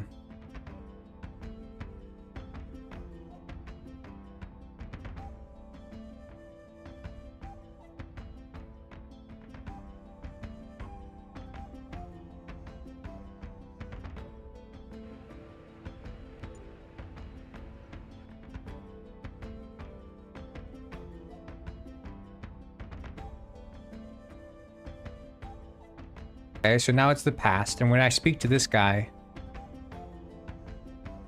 Ah, okay, needs to re-import the...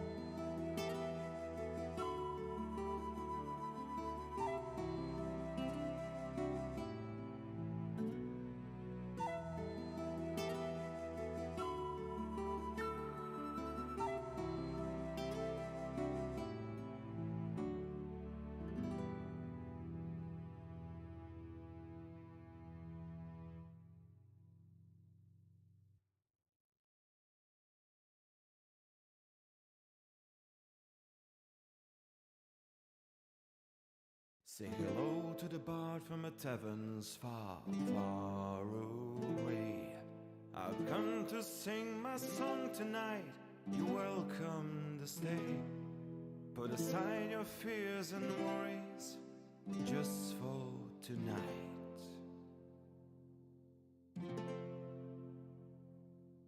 We'll feast and drink together till the morning light.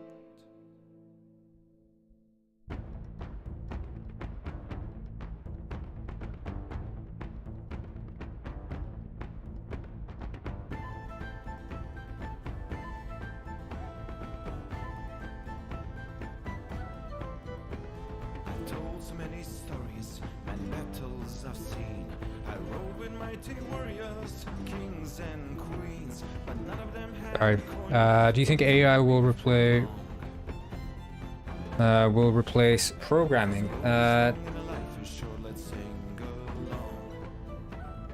No. I mean, if the technology continues at the rate that it has been, then yes. But it is not continuing at that rate. We're seeing a plateau in the abilities, and especially in the abilities to work with any project of a decent size. Then it starts really hallucinating. Its lack of memorizing sort of the structure of the project sort of falls apart. And you'll notice this in all these so-called vibe-coded games. They are very much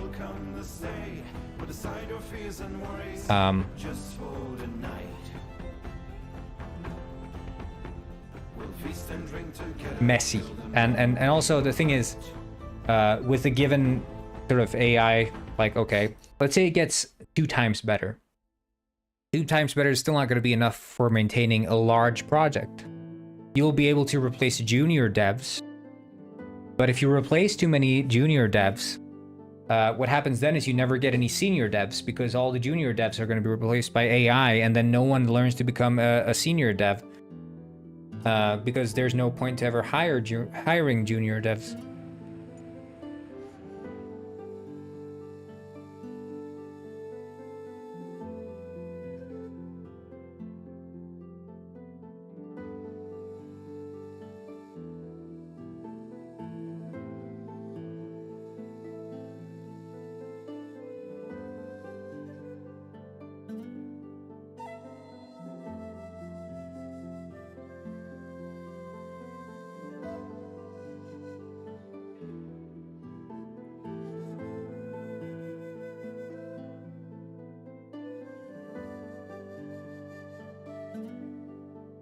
Alright, sorry, I just need to check out here. Okay, so this... We are truly living in the golden era of Penguin Village. No crime, no violence at all, and most importantly, children are allowed to work in the mines. Oh, I see. Such were the days of Penguin Village in the past. Or I mean, such are the present days of past. This is now, but in the past. Okay, I'm confused now. Bye. Because of course you're speaking to these old penguins in the past, or your perception of the past.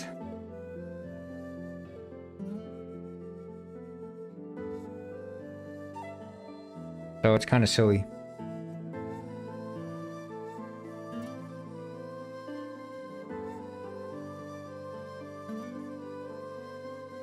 I don't know. I want to see the like... Jera is poor, so I, Rich Rick, will say, from the knowledge I have about AI, I can assure you that it is not going to happen at the level they are hoping for, and it is not helping to the bubble as it is about to burst. Yeah, I think I cut myself short, but yeah, the current rate at which... So, okay.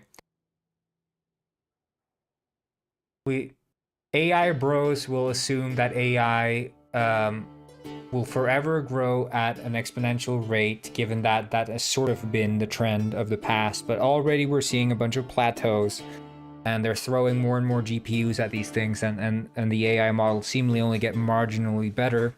and marginally better at very specific tasks. When it comes to maintaining entire projects, they kind of suck ass. And the dream of an AI making a game on its own is nowhere near. However, I think learning to prompt an AI in the right way is definitely something that seems to be of benefit. But at the same time, I'm worried that, you know, you'll lose your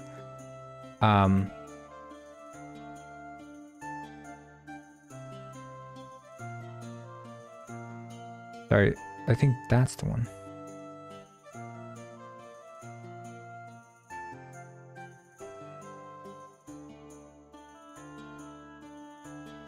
You can lose a lot of sort of ability to code if you always rely on AI. AI will always lack the soul of an artist. Well, so I think the issue that's always going to exist, no matter if like the AI makes the most competent piece of compelling art ever, like let's assume an AI does that. Let's assume an AI makes an extremely compelling, deeply compelling piece of art. I think people at the end of the day, to actually feel like emotionally attached, they want to know it was made by a human. Because there's just something irreplaceable about the fact that something was made by a human. And that, I mean, that we're already seeing that with like, you know, people wanting to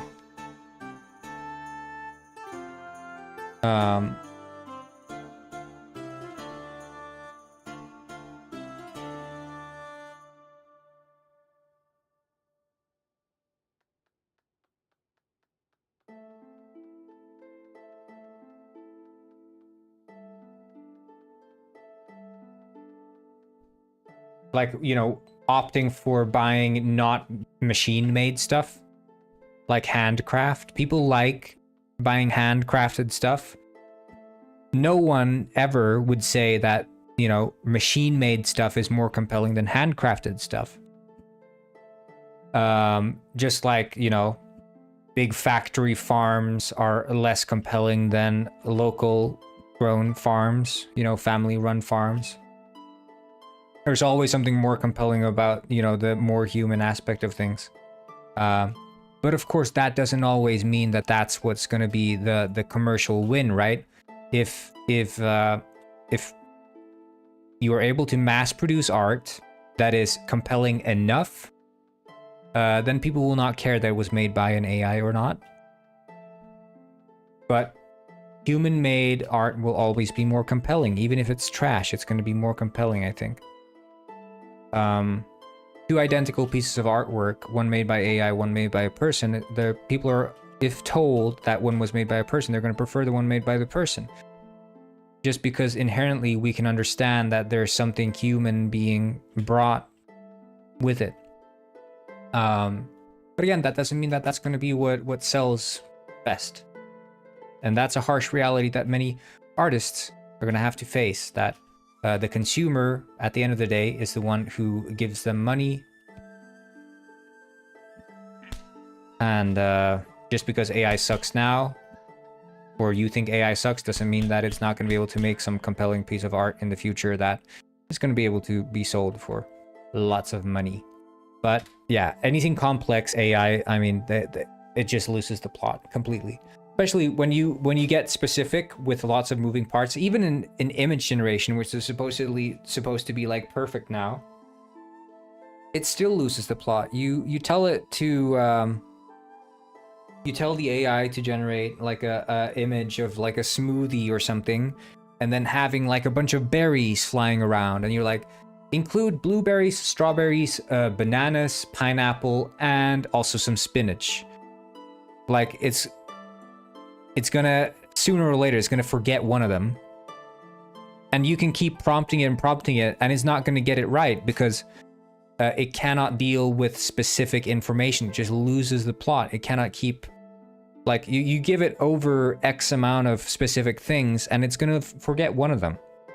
Even in an image, which is like one of the most contained spaces to work in. Like a story could be however many pages long. A game could be however many hours long and however many levels big.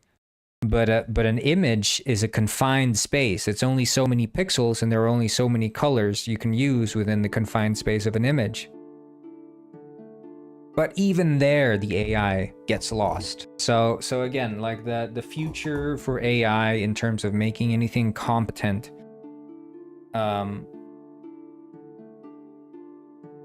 is not the best. Like you've seen the Ghibli stuff. That looks great. The ChatGPT Ghibli stuff. But again, that's a simple task, isn't it? It's simpler art style. It's simpler to copy. But it's a derivative. It's not a unique art style.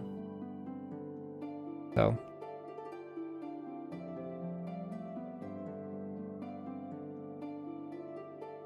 How many days have we been working on that Penguin game? We're talking months.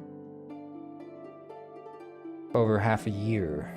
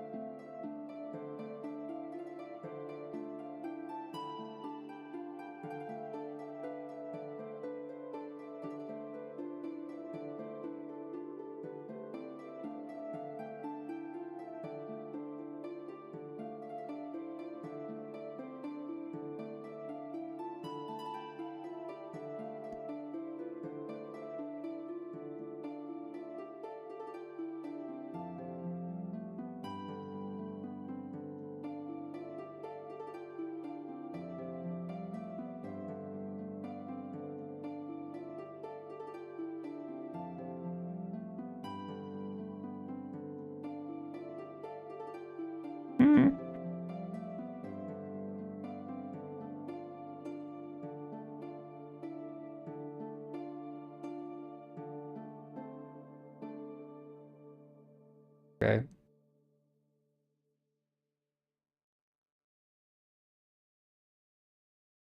Well, the problem is that as a project grows, sooner or later you're gonna have to understand what the code in the project is doing anyway. So the AI is like, you know, you can think of it as like a slingshot. You're trying to like build a road to, I don't know, from north to south. You're up north. The AI, you say, hey, I'm gonna build this game. It's gonna slingshot you. It shoots you 50% of the way, and also it builds 20% of the road. But you're like, oh shit, what about the other 30%? Because I'm already halfway. Well, the AI says, you're gonna have to walk back, and not only are gonna the 20% I already built for you, you're also gonna have to like understand the way it was built, because you're gonna have to continue building the same kind of road the next 30%. But I mean, you're halfway there, you say, but no, you're not really, because you still have to understand what you even built in the first place. It becomes a mess, is basically the short of it. When you're building an actual proper project, you can throw together a meme web page, a meme game, whatever. You're going to be able to do that with an AI, and it's going to run fine, and it's going to be able to make money too. You can make money with it, but if you have any higher aspirations, AI is not going to be able to take you there. But I think whenever I go to like a small business and I see they're using like AI to promote whatever product or business they have, it does feel very cheap. And I felt that way about like album artworks for artists even before AI came into the picture. When an artist uses AI, like if a musician uses AI to make their album art, that means it's a low effort album art, right? If it's a low effort album art, why should I believe that you put any effort into the music? If you didn't put any effort into the album art, why would you put effort into the music? That's sort of my thinking. And the same goes for then if you're using AI art for your album or AI for whatever. I just end up thinking that, okay, you didn't want to put effort into that, well then probably you didn't put effort into whatever it is you're trying to sell as well. And I know that's not 100%, you know, reliable way to measure things.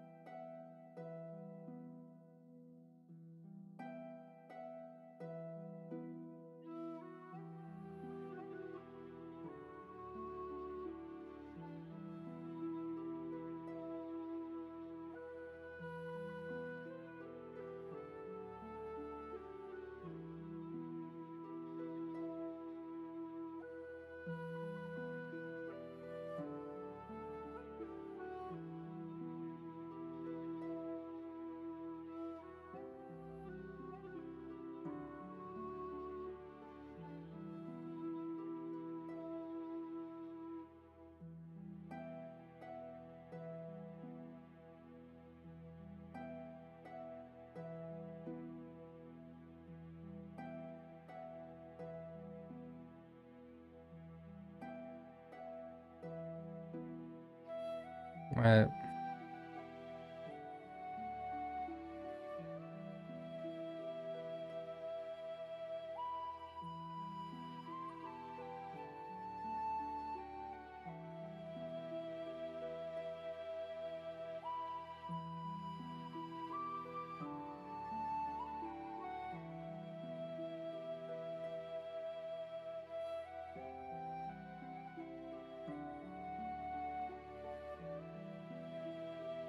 Penguin World is up? It is up.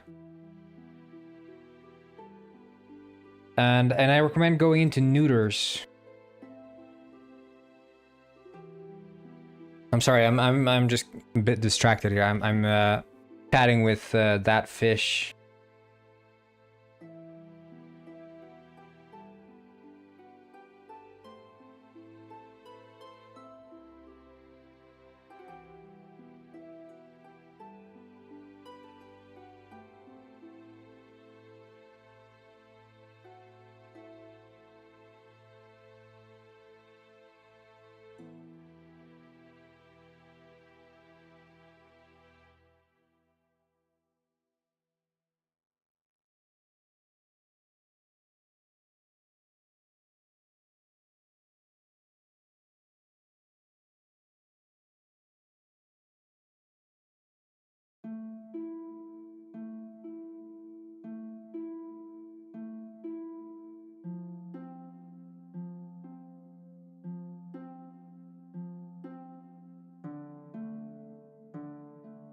Yeah, I am rizzing up that fish.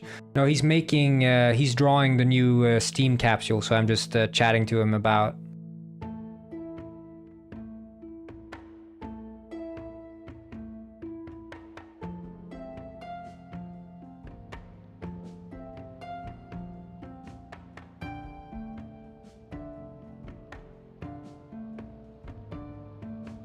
About sort of art direction.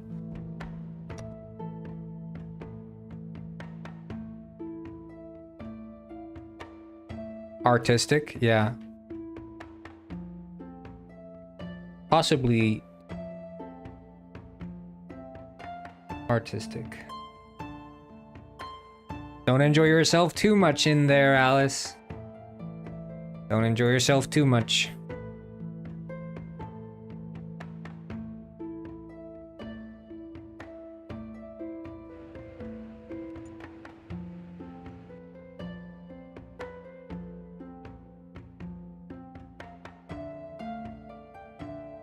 See, this is the penguin days of old. We are truly living in the golden era of Penguin Village. No crime, no violence, and most importantly, children are allowed to work in the mines. Huh, I see. Such is Penguin Village in the days of past. Or, I mean, such are the present days of past. This is now, but in the past. Okay, I'm confused now. Bye.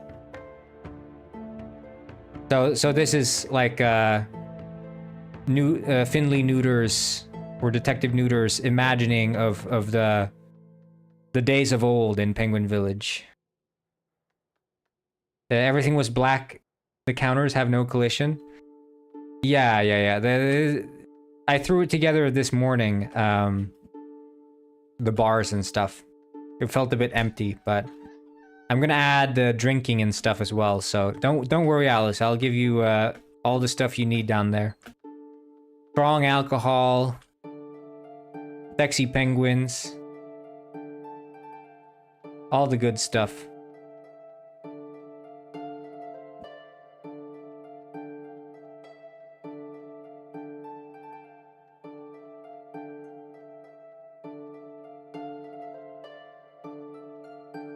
Penguin screams over 69 gold in Penguin World. Dude, these, I mean, it's sending out clips. That's for sure. And then, see? You see? Look. This is modern time, old time. Everyone's wearing these outfits and you speak to them. We're truly living in the golden era of Penguin Village. So they'll speak like this.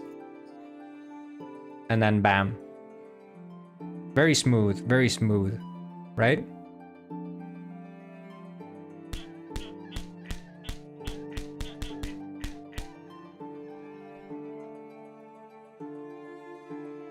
Oh, I could do that. I think I have on the villagers, there's like random lines, right?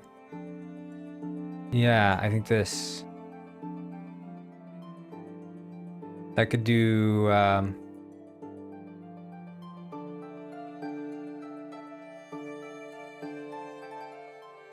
then if random equals 1,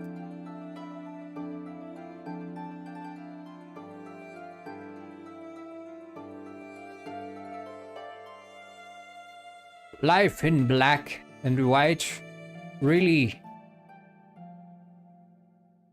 suits us penguins, doesn't it? Yeah. Yeah.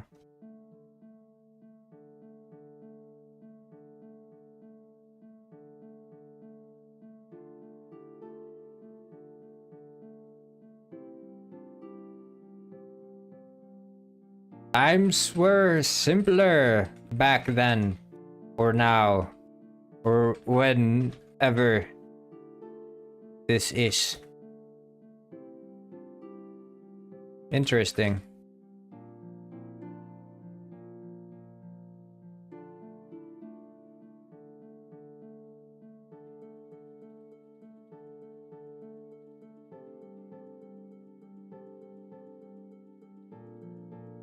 These days, the worst thing you hear is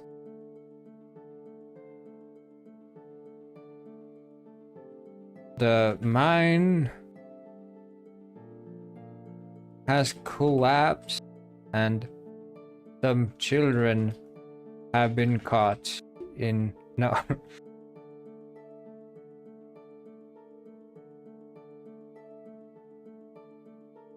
Indeed, we live in peaceful times. Interesting. Great Scott! I must... I went to... I took computer science in university. But it's not, that's not so much that I learned coding, it's more, I learned computer science, which is more a mathematical practice than a coding practice.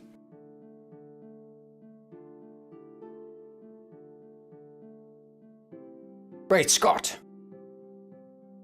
What should he say?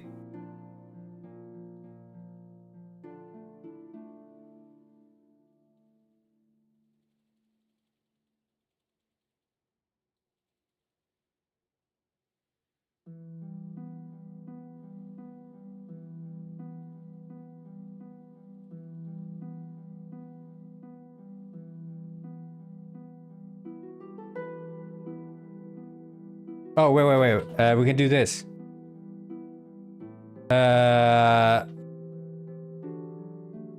Computer science is same in game development. So computer science is the science of computation. So computer science existed even before computers existed. Yeah, the detectives say. I think I'm in the past. Is this a store? Am I living the story?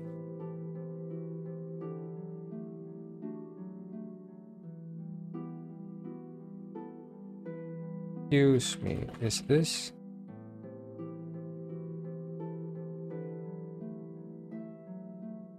Great Scott, of course, this. You are living the history of Penguin Village.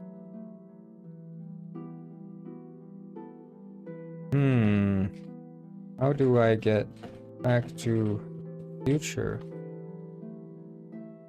I guess I have to finish the story.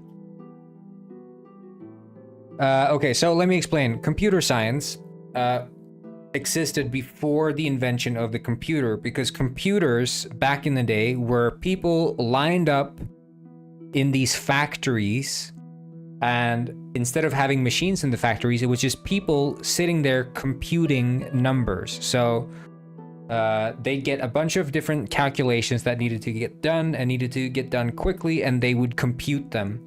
And computer scientists would be ones who would sort of research ways to compute things faster and more efficiently.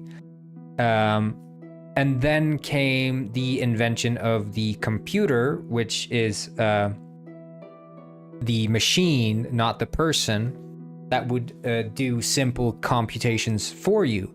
But still, the science of computing kept going, right? Because we still had to compute things.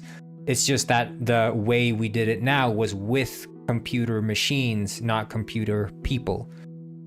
And then it kept evolving and evolving, and now computer science is this broad field of mathematics regarding all sort of computer-based computation. But still, I mean, some computation. So, okay, in my opinion,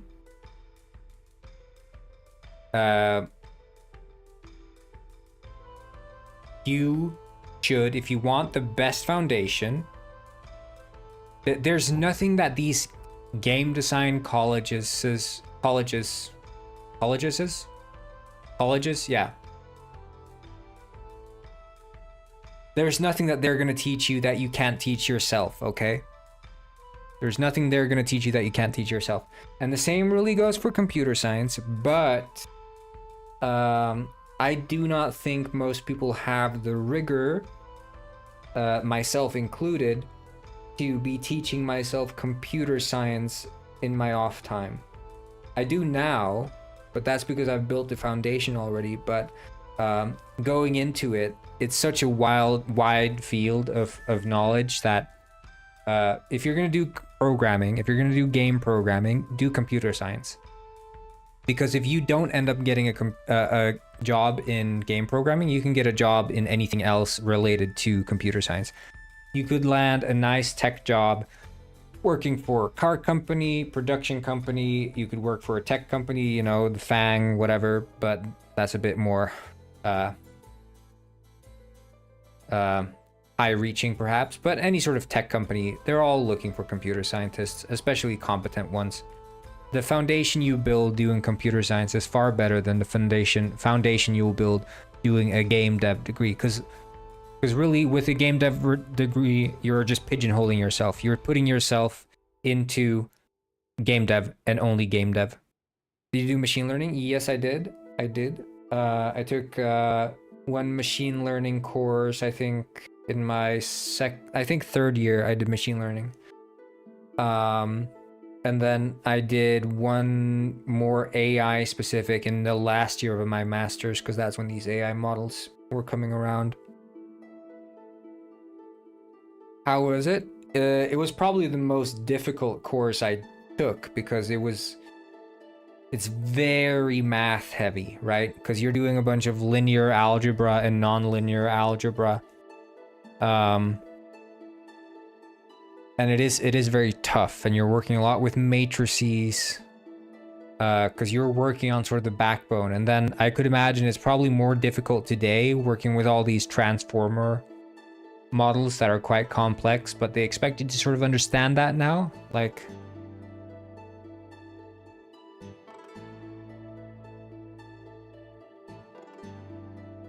it is a difficult course. But the hardest one I did was reasoned programming. That was the most difficult course I took, reasoned programming. And the idea behind reasoned programming is basically what most people will do when they're coding is they will write code and then they'll write unit tests for said code. And they'll run the unit tests and make sure that the tests pass. And assuming the tests pass, the code is correct. But here comes the problem. What if the tests written are incorrect? If you write incorrect tests, then it doesn't matter what the result of the test is, because the program will fail. So reasoned programming is basically the idea of writing code without errors. And mathematically proving that your method, as defined, runs free of errors. So reasoned programming is basically writing and reasoning yourself mathematically towards proving that you have. It's just a bunch of induction, really.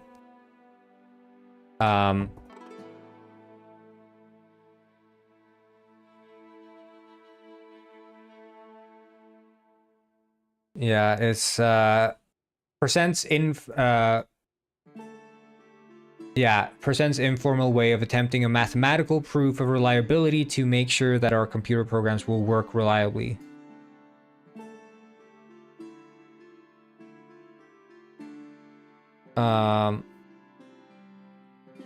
Can we ever ensure that our computer programs will work reliably? One approach to this problem is to attempt a mathematical proof of reliability, and this has led to the idea of formal methods. If you have a formal logical specification of the properties meant by working reliably, then perhaps you can give a formal mathematical proof that the program presented as formal text satisfies them.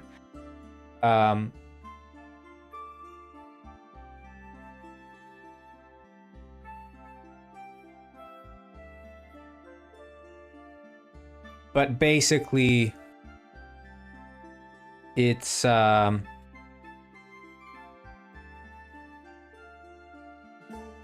basically setting like constraints. You're looking at, okay, for this input within this range, the output will exist in this range, and it is impossible for it to fall outside of this range for this and this reason, because the scope of, you know, whatever is very, very messy.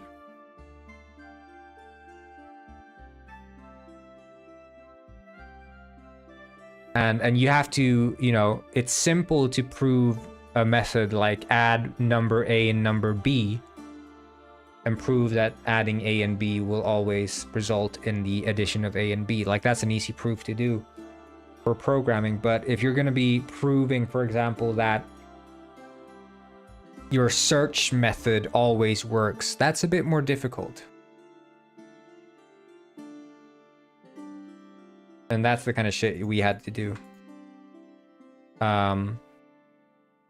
But still, it is a valuable course to take, I would say, from my experience now having done it, in the sense that it does make me think a bit more about sort of, I mean, it really makes you consider input and output. It really does.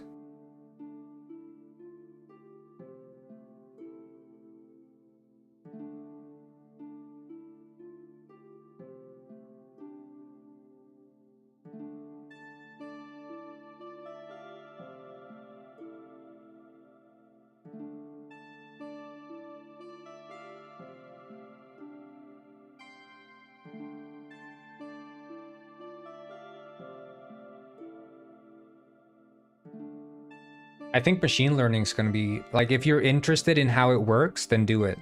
100%.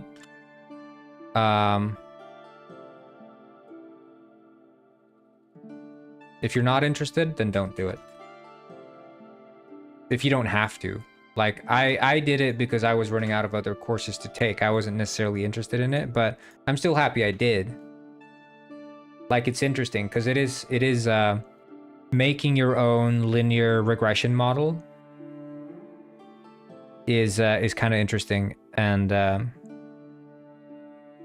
using that to like map onto to data for because machine learning is quite simple. It can get more complex, right? I think the machine learning, if it's the first one, it's probably quite easy actually, because you're generally, yeah, linear regression is generally, you have to do it. Yeah, okay, well, it's probably, if it's, I mean, it's early year, so it's probably going to be quite easy.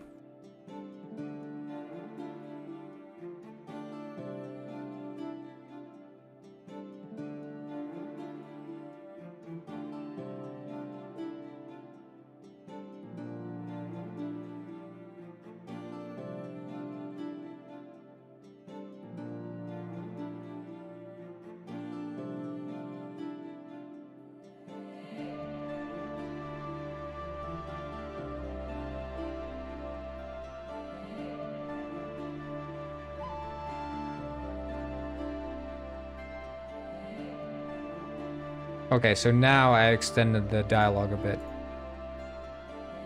I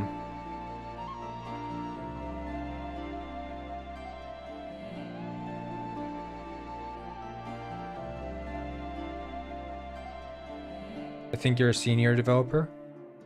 Well, the problem is, and why I would not consider myself a senior developer, is I haven't worked on a team beyond working with my one friend. And generally, when you're a senior developer, you have a strong grasp on, for example, Git. You'd have a strong grasp on DevOps, tickets, yada yada yada, project planning, planning of architecture. Like, there's so many things that you need to have like a strong grasp on and lots of experience with that I simply don't have. Like, my tool set is limited to sort of Unity. I'm quick to learn something new, but I still wouldn't consider myself a senior dev. Okay, let's speak to this penguin. Excuse me, is this the past? Oh, great Scott, of course it is. You're living the history of Penguin Village. How do I get back to the future? I guess I have to finish the story. We are truly living in the golden era of Penguin Village. No crime, no violence, and most importantly, children are allowed to work in the mines. Oh, I see.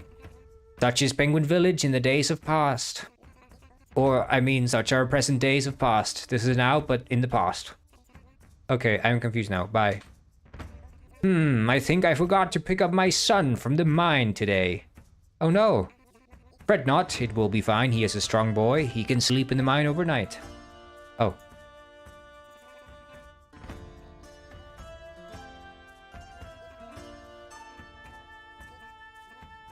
I'm trying to get all the dialogue options here.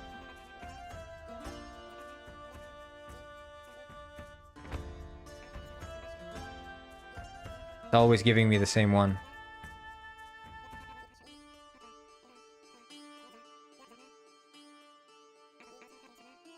These days, the worst thing you hear is the mine has collapsed.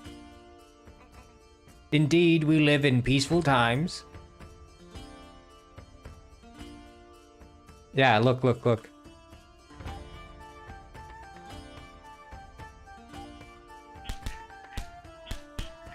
And then you switch back. There he is. Everyone's in top hats and fancy clothes. Pretty good, right? So So here's the idea, Bruai. And we're gonna finish this tomorrow. That's so awesome, Alice says, as I'm beating up Penguin. Okay. Oh no! I beat up innocent penguins. Ah, I beat up the capitalists, I mean. Oh no, innocent penguins. Ah, yes.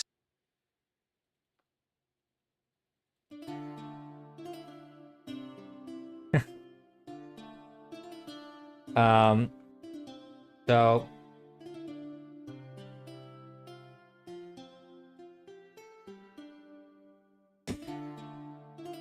yeah, I was gonna show here, bro, why, if you're still here. This is the plan. So you're at the harbor, and the guy is at the harbor is telling a story. And he's saying he's an old retired detective, and he's gonna tell you about the murders at the fish factory. So he starts his story by saying, well, I started my day by going to the grocery store, and at the grocery store, I went to pick up a can of sardines. It turns out they were out of can of sardines that day, so I had to naturally go down to the market. And of course, when you're doing these things, you go from place to place, and like text appears on the screen as he's telling the story.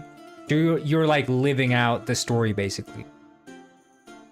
And then after I had gotten and eaten my can of sardines, I had to do my daily routine of going to the seal club and gamble until I got 3 of the same symbol. So you just have to stand there now and gamble and gamble and gamble until you get 3 of the same symbol. And as soon as I hit the jackpot... Oh, ads? Okay, I'll wait. I'll wait. Or over. Okay, what? As soon as I hit the jackpot, I was attacked by 3 goons. I managed to beat them up and knock them out. But that's when I noticed they were all employees of the fish factory. Now, why had the fish factory sent them to attack me? I don't know. But I knew I had to investigate. So then you go to the fish factory. And inside the fish factory, there's going to be like 3 puzzle rooms. So I'm going to replace the entire... Like, there's going to be a separate fish factory. So you go in there. And the first room is like you have to move crates onto buttons and stuff. So it's like 3 puzzle rooms. You go through room 1, 2, 3, moving crates. And then you end up in the final room where there's a bunch of like cultists. And then I walked into the final room of the fish factory where I saw them. The cultists. And they were turning penguins into fish. Oh, it was a horrible sight. But then they got a hold of me. And they were turning me into a fish. And then your penguin turns into like a fish model and you're flopping around on the ground because you're a fish now. And then the story like cuts back to you speaking to him again. So that's the story's over. He's like, after that, he's like, hold on. Isn't this the exact plot of the movie Night of the Living Fish? Fish cultists being turned into a fish, you know? Oh, yeah, I suppose. And you're saying this really happened to you? Are you even a detective? No, I'm not.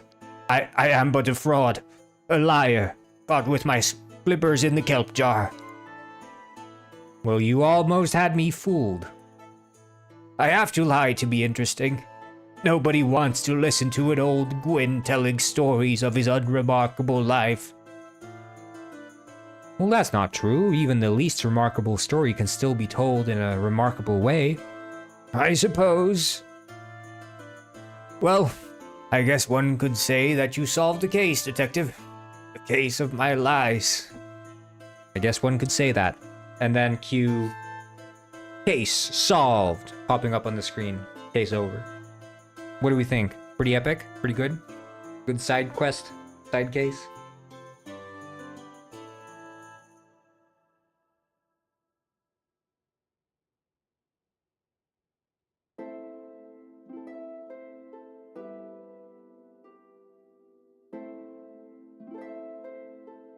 Give him the chair? Wait, like kill him? The old guy? For no reason?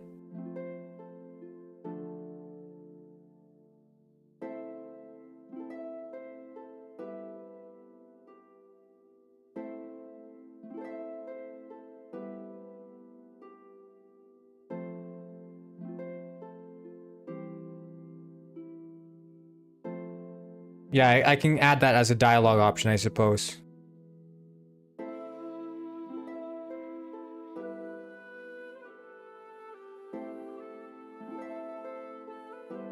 That is what I'm doing, gameplay chat. That is what I'm doing. But yeah, when you're speaking to the penguins in the past, they have like unique lines as well. So many of them will mention the fact that like life is great, you know, everything's amazing. But they'll also noticeably speak very fondly of the fact that the children are allowed to work in the mines. No, we truly are living in the golden era of Penguin Village. No crime, no violence, and most importantly, children are allowed to work in the mines. So they're all speaking very fondly of the fact that penguins are allowed to work in the mines. Which is a bit of a funny joke.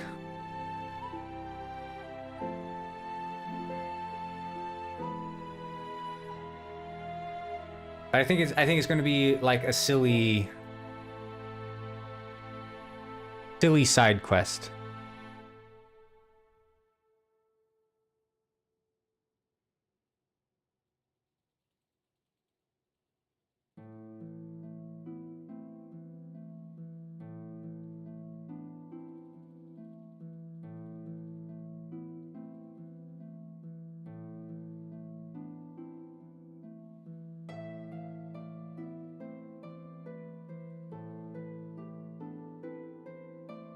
But I think the stream is over for today. We've been streaming for a solid... Well, it's probably more than 5 hours, isn't it? Because No, I guess it is 5 hours and 40 minutes, because I did start a bit later today, didn't I? Yeah. I'll be back at a good time tomorrow. And, yeah, we're gonna finish up this side quest is the plan.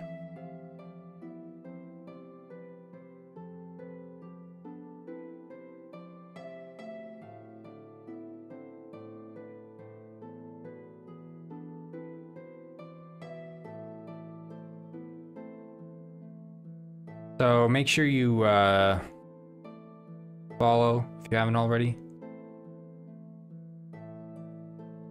And I will see y'all tomorrow. Bye.